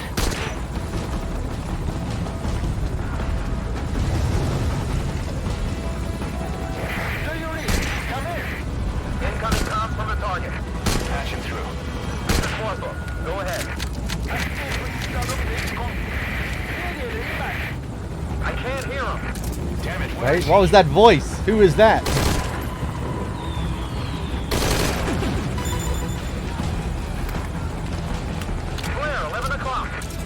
Signal? En route.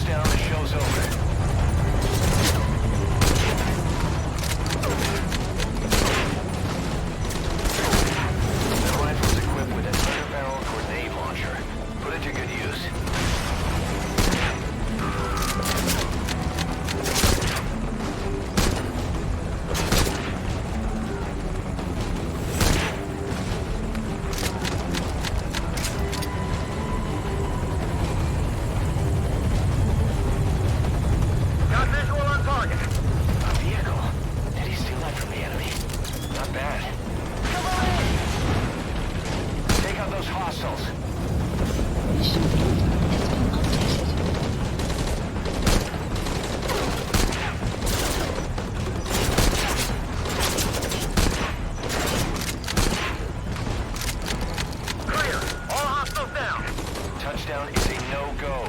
Rendezvous at the helipad. Nice. Can you make it to the helipad? Roger that. Request escort. Boss, cover the friendly vehicle.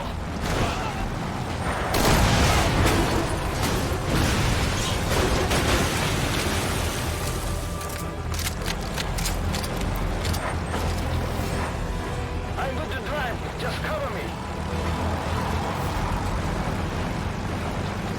I'm secured. Cassette tape.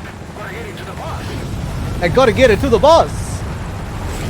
I quite like this mission. You have to be...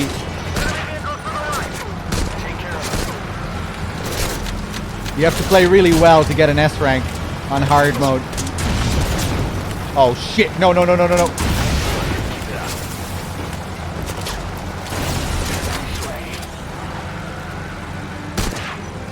Nice.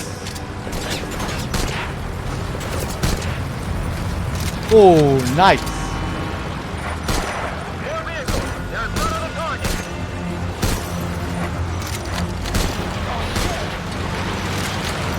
Oh, fuck.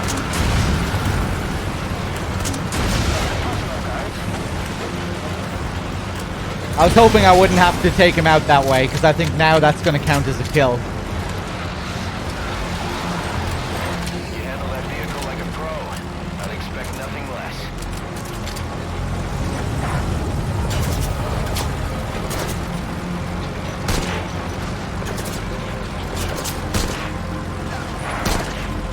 Oh, nice. Who is this guy?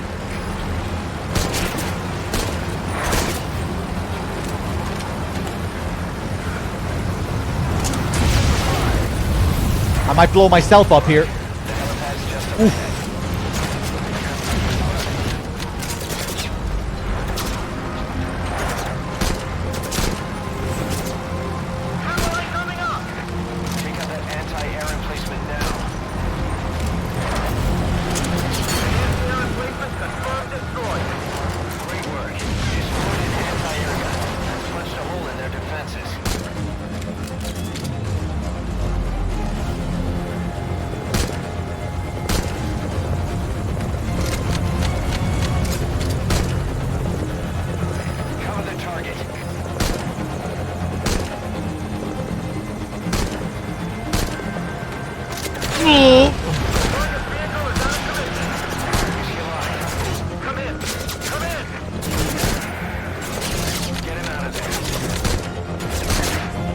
Oh my god.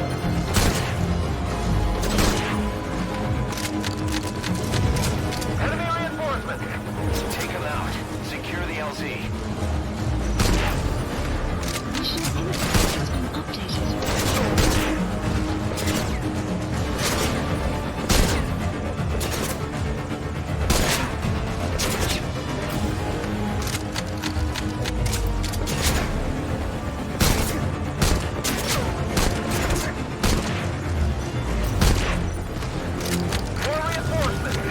Don't let him get close.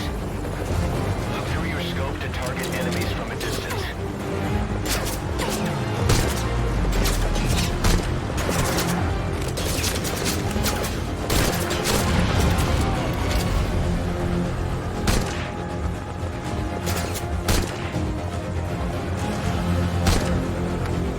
Eyes right. Big boy in the control tower. Clear. Touching down. Boss, disembark and get the target. Mission info has been updated.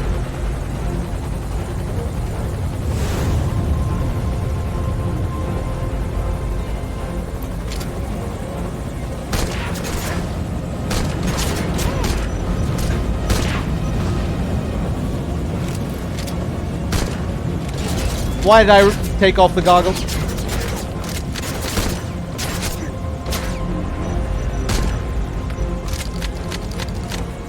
Just get off.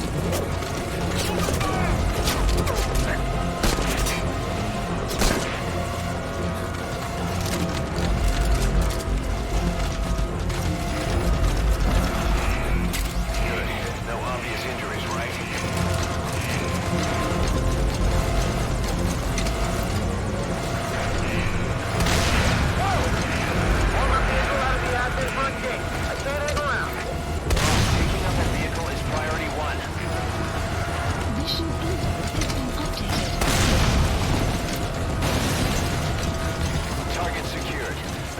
chopper. Mission info has been updated.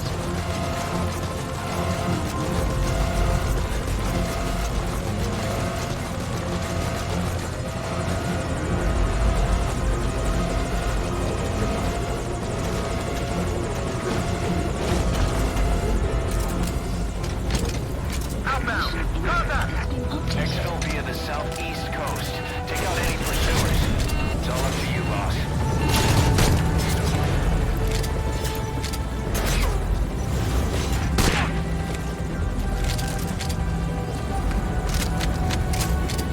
Contact! 10 o'clock! Is that? Breaking to evade!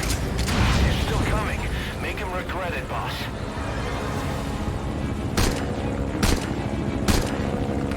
Let's see if I can get him. You can shoot the guy out of the chopper from this range, which I pulled off last time, but it's really hard to do it consistently.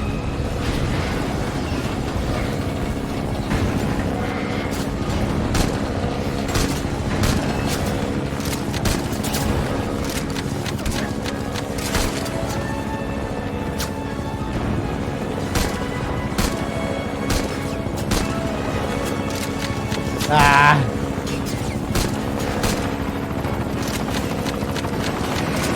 Calm down and focus.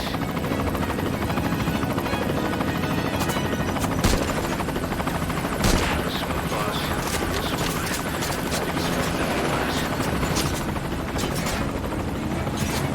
smooth. Okay, that was pretty good. That should be an S, I think.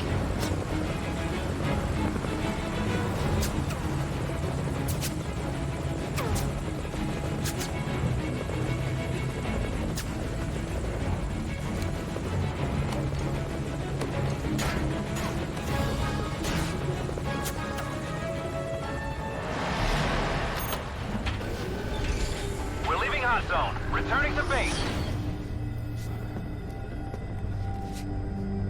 Confirmed. The target is safe.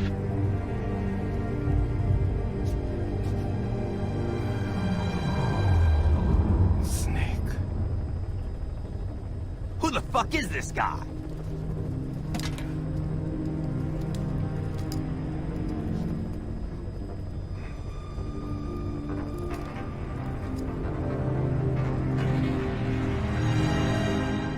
That was perfect.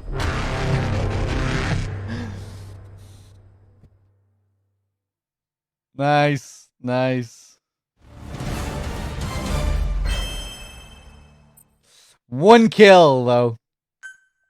Could have been better.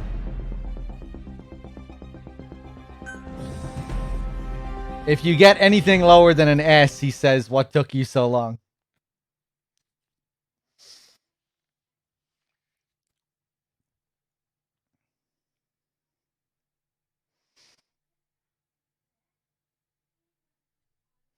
That was perfect. All right, I think we'll do some tapes. And then a couple more side-ups. Oh yeah, Kojima appears here as well on the menu. And the medic reappears.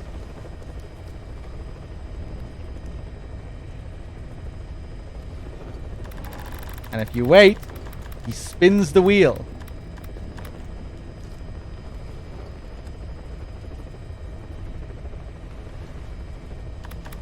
Little Easter egg.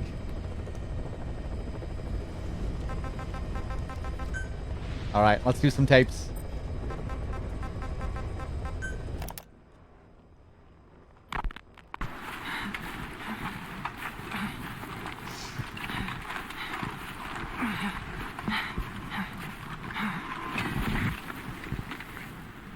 I made it ashore. I'm in Cuba. Security looks lighter than I thought. I wonder where Paz is.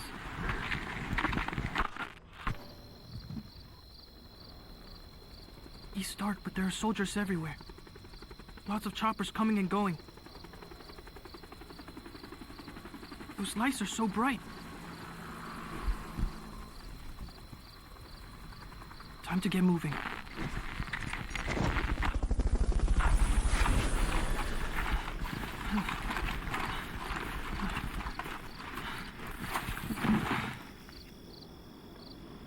got close to the fence to see if I could spot her. They had a guard posted, so I got out of there. Guess security's not so light after all. I'm coming, Paz.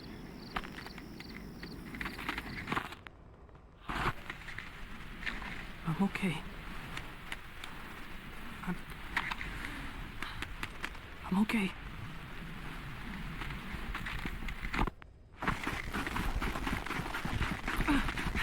I think I found her. It's gotta be Paz. No. They're looking for me.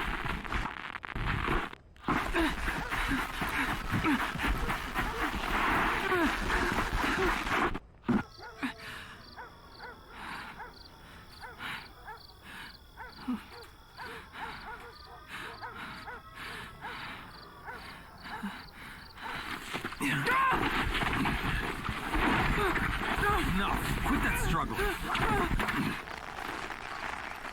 Got him secured. It's a kid.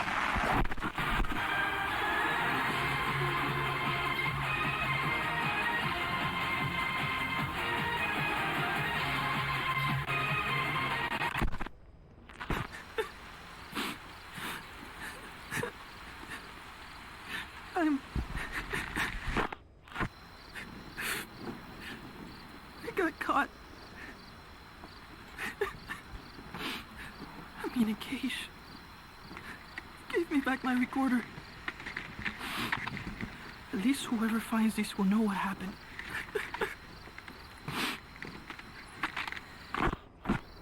They're holding others here too. Still no sign of Paz.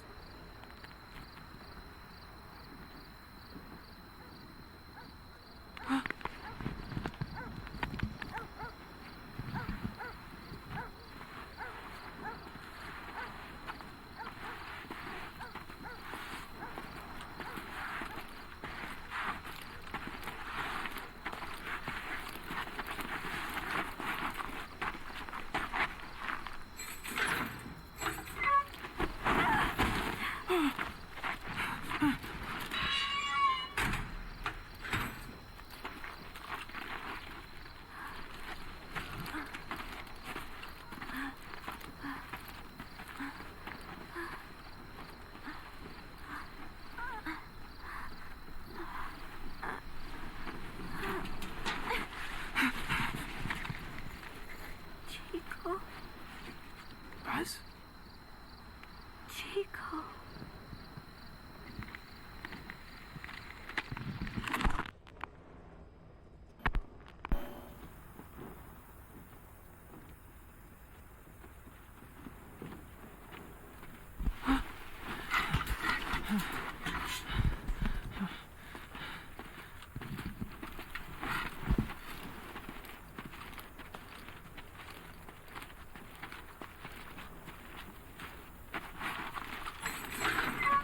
Don't touch me, you son of a bitch!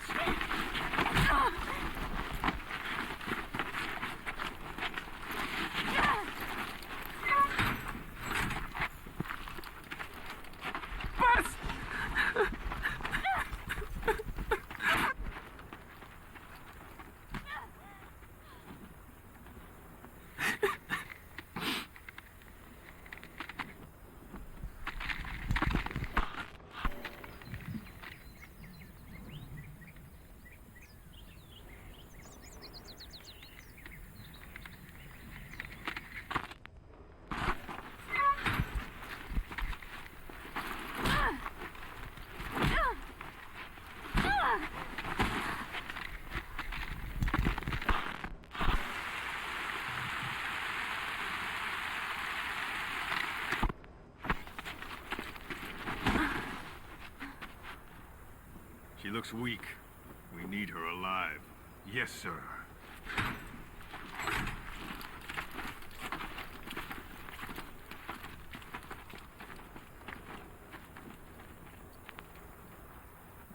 Paz, Huh? you're back early today. Early? And the sun is still up. See. Yeah. Chico. Yes?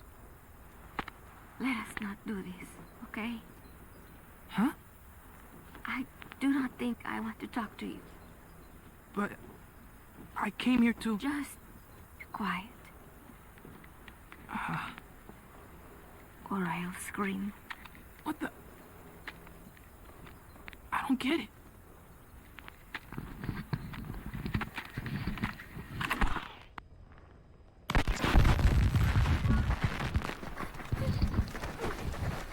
Buzz!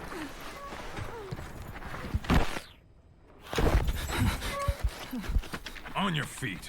Okay.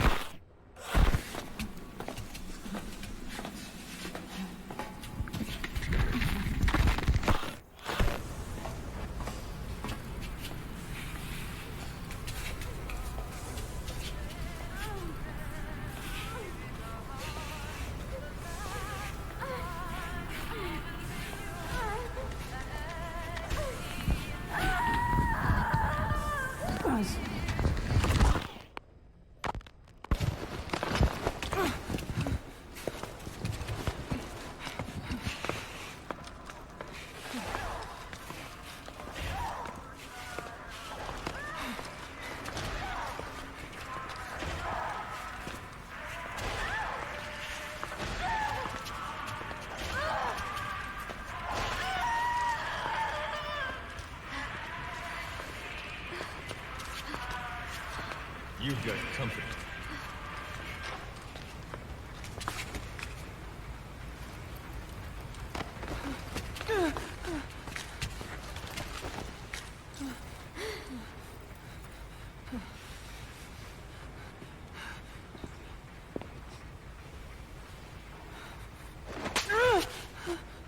Does it hurt? Talk. Talk!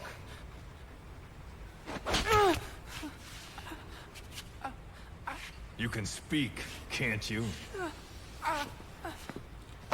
Then talk. Okay. Okay. Good boy. Your boss and I go way back. Don't count on him coming to rescue you. If you're a real soldier, you'll find your own way out. But don't bother trying to escape. Let's say you get lucky, and you don't look very lucky. And by some miracle, you get out of your cage. Let's even say you're able to elude the guards. Then what? The nearest Cuban border is 4 miles to the east. 4 miles of barren, America-controlled soil. Think you'd make it? You wouldn't get any help from the Cubans. And the border's a mess of live minefields. Think you'd make it through that? With your girlfriend in tow? If you were that lucky, you wouldn't even be here right now. But don't lose hope. There's another way out, for both you and the girl. This way is much simpler.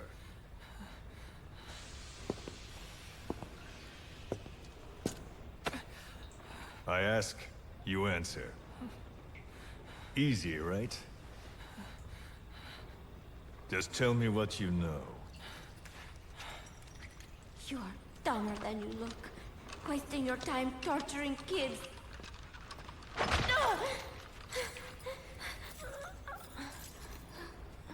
Tell me about your base.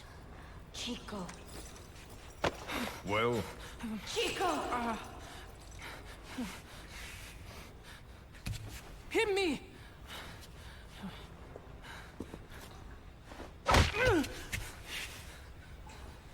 Again!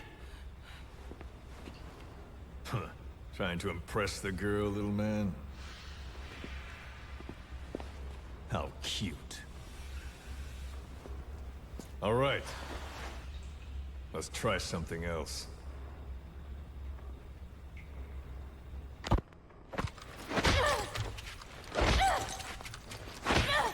Stop it! She'll get what she deserves. We were comrades once. But she betrayed us. Deception and deceit. What better proof she's a real woman? Show him. Do you realize what you're doing? Cypher is watching. Let go of me! You will be next. Your hideous face will...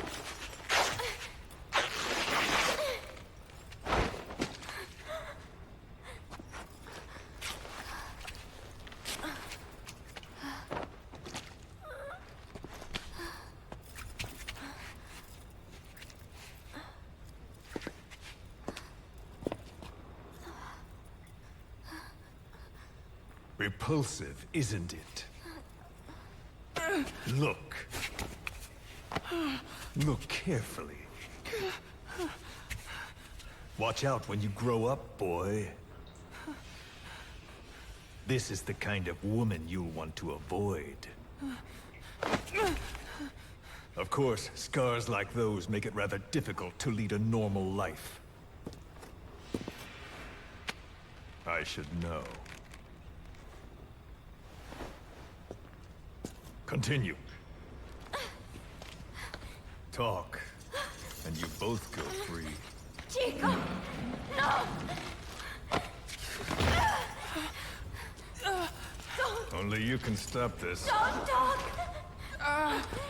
Chico! Please! No!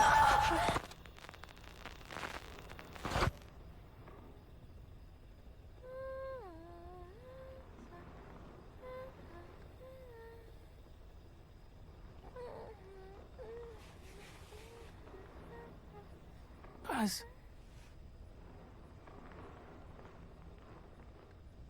Why?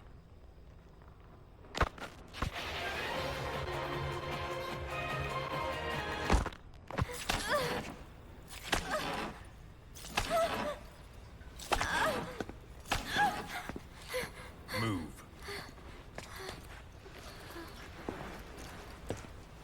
Get up. Huh? You heard me.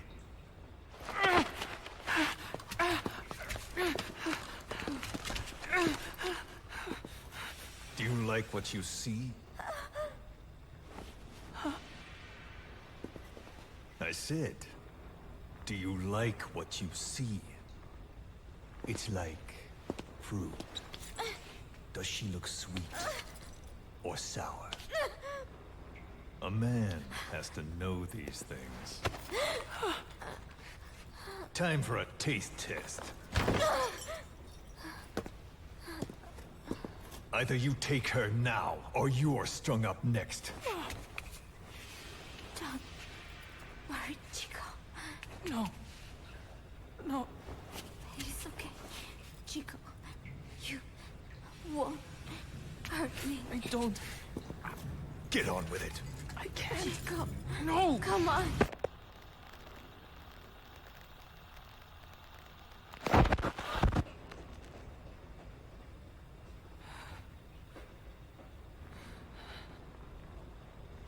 Out at sea?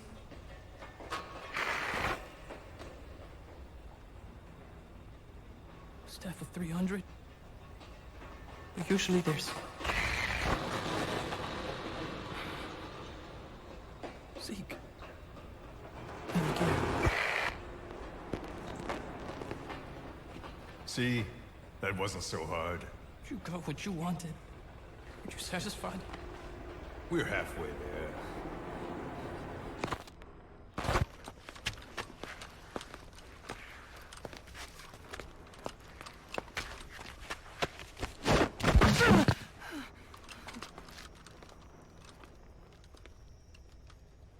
Chico?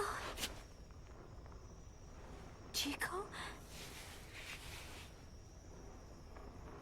Thought you didn't want to talk to me. There's one thing I want to say. What?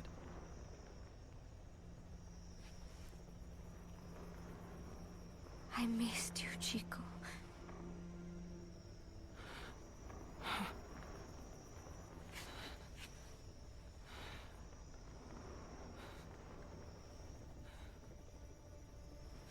Yeah.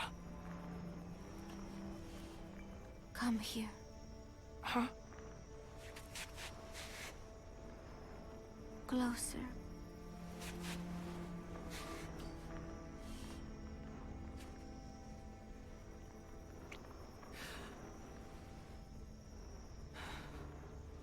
No. Sorry. Enough already.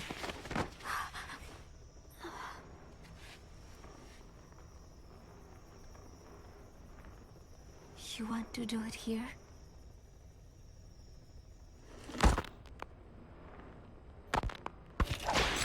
Come on, Paz, talk!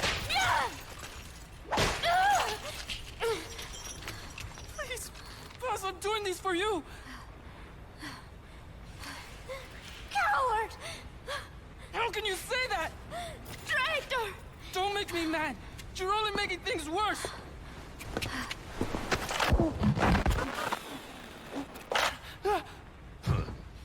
Take him back to his cage. What did I do? Бегите, как от себя.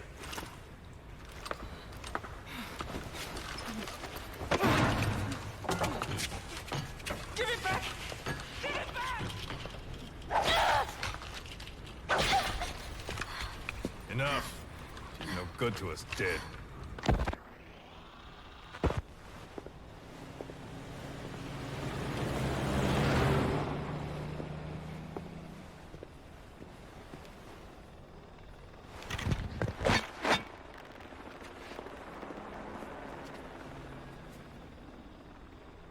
Can I have it back? We've decided to let her go.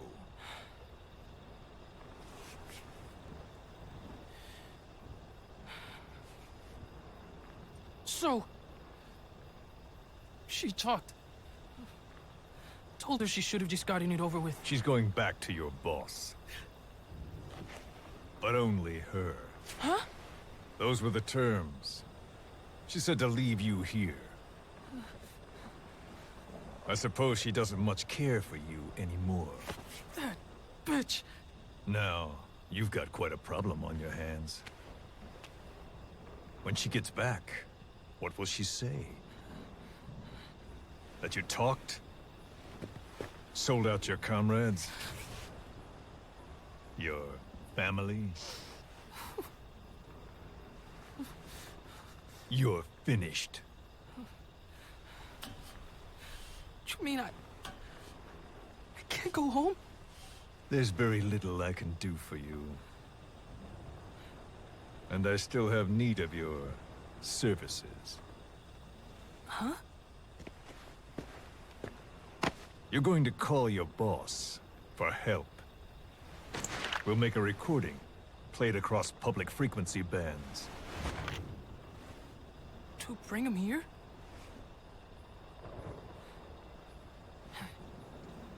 Yeah, right. Do you expect me to trust you? I'll never help you! Perhaps. But if you did, I wouldn't mind looking the other way if he did come for you. Take some guards off duty. Let you quietly slip away. But you wouldn't want the girl leaving here alive. She'd have to be eliminated before he came. There's no other way. I'll leave you to think it over.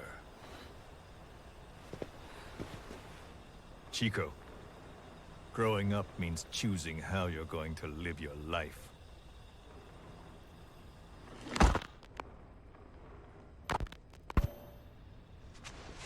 Snake. It's Chico. I need your help. Cypher's holding me on a US military base in Cuba. Paz is here too. We're at the prison area on the coast. There are some cages to the east of a big building. East an old, grassy facility. That's where we are. Help me, Snake.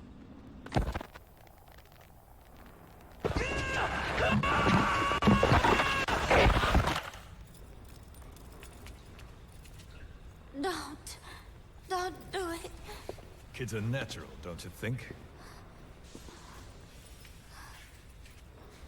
What do you think Big Boss will do? He'll know it's a trap, but he'll come anyway. That's the kind of man he is. Don't. Thanks to your report, a nuclear inspection team's being sent to their base.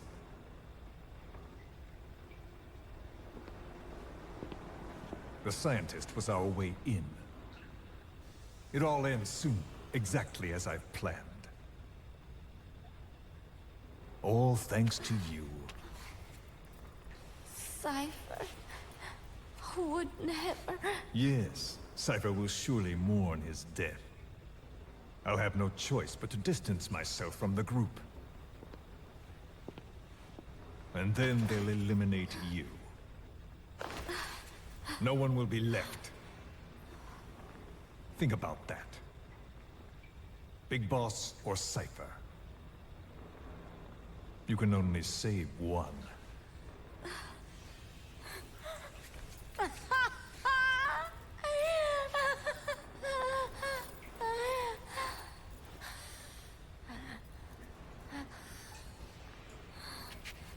I will never talk.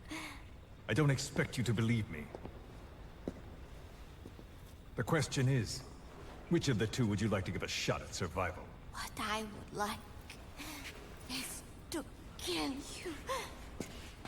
The feeling is mutual. But we are secret agents. Restraint is a virtue.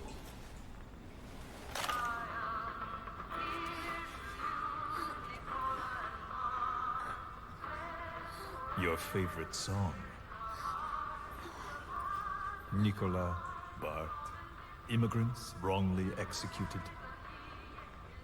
But their deaths served as a message to others.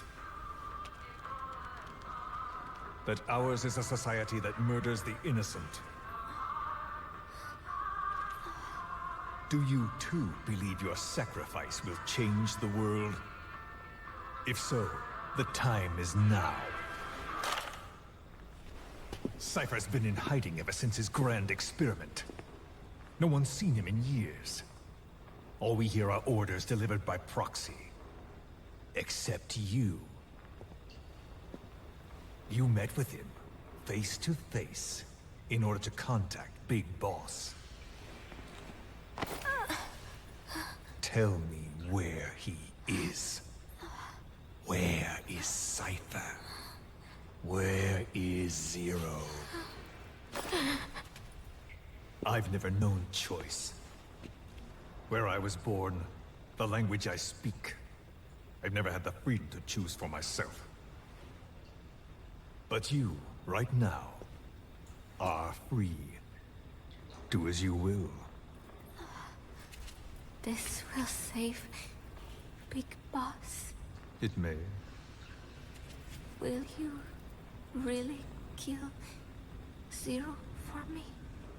Not for you.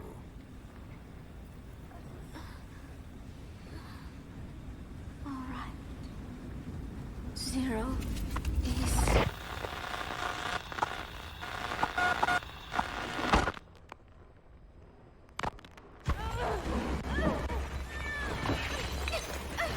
Give it a shot already! Hold her still.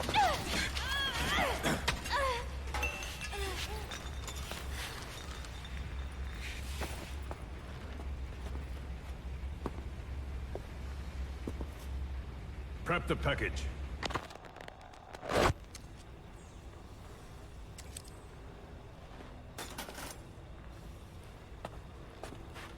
She's all closed up. Timer set for your instructions. We can't have her waking up or dying on us. I gave her a transfusion, a nutrient cocktail, and an anesthetic. How long does she have? 24 hours, same as her cargo. She won't last much longer than that. Let's make room for the bomb. I removed organs she won't need.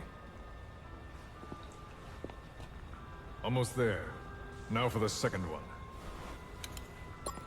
In a place they'd never look.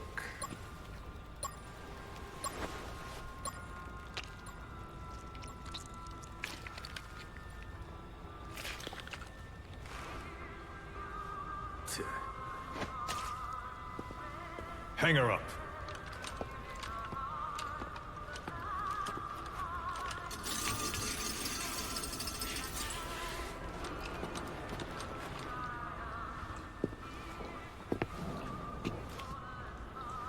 You shall not see triumph. You've been most helpful, and I have one last use for you. To you I give a magnificent end, but an end nonetheless.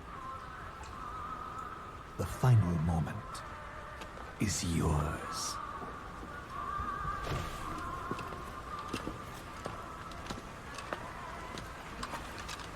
We heard from the advance team. Everything's right on schedule. The C4 has been planted on the legs. Strike team and decoy team are in position.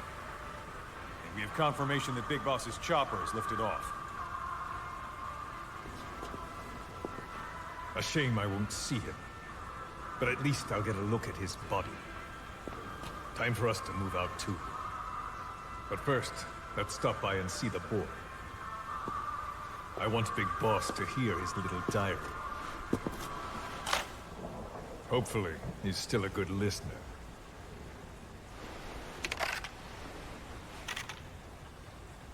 Give this to the boy as a reward. And a memento. Make copies. Yes, sir.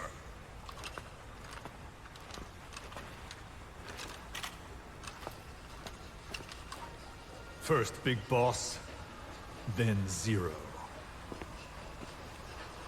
Liberation is at hand.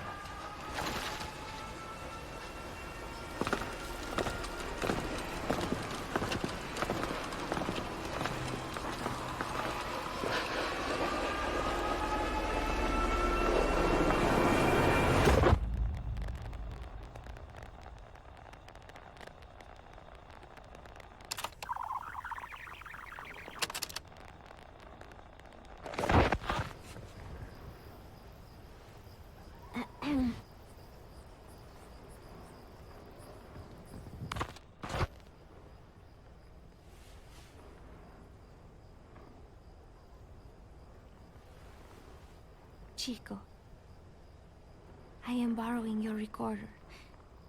I hope you do not mind. I know it hurts right now, but it will all be over soon. Just thinking that helps keep the pain away. Chico, I would do anything to get you out of here. It is funny. I have never helped anyone else before. Only Cypher. That is the truth. I never imagined you would come for me. I was not very nice at first, I know. But I did not mean it. I was afraid they would try to use you somehow. But to be honest, Having you with me here put my mind at ease.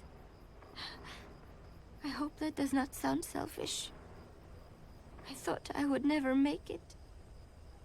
But together, I think we can.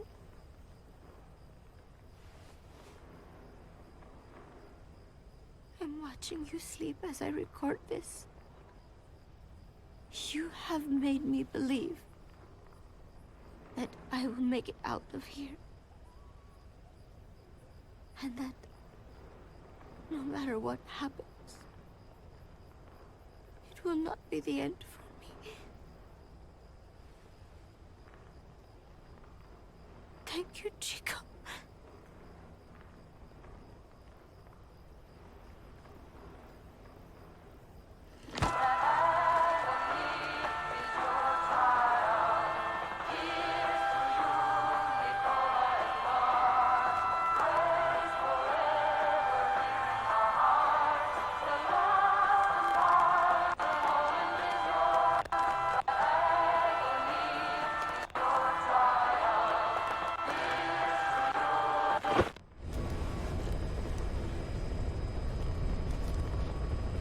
Well, that was fun.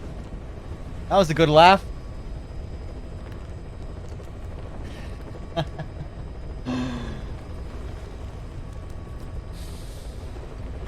Good God. Are you happy now? Have you got what you wanted? We're halfway there. Love the delivery of that line. Man, Skullface has a lot of great lines in those tapes. Really well acted as well, I think. Just like the casual authority that exudes from Skullface in those tapes. The power dynamics and how easily he controls Chico, especially. When he starts theorizing about what Big Boss is gonna think, you know? If he starts spilling the beans.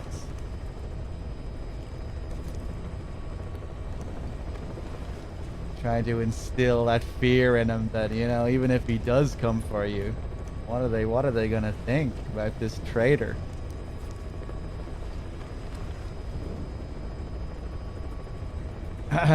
Some great sound design as well. Especially that moment where they're all like marching off at the end after he finishes his speech.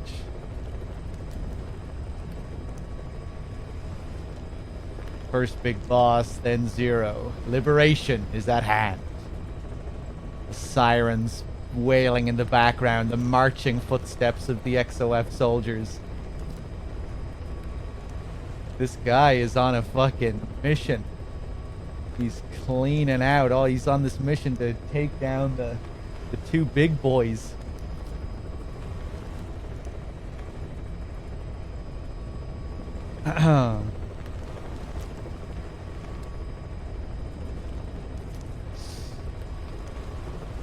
You shall not seek triumph. You've been most helpful, but I have one last use for you. To you, I give a magnificent end, but an end nonetheless. The final moment is yours. He gets right up in the mic's ass when he says those lines. Like he's right up, hugging the microphone.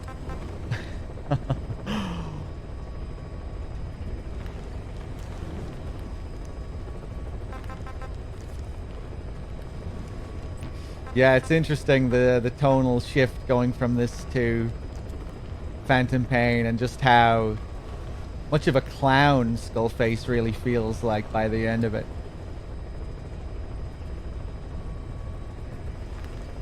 Some of it feeling deliberate, some of it maybe not so deliberate, like how they kind of undermine him.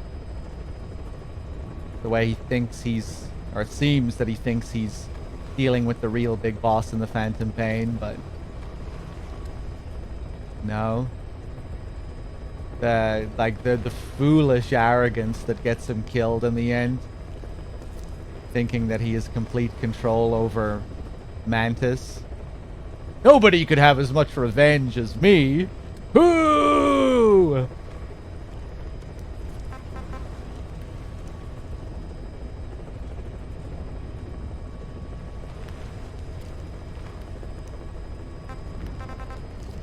I don't think I used to, there was one scene that I used to complain about, or you know, like where he really changes when he becomes not so menacing.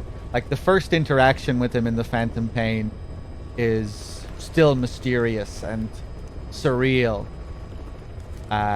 During the Where Do the Bees Sleep mission, when he appears out of the fog and he's standing face to face with Venom, and Venom is upside down, and it's like this mirror image thing, but except, you know, Venom's snake is upside down. I guess that's supposed to be a hint, another little hint that it's not the real Snake he's talking to. That unlike the mirror image of Ground Zeroes, he's now talking to someone who's like upside down, rather than like straight face to face.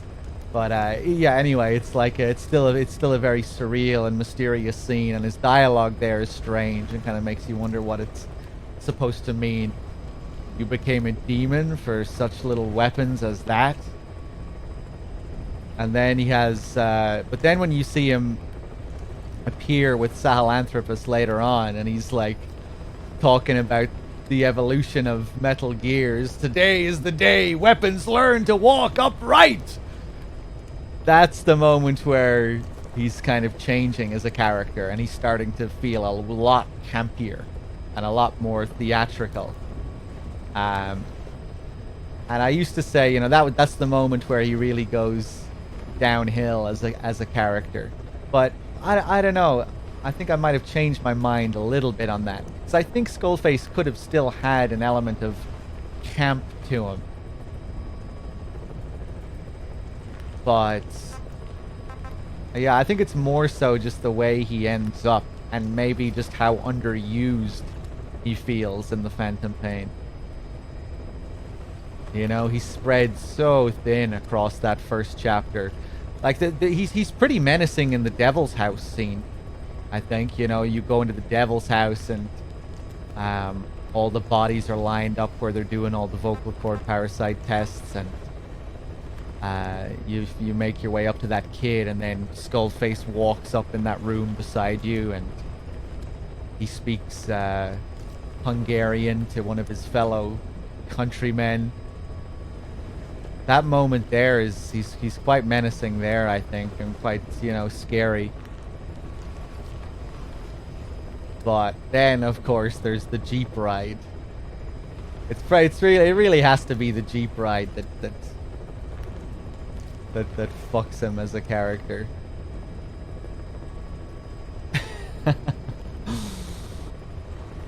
And just the incredibly awkward tone of that. Again, you have to wonder what the intent was with that as well.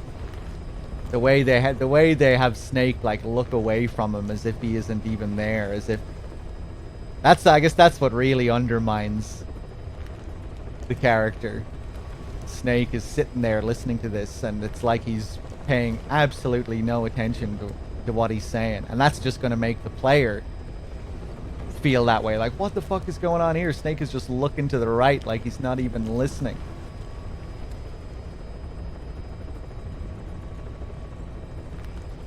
As, you know, Skullface prattles on about the horrors of the English language and Zero's globalization. And, you know, everything he's suffered at the hands of imperialism. His loss of identity and language and all of that. Because, like, his motivations initially are really interesting. His history, you know, they could have, as monstrous as he is, they could have made you, like, really see from his point of view. And maybe, like, in some way you still can. But I don't know, I feel like they could have turned him into a real, like, Solidus kind of figure, except way darker than Solidus, where, like, you see him commit all these horrible acts all this rape and torture. But imagine if they did that, but they also made you like really see, you know, like almost empathize with him and kind of root for him in a way, like going against Zero and Big Boss. But it's kind of hard really to root, you know, to really feel for him at all in the end, because he comes across as such a clown.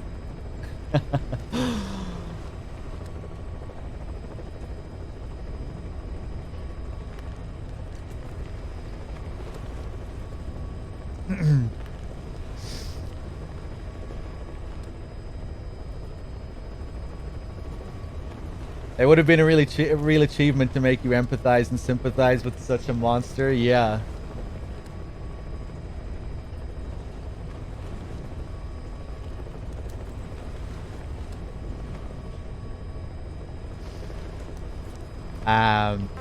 I guess we'll do his other monologue here. This is where we really get to hear his backstory.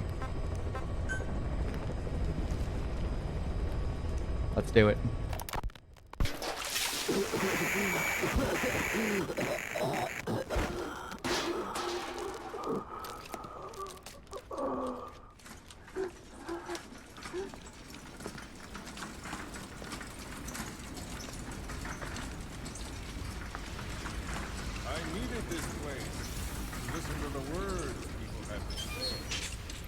Something they could never understand.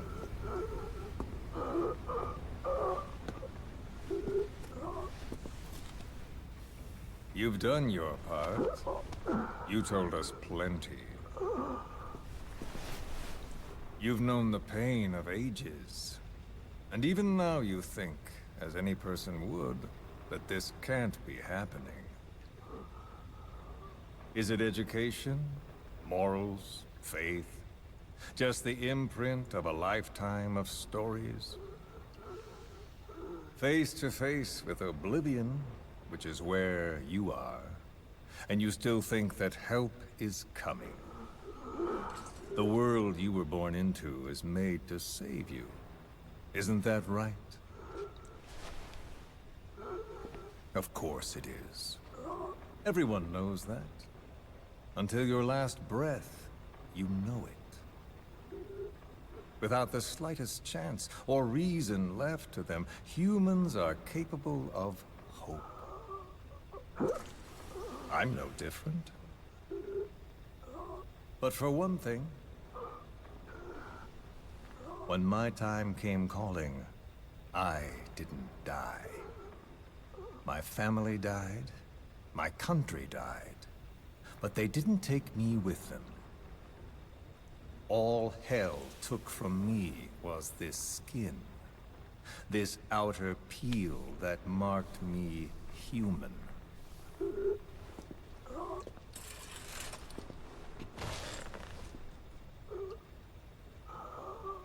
My village had an oilseed field and a fine factory. Every day, my friends and I would see our parents at work in that factory. That's all I had, all the world I knew. Then one day, aircraft came droning in from some far-off sky. The factory was bombed. Some spies had told them we were making weapons. The building burned. We tried to flee outside. The crowd blocked the exit. The crowd of people. Hot. So hot. I tried to push through their legs and get ahead, but a boot in my stomach put me on the ground. The smoke of them burning filled me up. I heard my name called, but not for long.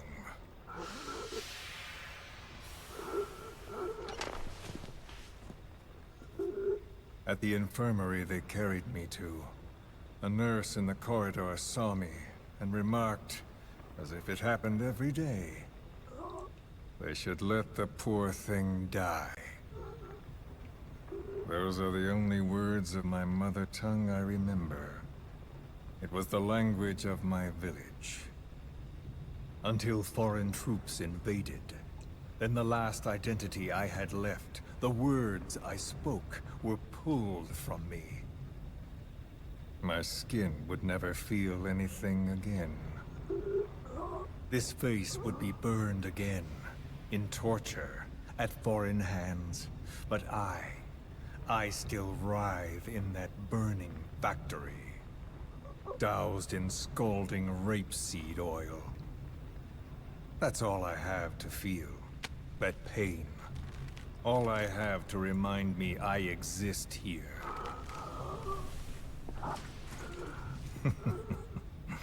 Those spies reported well. We made weapons, all right. As cartloads of rifles came in from the battlefields, we fixed them up and sent them back out. So our country could win. Or rather, so that little world we knew could continue. I came to realize I mustn't die. I'm their last hope. All those who perished and left me here. I have to accomplish something. If I don't, their will be swept out of this world.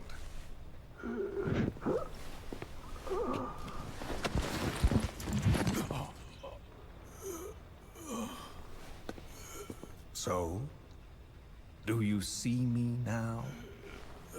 Tell me, what do you see?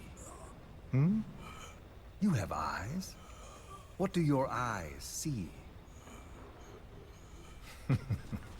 Yes, that's right. You see a skull face. You see me. This skull is who I am. My mark, my proof of humanity. I have no country, no language, I have no face. But I haven't lost my skull. So I told myself, the pain and effort that keep me alive will never know relief, never bear fruit, never be repaid. I know that, but I told myself to focus on some hope, a non-existent hope, to guide me through this burning world. A hope. Call it a dream. A melancholic delusion. As the pressures within me stretch me to bursting, and I force myself not to cry out, though the words I thought were carved into me are gone, and all I knew is dead.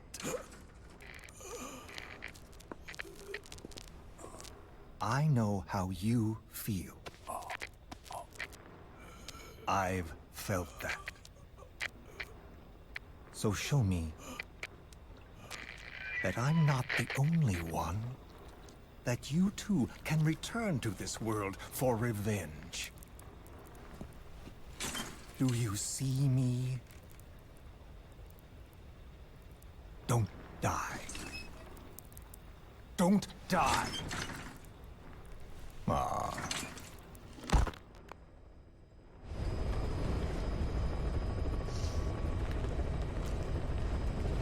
Nah. So there's some more sicko Skullface for you. Desperately hoping that this guy can come back for revenge like him from the brink. But no.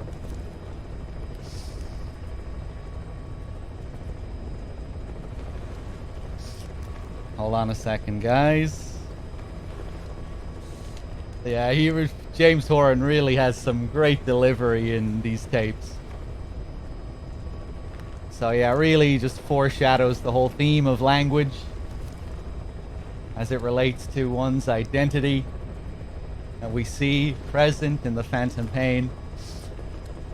With each new post, my masters change. My masters changed. So did the words they made me speak.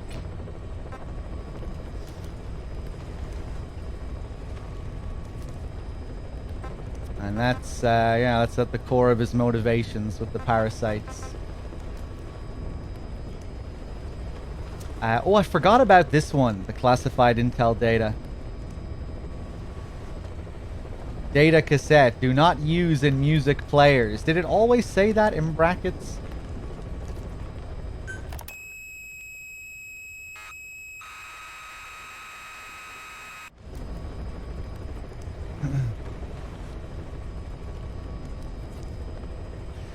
This is the sound that plays at the very end of the Phantom Pain, isn't it?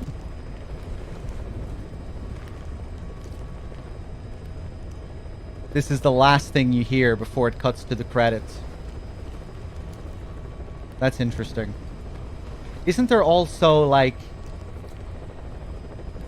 Wasn't this sound also taken from, like, another game or something like that as well?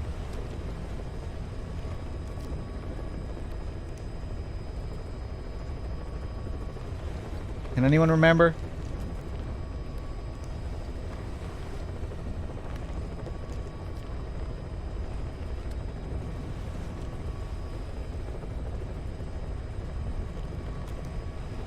I think Cloud is right. What did Cloud say? Yes, Portopia. What was the game this used to be? Yeah, it was taken from Portopia, wasn't it? I always meant to look more into that detail. It's very strange. We find what mission do we find this in again as well? Isn't it?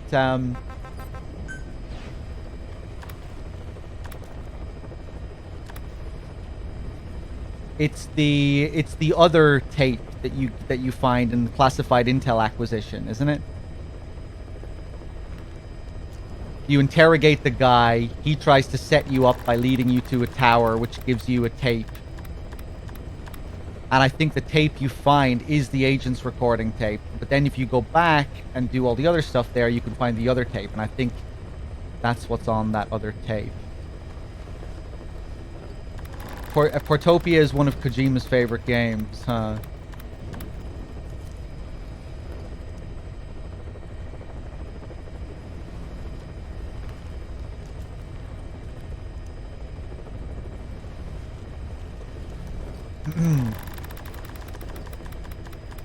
I really should play that dating sim that Kojima Productions worked on back in the day, the Tokimeki Memorial game. There's a translator that I follow on Twitter who's like huge into dating sim games. He translates loads of dating sim games, and he's obsessed with the Kojima Productions Tokimeki Memorial game. He thinks it's the best one in the series. Apparently, in typical fashion, it's like a really self-reflective, meta kind of game. Like it's a deconstruction of the series up until that point. It's like very self-aware and, you know, filled with meta commentary on the series. But I wonder, can you get a translation of it? Oh, you follow him as well, Dave. Nice one. Yeah. He posts some interesting stuff every now and then. You saw him post about the Kojima Productions Tokimeki game as well, did you?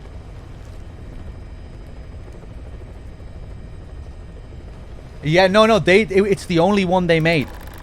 It's the only one they worked on. I'm not sure if Kojima himself even has a credit on it. I don't think he does. Maybe Bad Humans would know.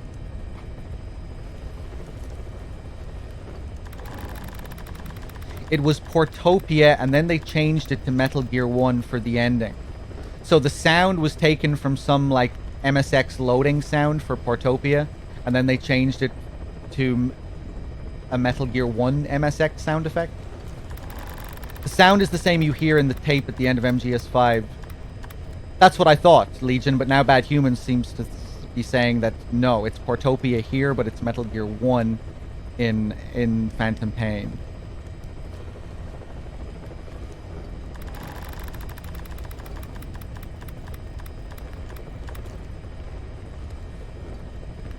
Why would a Camp Omega soldier have a tape that's all about plans made by...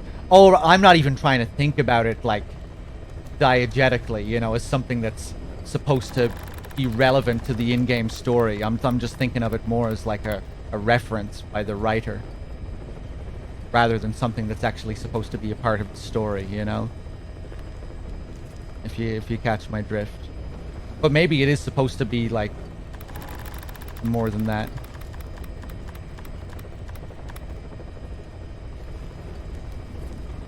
Here's Lord's tweet on the matter.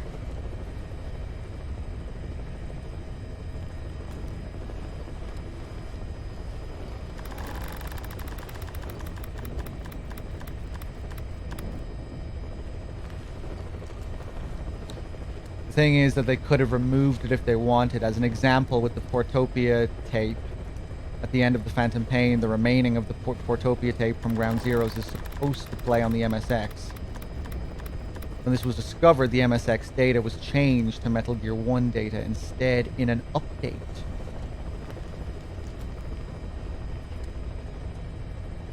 Weird.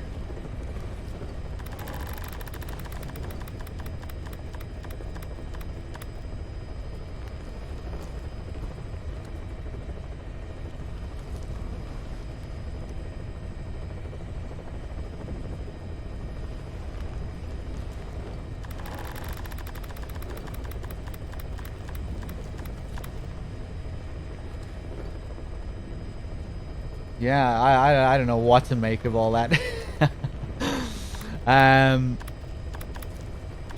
Anyway, let's do another mission, shall we? Let's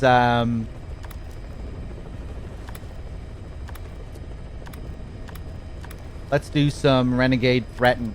Actually, no, let's do some Anti-Aaron.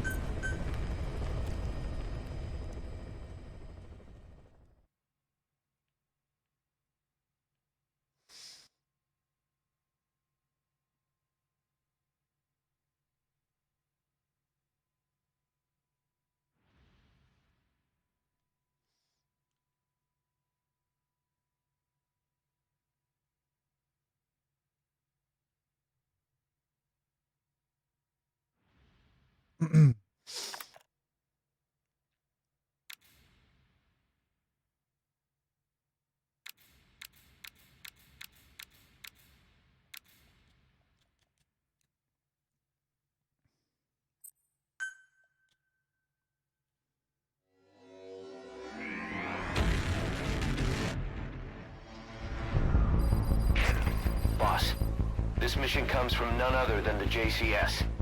A MAGTF will very shortly conduct a hellborn assault on that base. Their objective is to seize control of it, and the one thing that could get in their way is the base's anti-air defenses. You need to take out the anti-air emplacements. Doesn't have to be all of them. Destroying 3 will allow the assault force to land. Once their destruction is confirmed, military choppers will descend on the base and the Marines will begin their assault. They don't know you're there, so you need to exfiltrate before they arrive. I can't wait to completely botch this. That can be placed. You place some C4. Get to a safe distance before detonating it. Tokimeki Memorial Volumes 1 and 2 is what Kojima's team worked on. He was producer and planner. Okay. I'm not sure what game the guy was talking about. Not sure which one it was. So Kojima actually did have a hand in that, huh? Producer and planner.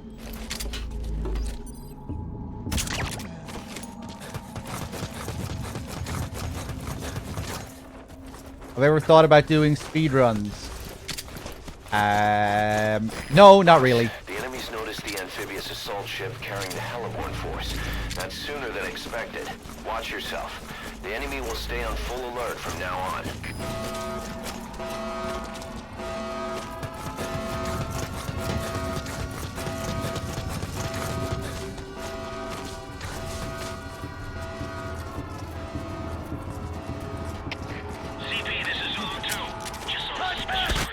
Aw, yeah, I fucked it up. I should have crawled sooner. I'm restarting. Let's restart the whole thing. I put hours and hours into this back in the day. coming up with a consistent, fast strategy for like doing all of the optional stuff in this. Well, it's only one real optional thing, but yeah. You need to take out the Takes a lot of work. It's a tough mission. Doesn't have to be all of them. Destroying 3 will allow the assault force to land.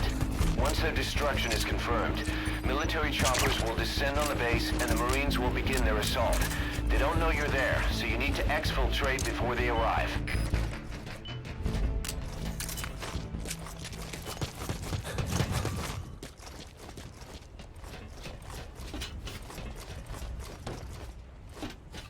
Go, go, go, go, go, go, go. What's the longest stream I've ever done in one sitting? Oh, 40-something hours. 40-something.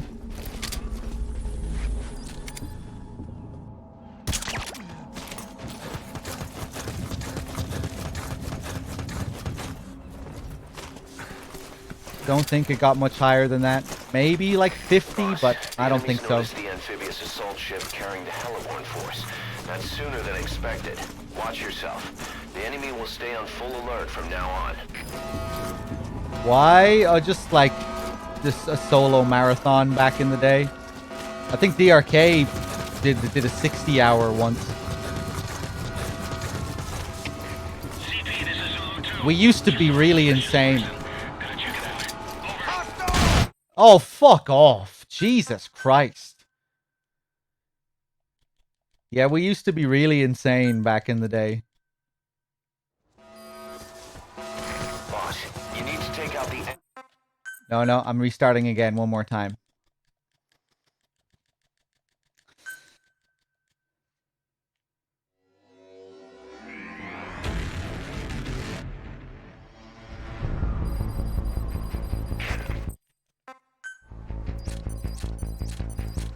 Boss, you need to take out the anti-air emplacements. Doesn't have to be all of them. Destroying 3 will allow the assault force to land.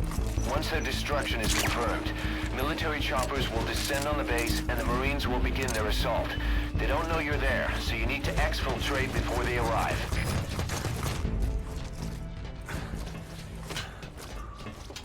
Okay, we're actually going to speed up a bit here. I had this shit down to a science. I'm trying to half-assedly remember what I used to do here.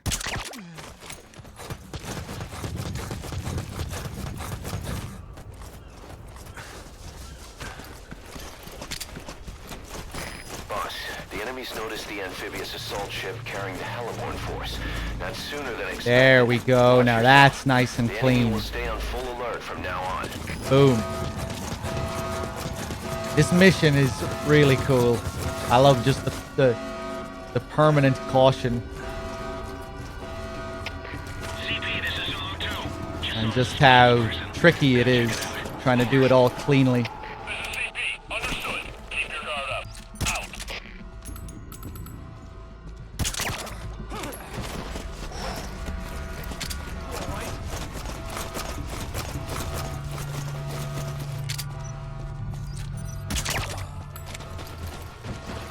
Okay, anyone else coming from over here?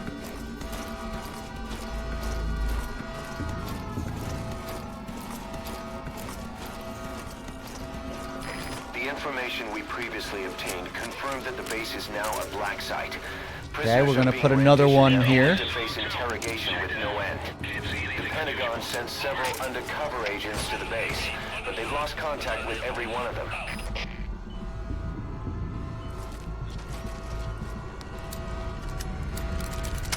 There's something else, boss. It isn't just the U.S. agents who've gone missing. I sent someone from the intel team to the base as well, but there's been no contact from him either. Sorry for not telling you, but Cypher is probably behind the development of that black site, and I figured it might get us a lead on them. I think he saw me over there and he's gonna check it out. Get him out of there, boss. Oh shit! I'm probably gonna get caught here.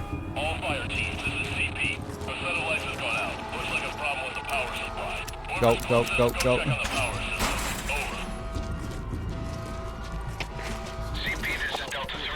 We'll investigate ASAP. Out. So he's going to investigate, but that's okay. We're going to take him down.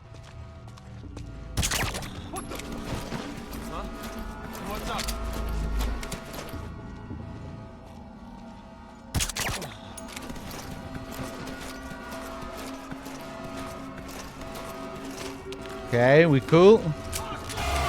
Oh, I knew I shouldn't have got up. That was going so well. Fuck.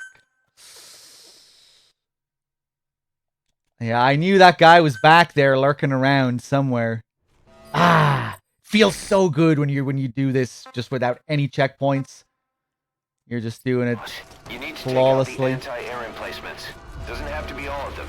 Destroying 3 will allow the assault force to land. Once their destruction is confirmed, military choppers will descend on the base and the Marines will begin their assault. They don't know you're... Wow, you can. I'm so used to Phantom Pain eyesight. Boss, you need to take out the anti-air emplacements. Doesn't have to be all of them. Destroying 3 will allow... I don't play this game enough. Once their destruction is confirmed, military choppers will descend on the base and the Marines will begin their assault. They don't know you're there, so you need to exfiltrate before they arrive.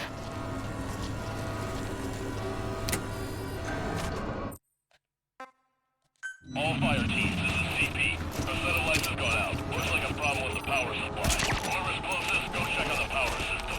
Over. Okay, now someone is going to get called from way down, I think, below.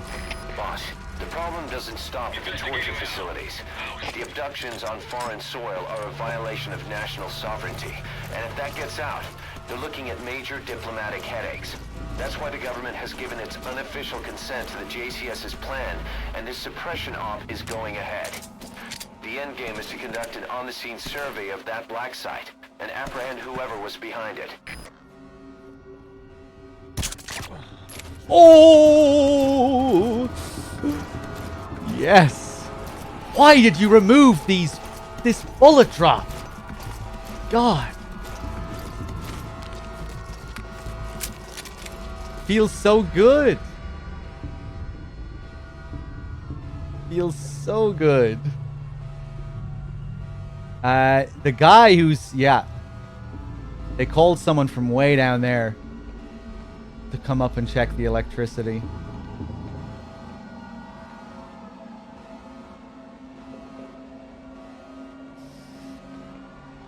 Too difficult for the casuals? Yeah, I think I think that is probably why. Just overly refining it.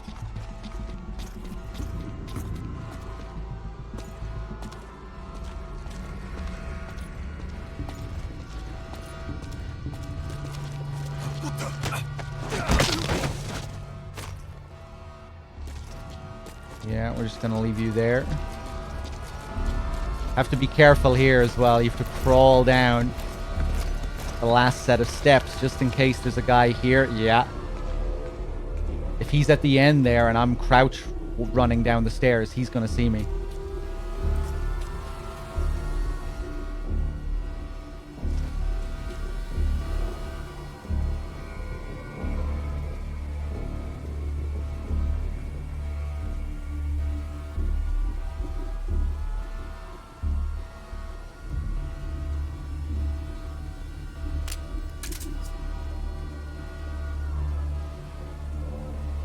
Turn around, please.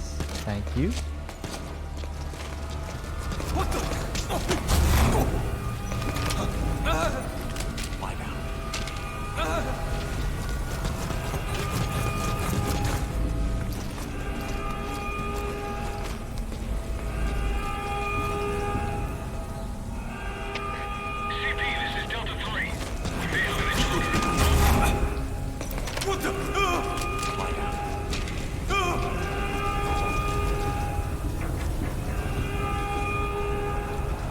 There's another guy here, I think.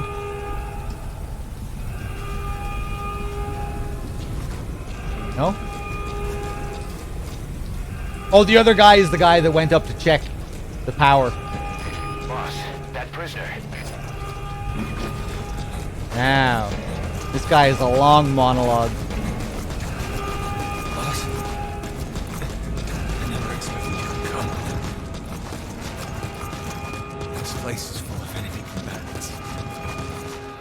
rendition from all over the world. CP, this is Zulu 10. Just heard a suspicious noise. Moving to investigate. Over.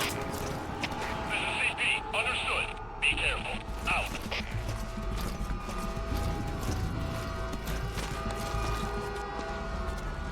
Oh, yeah. Heard the steps from around there. I love this mission.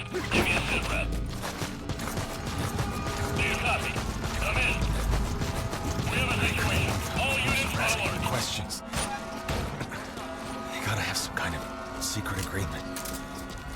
And I guess I'd say the word MI6. BND. No.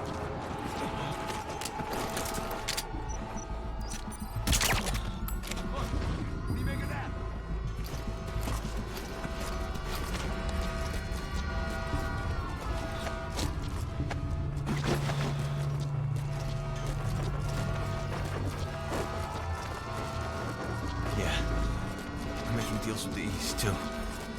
Local agencies will snatch dissidents who've defected to the West and send them back across the Iron Curtain after a stopover here. And they're dealing in leverage on foreign administrations.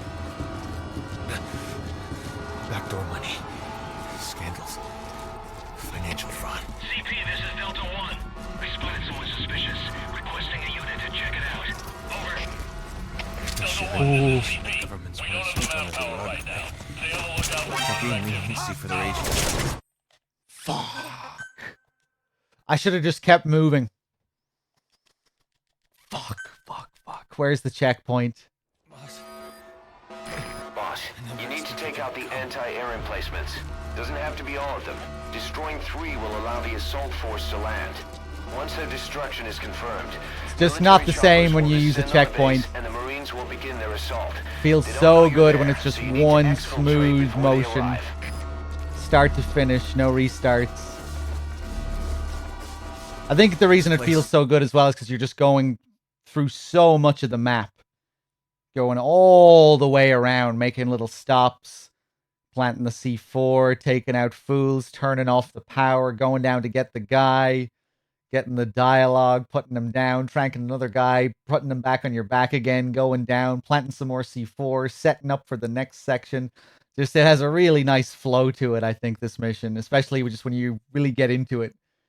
When you've come up with a whole plan. It's really satisfying when you execute it. Of enemy combatants.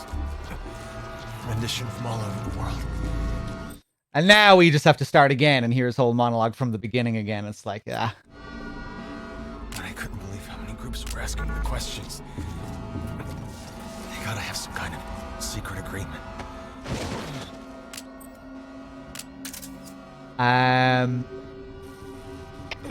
CP, this is Zulu 4.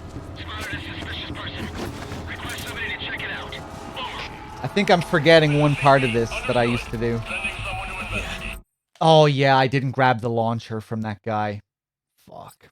Making deals with the East, too. Local agencies will snatch dissidents who've defected to the West. Wait, I'm out of practice. Across the Iron Did they set a trap? Look around carefully. And they're dealing in leverage on foreign administrations. Okay, now we'll just chill here and hear the rest of his monologue. This guy has one piece of his dialogue is quoting Skullface, quoting Big Boss. So see if you can catch it when it happens. Backdoor money, scandals, financial fraud. By sharing information that governments want to sweep under the rug, they gain leniency for their agencies. They're trying to create some kind of human network without borders. Sorry, that's all I know. I can't believe I got captured. I should have known it wasn't up to your standard. The torture was beyond anything I imagined. They were breaking guys left and right. I came pretty close. But don't worry, boss. I didn't tell him a thing. But just one time, his was questioned by this other guy. He was different from the rest. I'll never forget him. What he said. It cut right into me. Nothing to be ashamed of. Pain gets the better of us all. There it is. Let the words comfort you. Now, what did your boss tell you? I nearly talked. This guy was so weird. I know I saw his face. I can't remember it. The administration here knew about the operation. There was a leak. The brass are long gone. All that's left are the grunts kept out of the loop, and us enemy combatants. Don't know why they just left witnesses like us here alive. Mind if we stop a minute, boss? I gotta rest. Let's get out of here. I want to go home. Our home.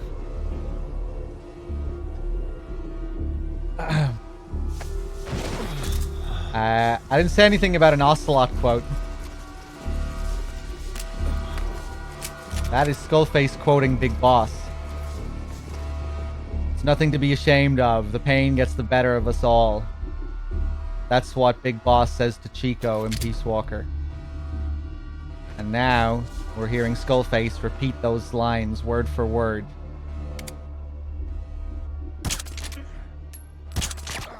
Quite disturbing and within the context of torture as well. You know? Big Boss says that to Chico when he rescues him, from the... It's like the fourth or fifth mission in Peace Walker, when he's in that little shack. Yeah, and Chico starts crying. Nothing to be ashamed of. Pain gets the better of us all. Let the words comfort you as well. Big Boss didn't say that to Chico after that line. He didn't say, let the words comfort you, but Skullface quoting Big Boss and then saying, let the words comfort you. Because Big Boss was trying to comfort Chico with those words. Really strange, disturbing. Hearing him repeat those lines and kind of, it's almost like he's mocking Big Boss in a way. Let the words comfort you. Now, what did your boss tell you? Well, that's what Big Boss told Chico.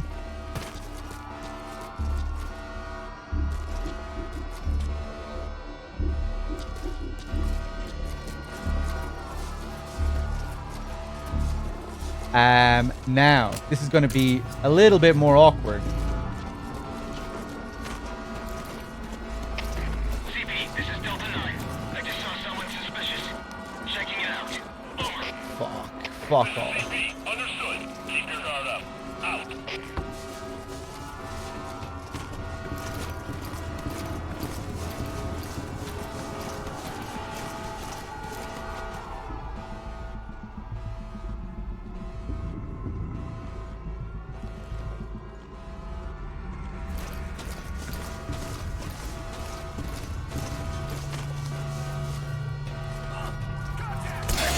Fuck.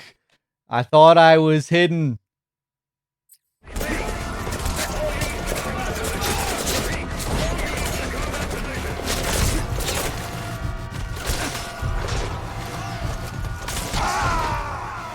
Oh, wow, you die fast.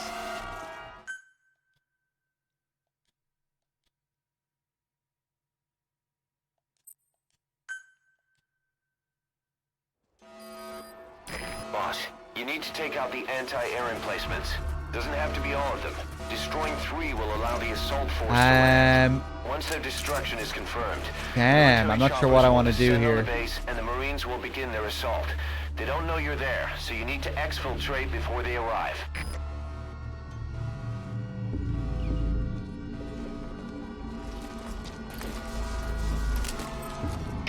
I want to try something silly. I just saw someone suspicious. Checking it out. Over.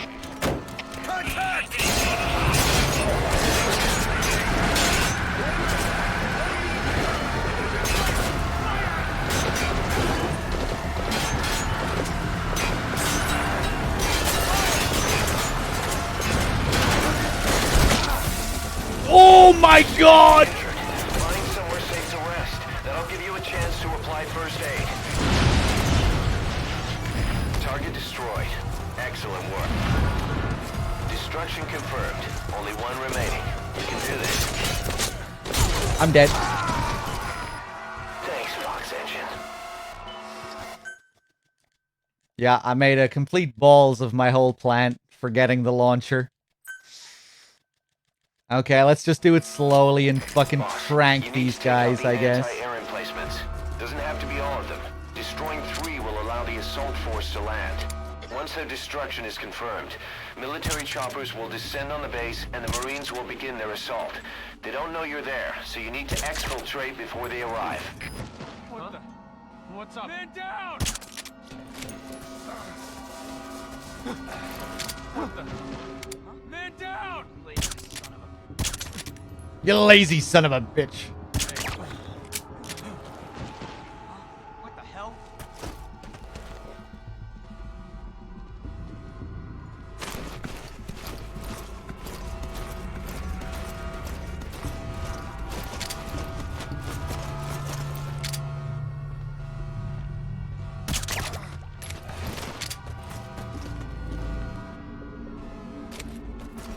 Did he not wake him up?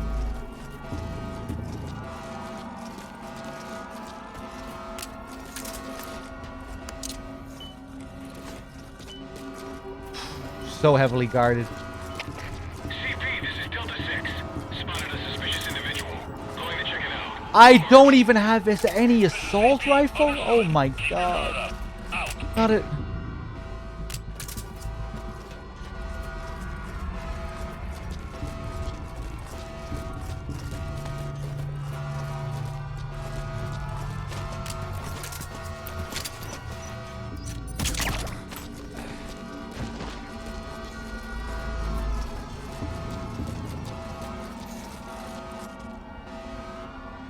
Give it to me. Oh! No. I don't want you.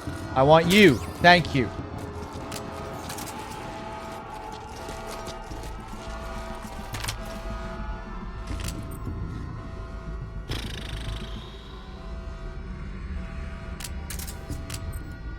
No grenades. How the fuck am I gonna deal with this armored vehicle? Ugh.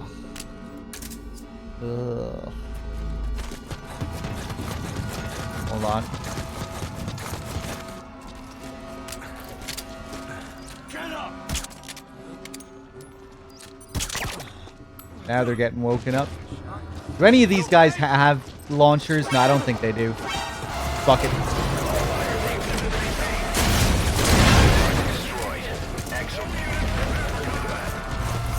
Target destroyed. That was smooth, boss. Real smooth. Yeah. Real smooth. Boss, there's an armored vehicle headed your way, and its cannon will be a threat to the choppers. You'll have to eliminate that too. You're low on explosives. Enemy down!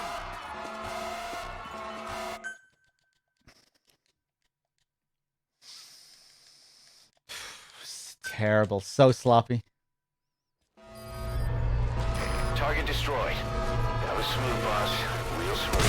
Hey. Nothing less. Boss, there's an armored vehicle headed your way, and its cannon will be a threat to the choppers. You'll have to eliminate that too. Wait, what?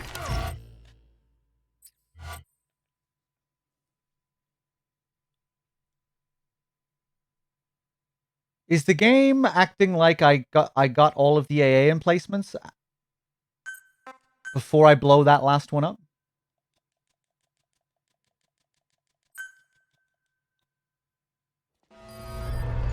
Target destroyed. That was smooth, boss. Real smooth. I'd expect nothing less. Boss, this is armored vehicle headed your way, and its cannon will be a threat to the choppers. You'll have to eliminate that too. Checkpoint. You're low on explosives. Sorry, I'm just dying here. I'm okay.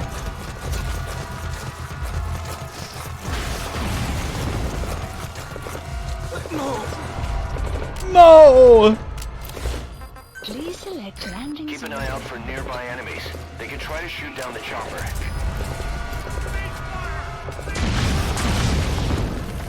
As long as you don't blow up my C4. Where the fuck are you going?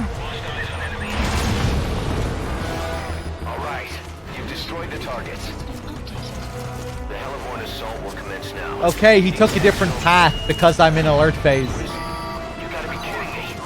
But he still came down. Radar's picked up unidentified aircraft. 2 of them. They're headed your way. Speed 500. Most likely attack aircraft. 3 minutes until arrival. I don't know what this is about, but I don't like the timing. Get out of there ASAP. I have a bad feeling about this. Fourth landing. Stand by. CP, this is Zulu 6. Full sight of the enemy. I gotta pull out. Okay, target is in. Watch yourself. Don't let them blink you. Out.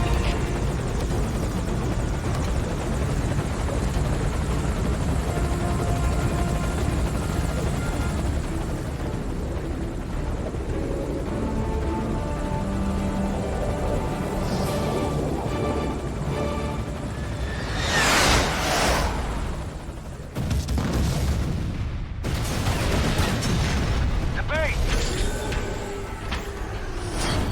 Who the hell was behind that airstrike? Impressive work, boss. Guess it takes more than that to phase you. Come on home.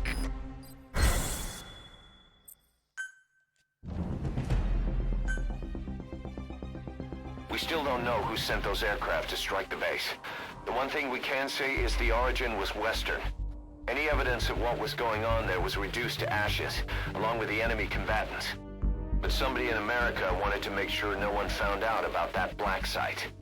When you look at it, everything's worked out exactly as they planned. I've heard Washington has given tacit approval to the kind of facility that operated there, and things are moving ahead. Stopping terrorism is the new priority. And the identity of that somebody? My money's on one name. Cypher.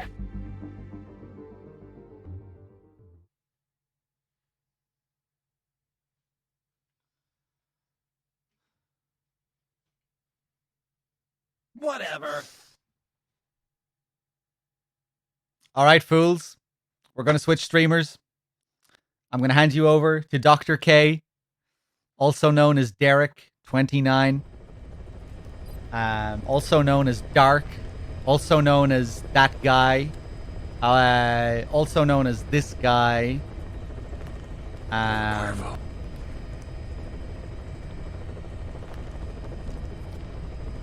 Yeah.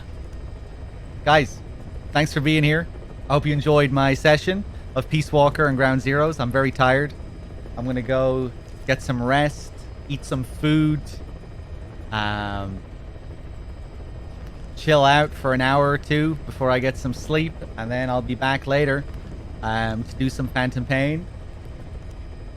And yeah, my next session will probably be my last session. Maybe I'll have to come back and like do the last couple of hours of Phantom Pain or something, but yeah, we'll see. Guys, thanks for being here.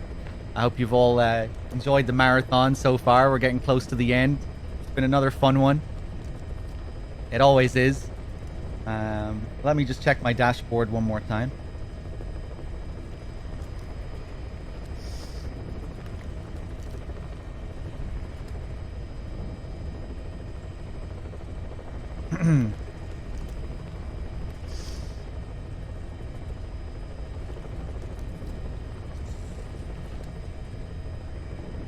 Big Red Machine, thank you for the tier 3 and the 33 months. Cheers. Hawkeye with the 46 and the 23 in a row. Little Dragon, did I thank you earlier for your gifted sub? Am I behind here? No, I thanked you, Fury Hawks. Equipped with a dick for this mission. Yeah, I think I'm more or less up to date. Yeah, guys, we don't need to upload any saves or anything. So yeah, we can switch over quick. Yeah, guys, thanks for watching. Don't go anywhere. The stream is going to go down, but it'll be back up in like 10 or 20 seconds. And yeah, I'll see you later. Don't go anywhere, guys. I'll see you soon. Peace.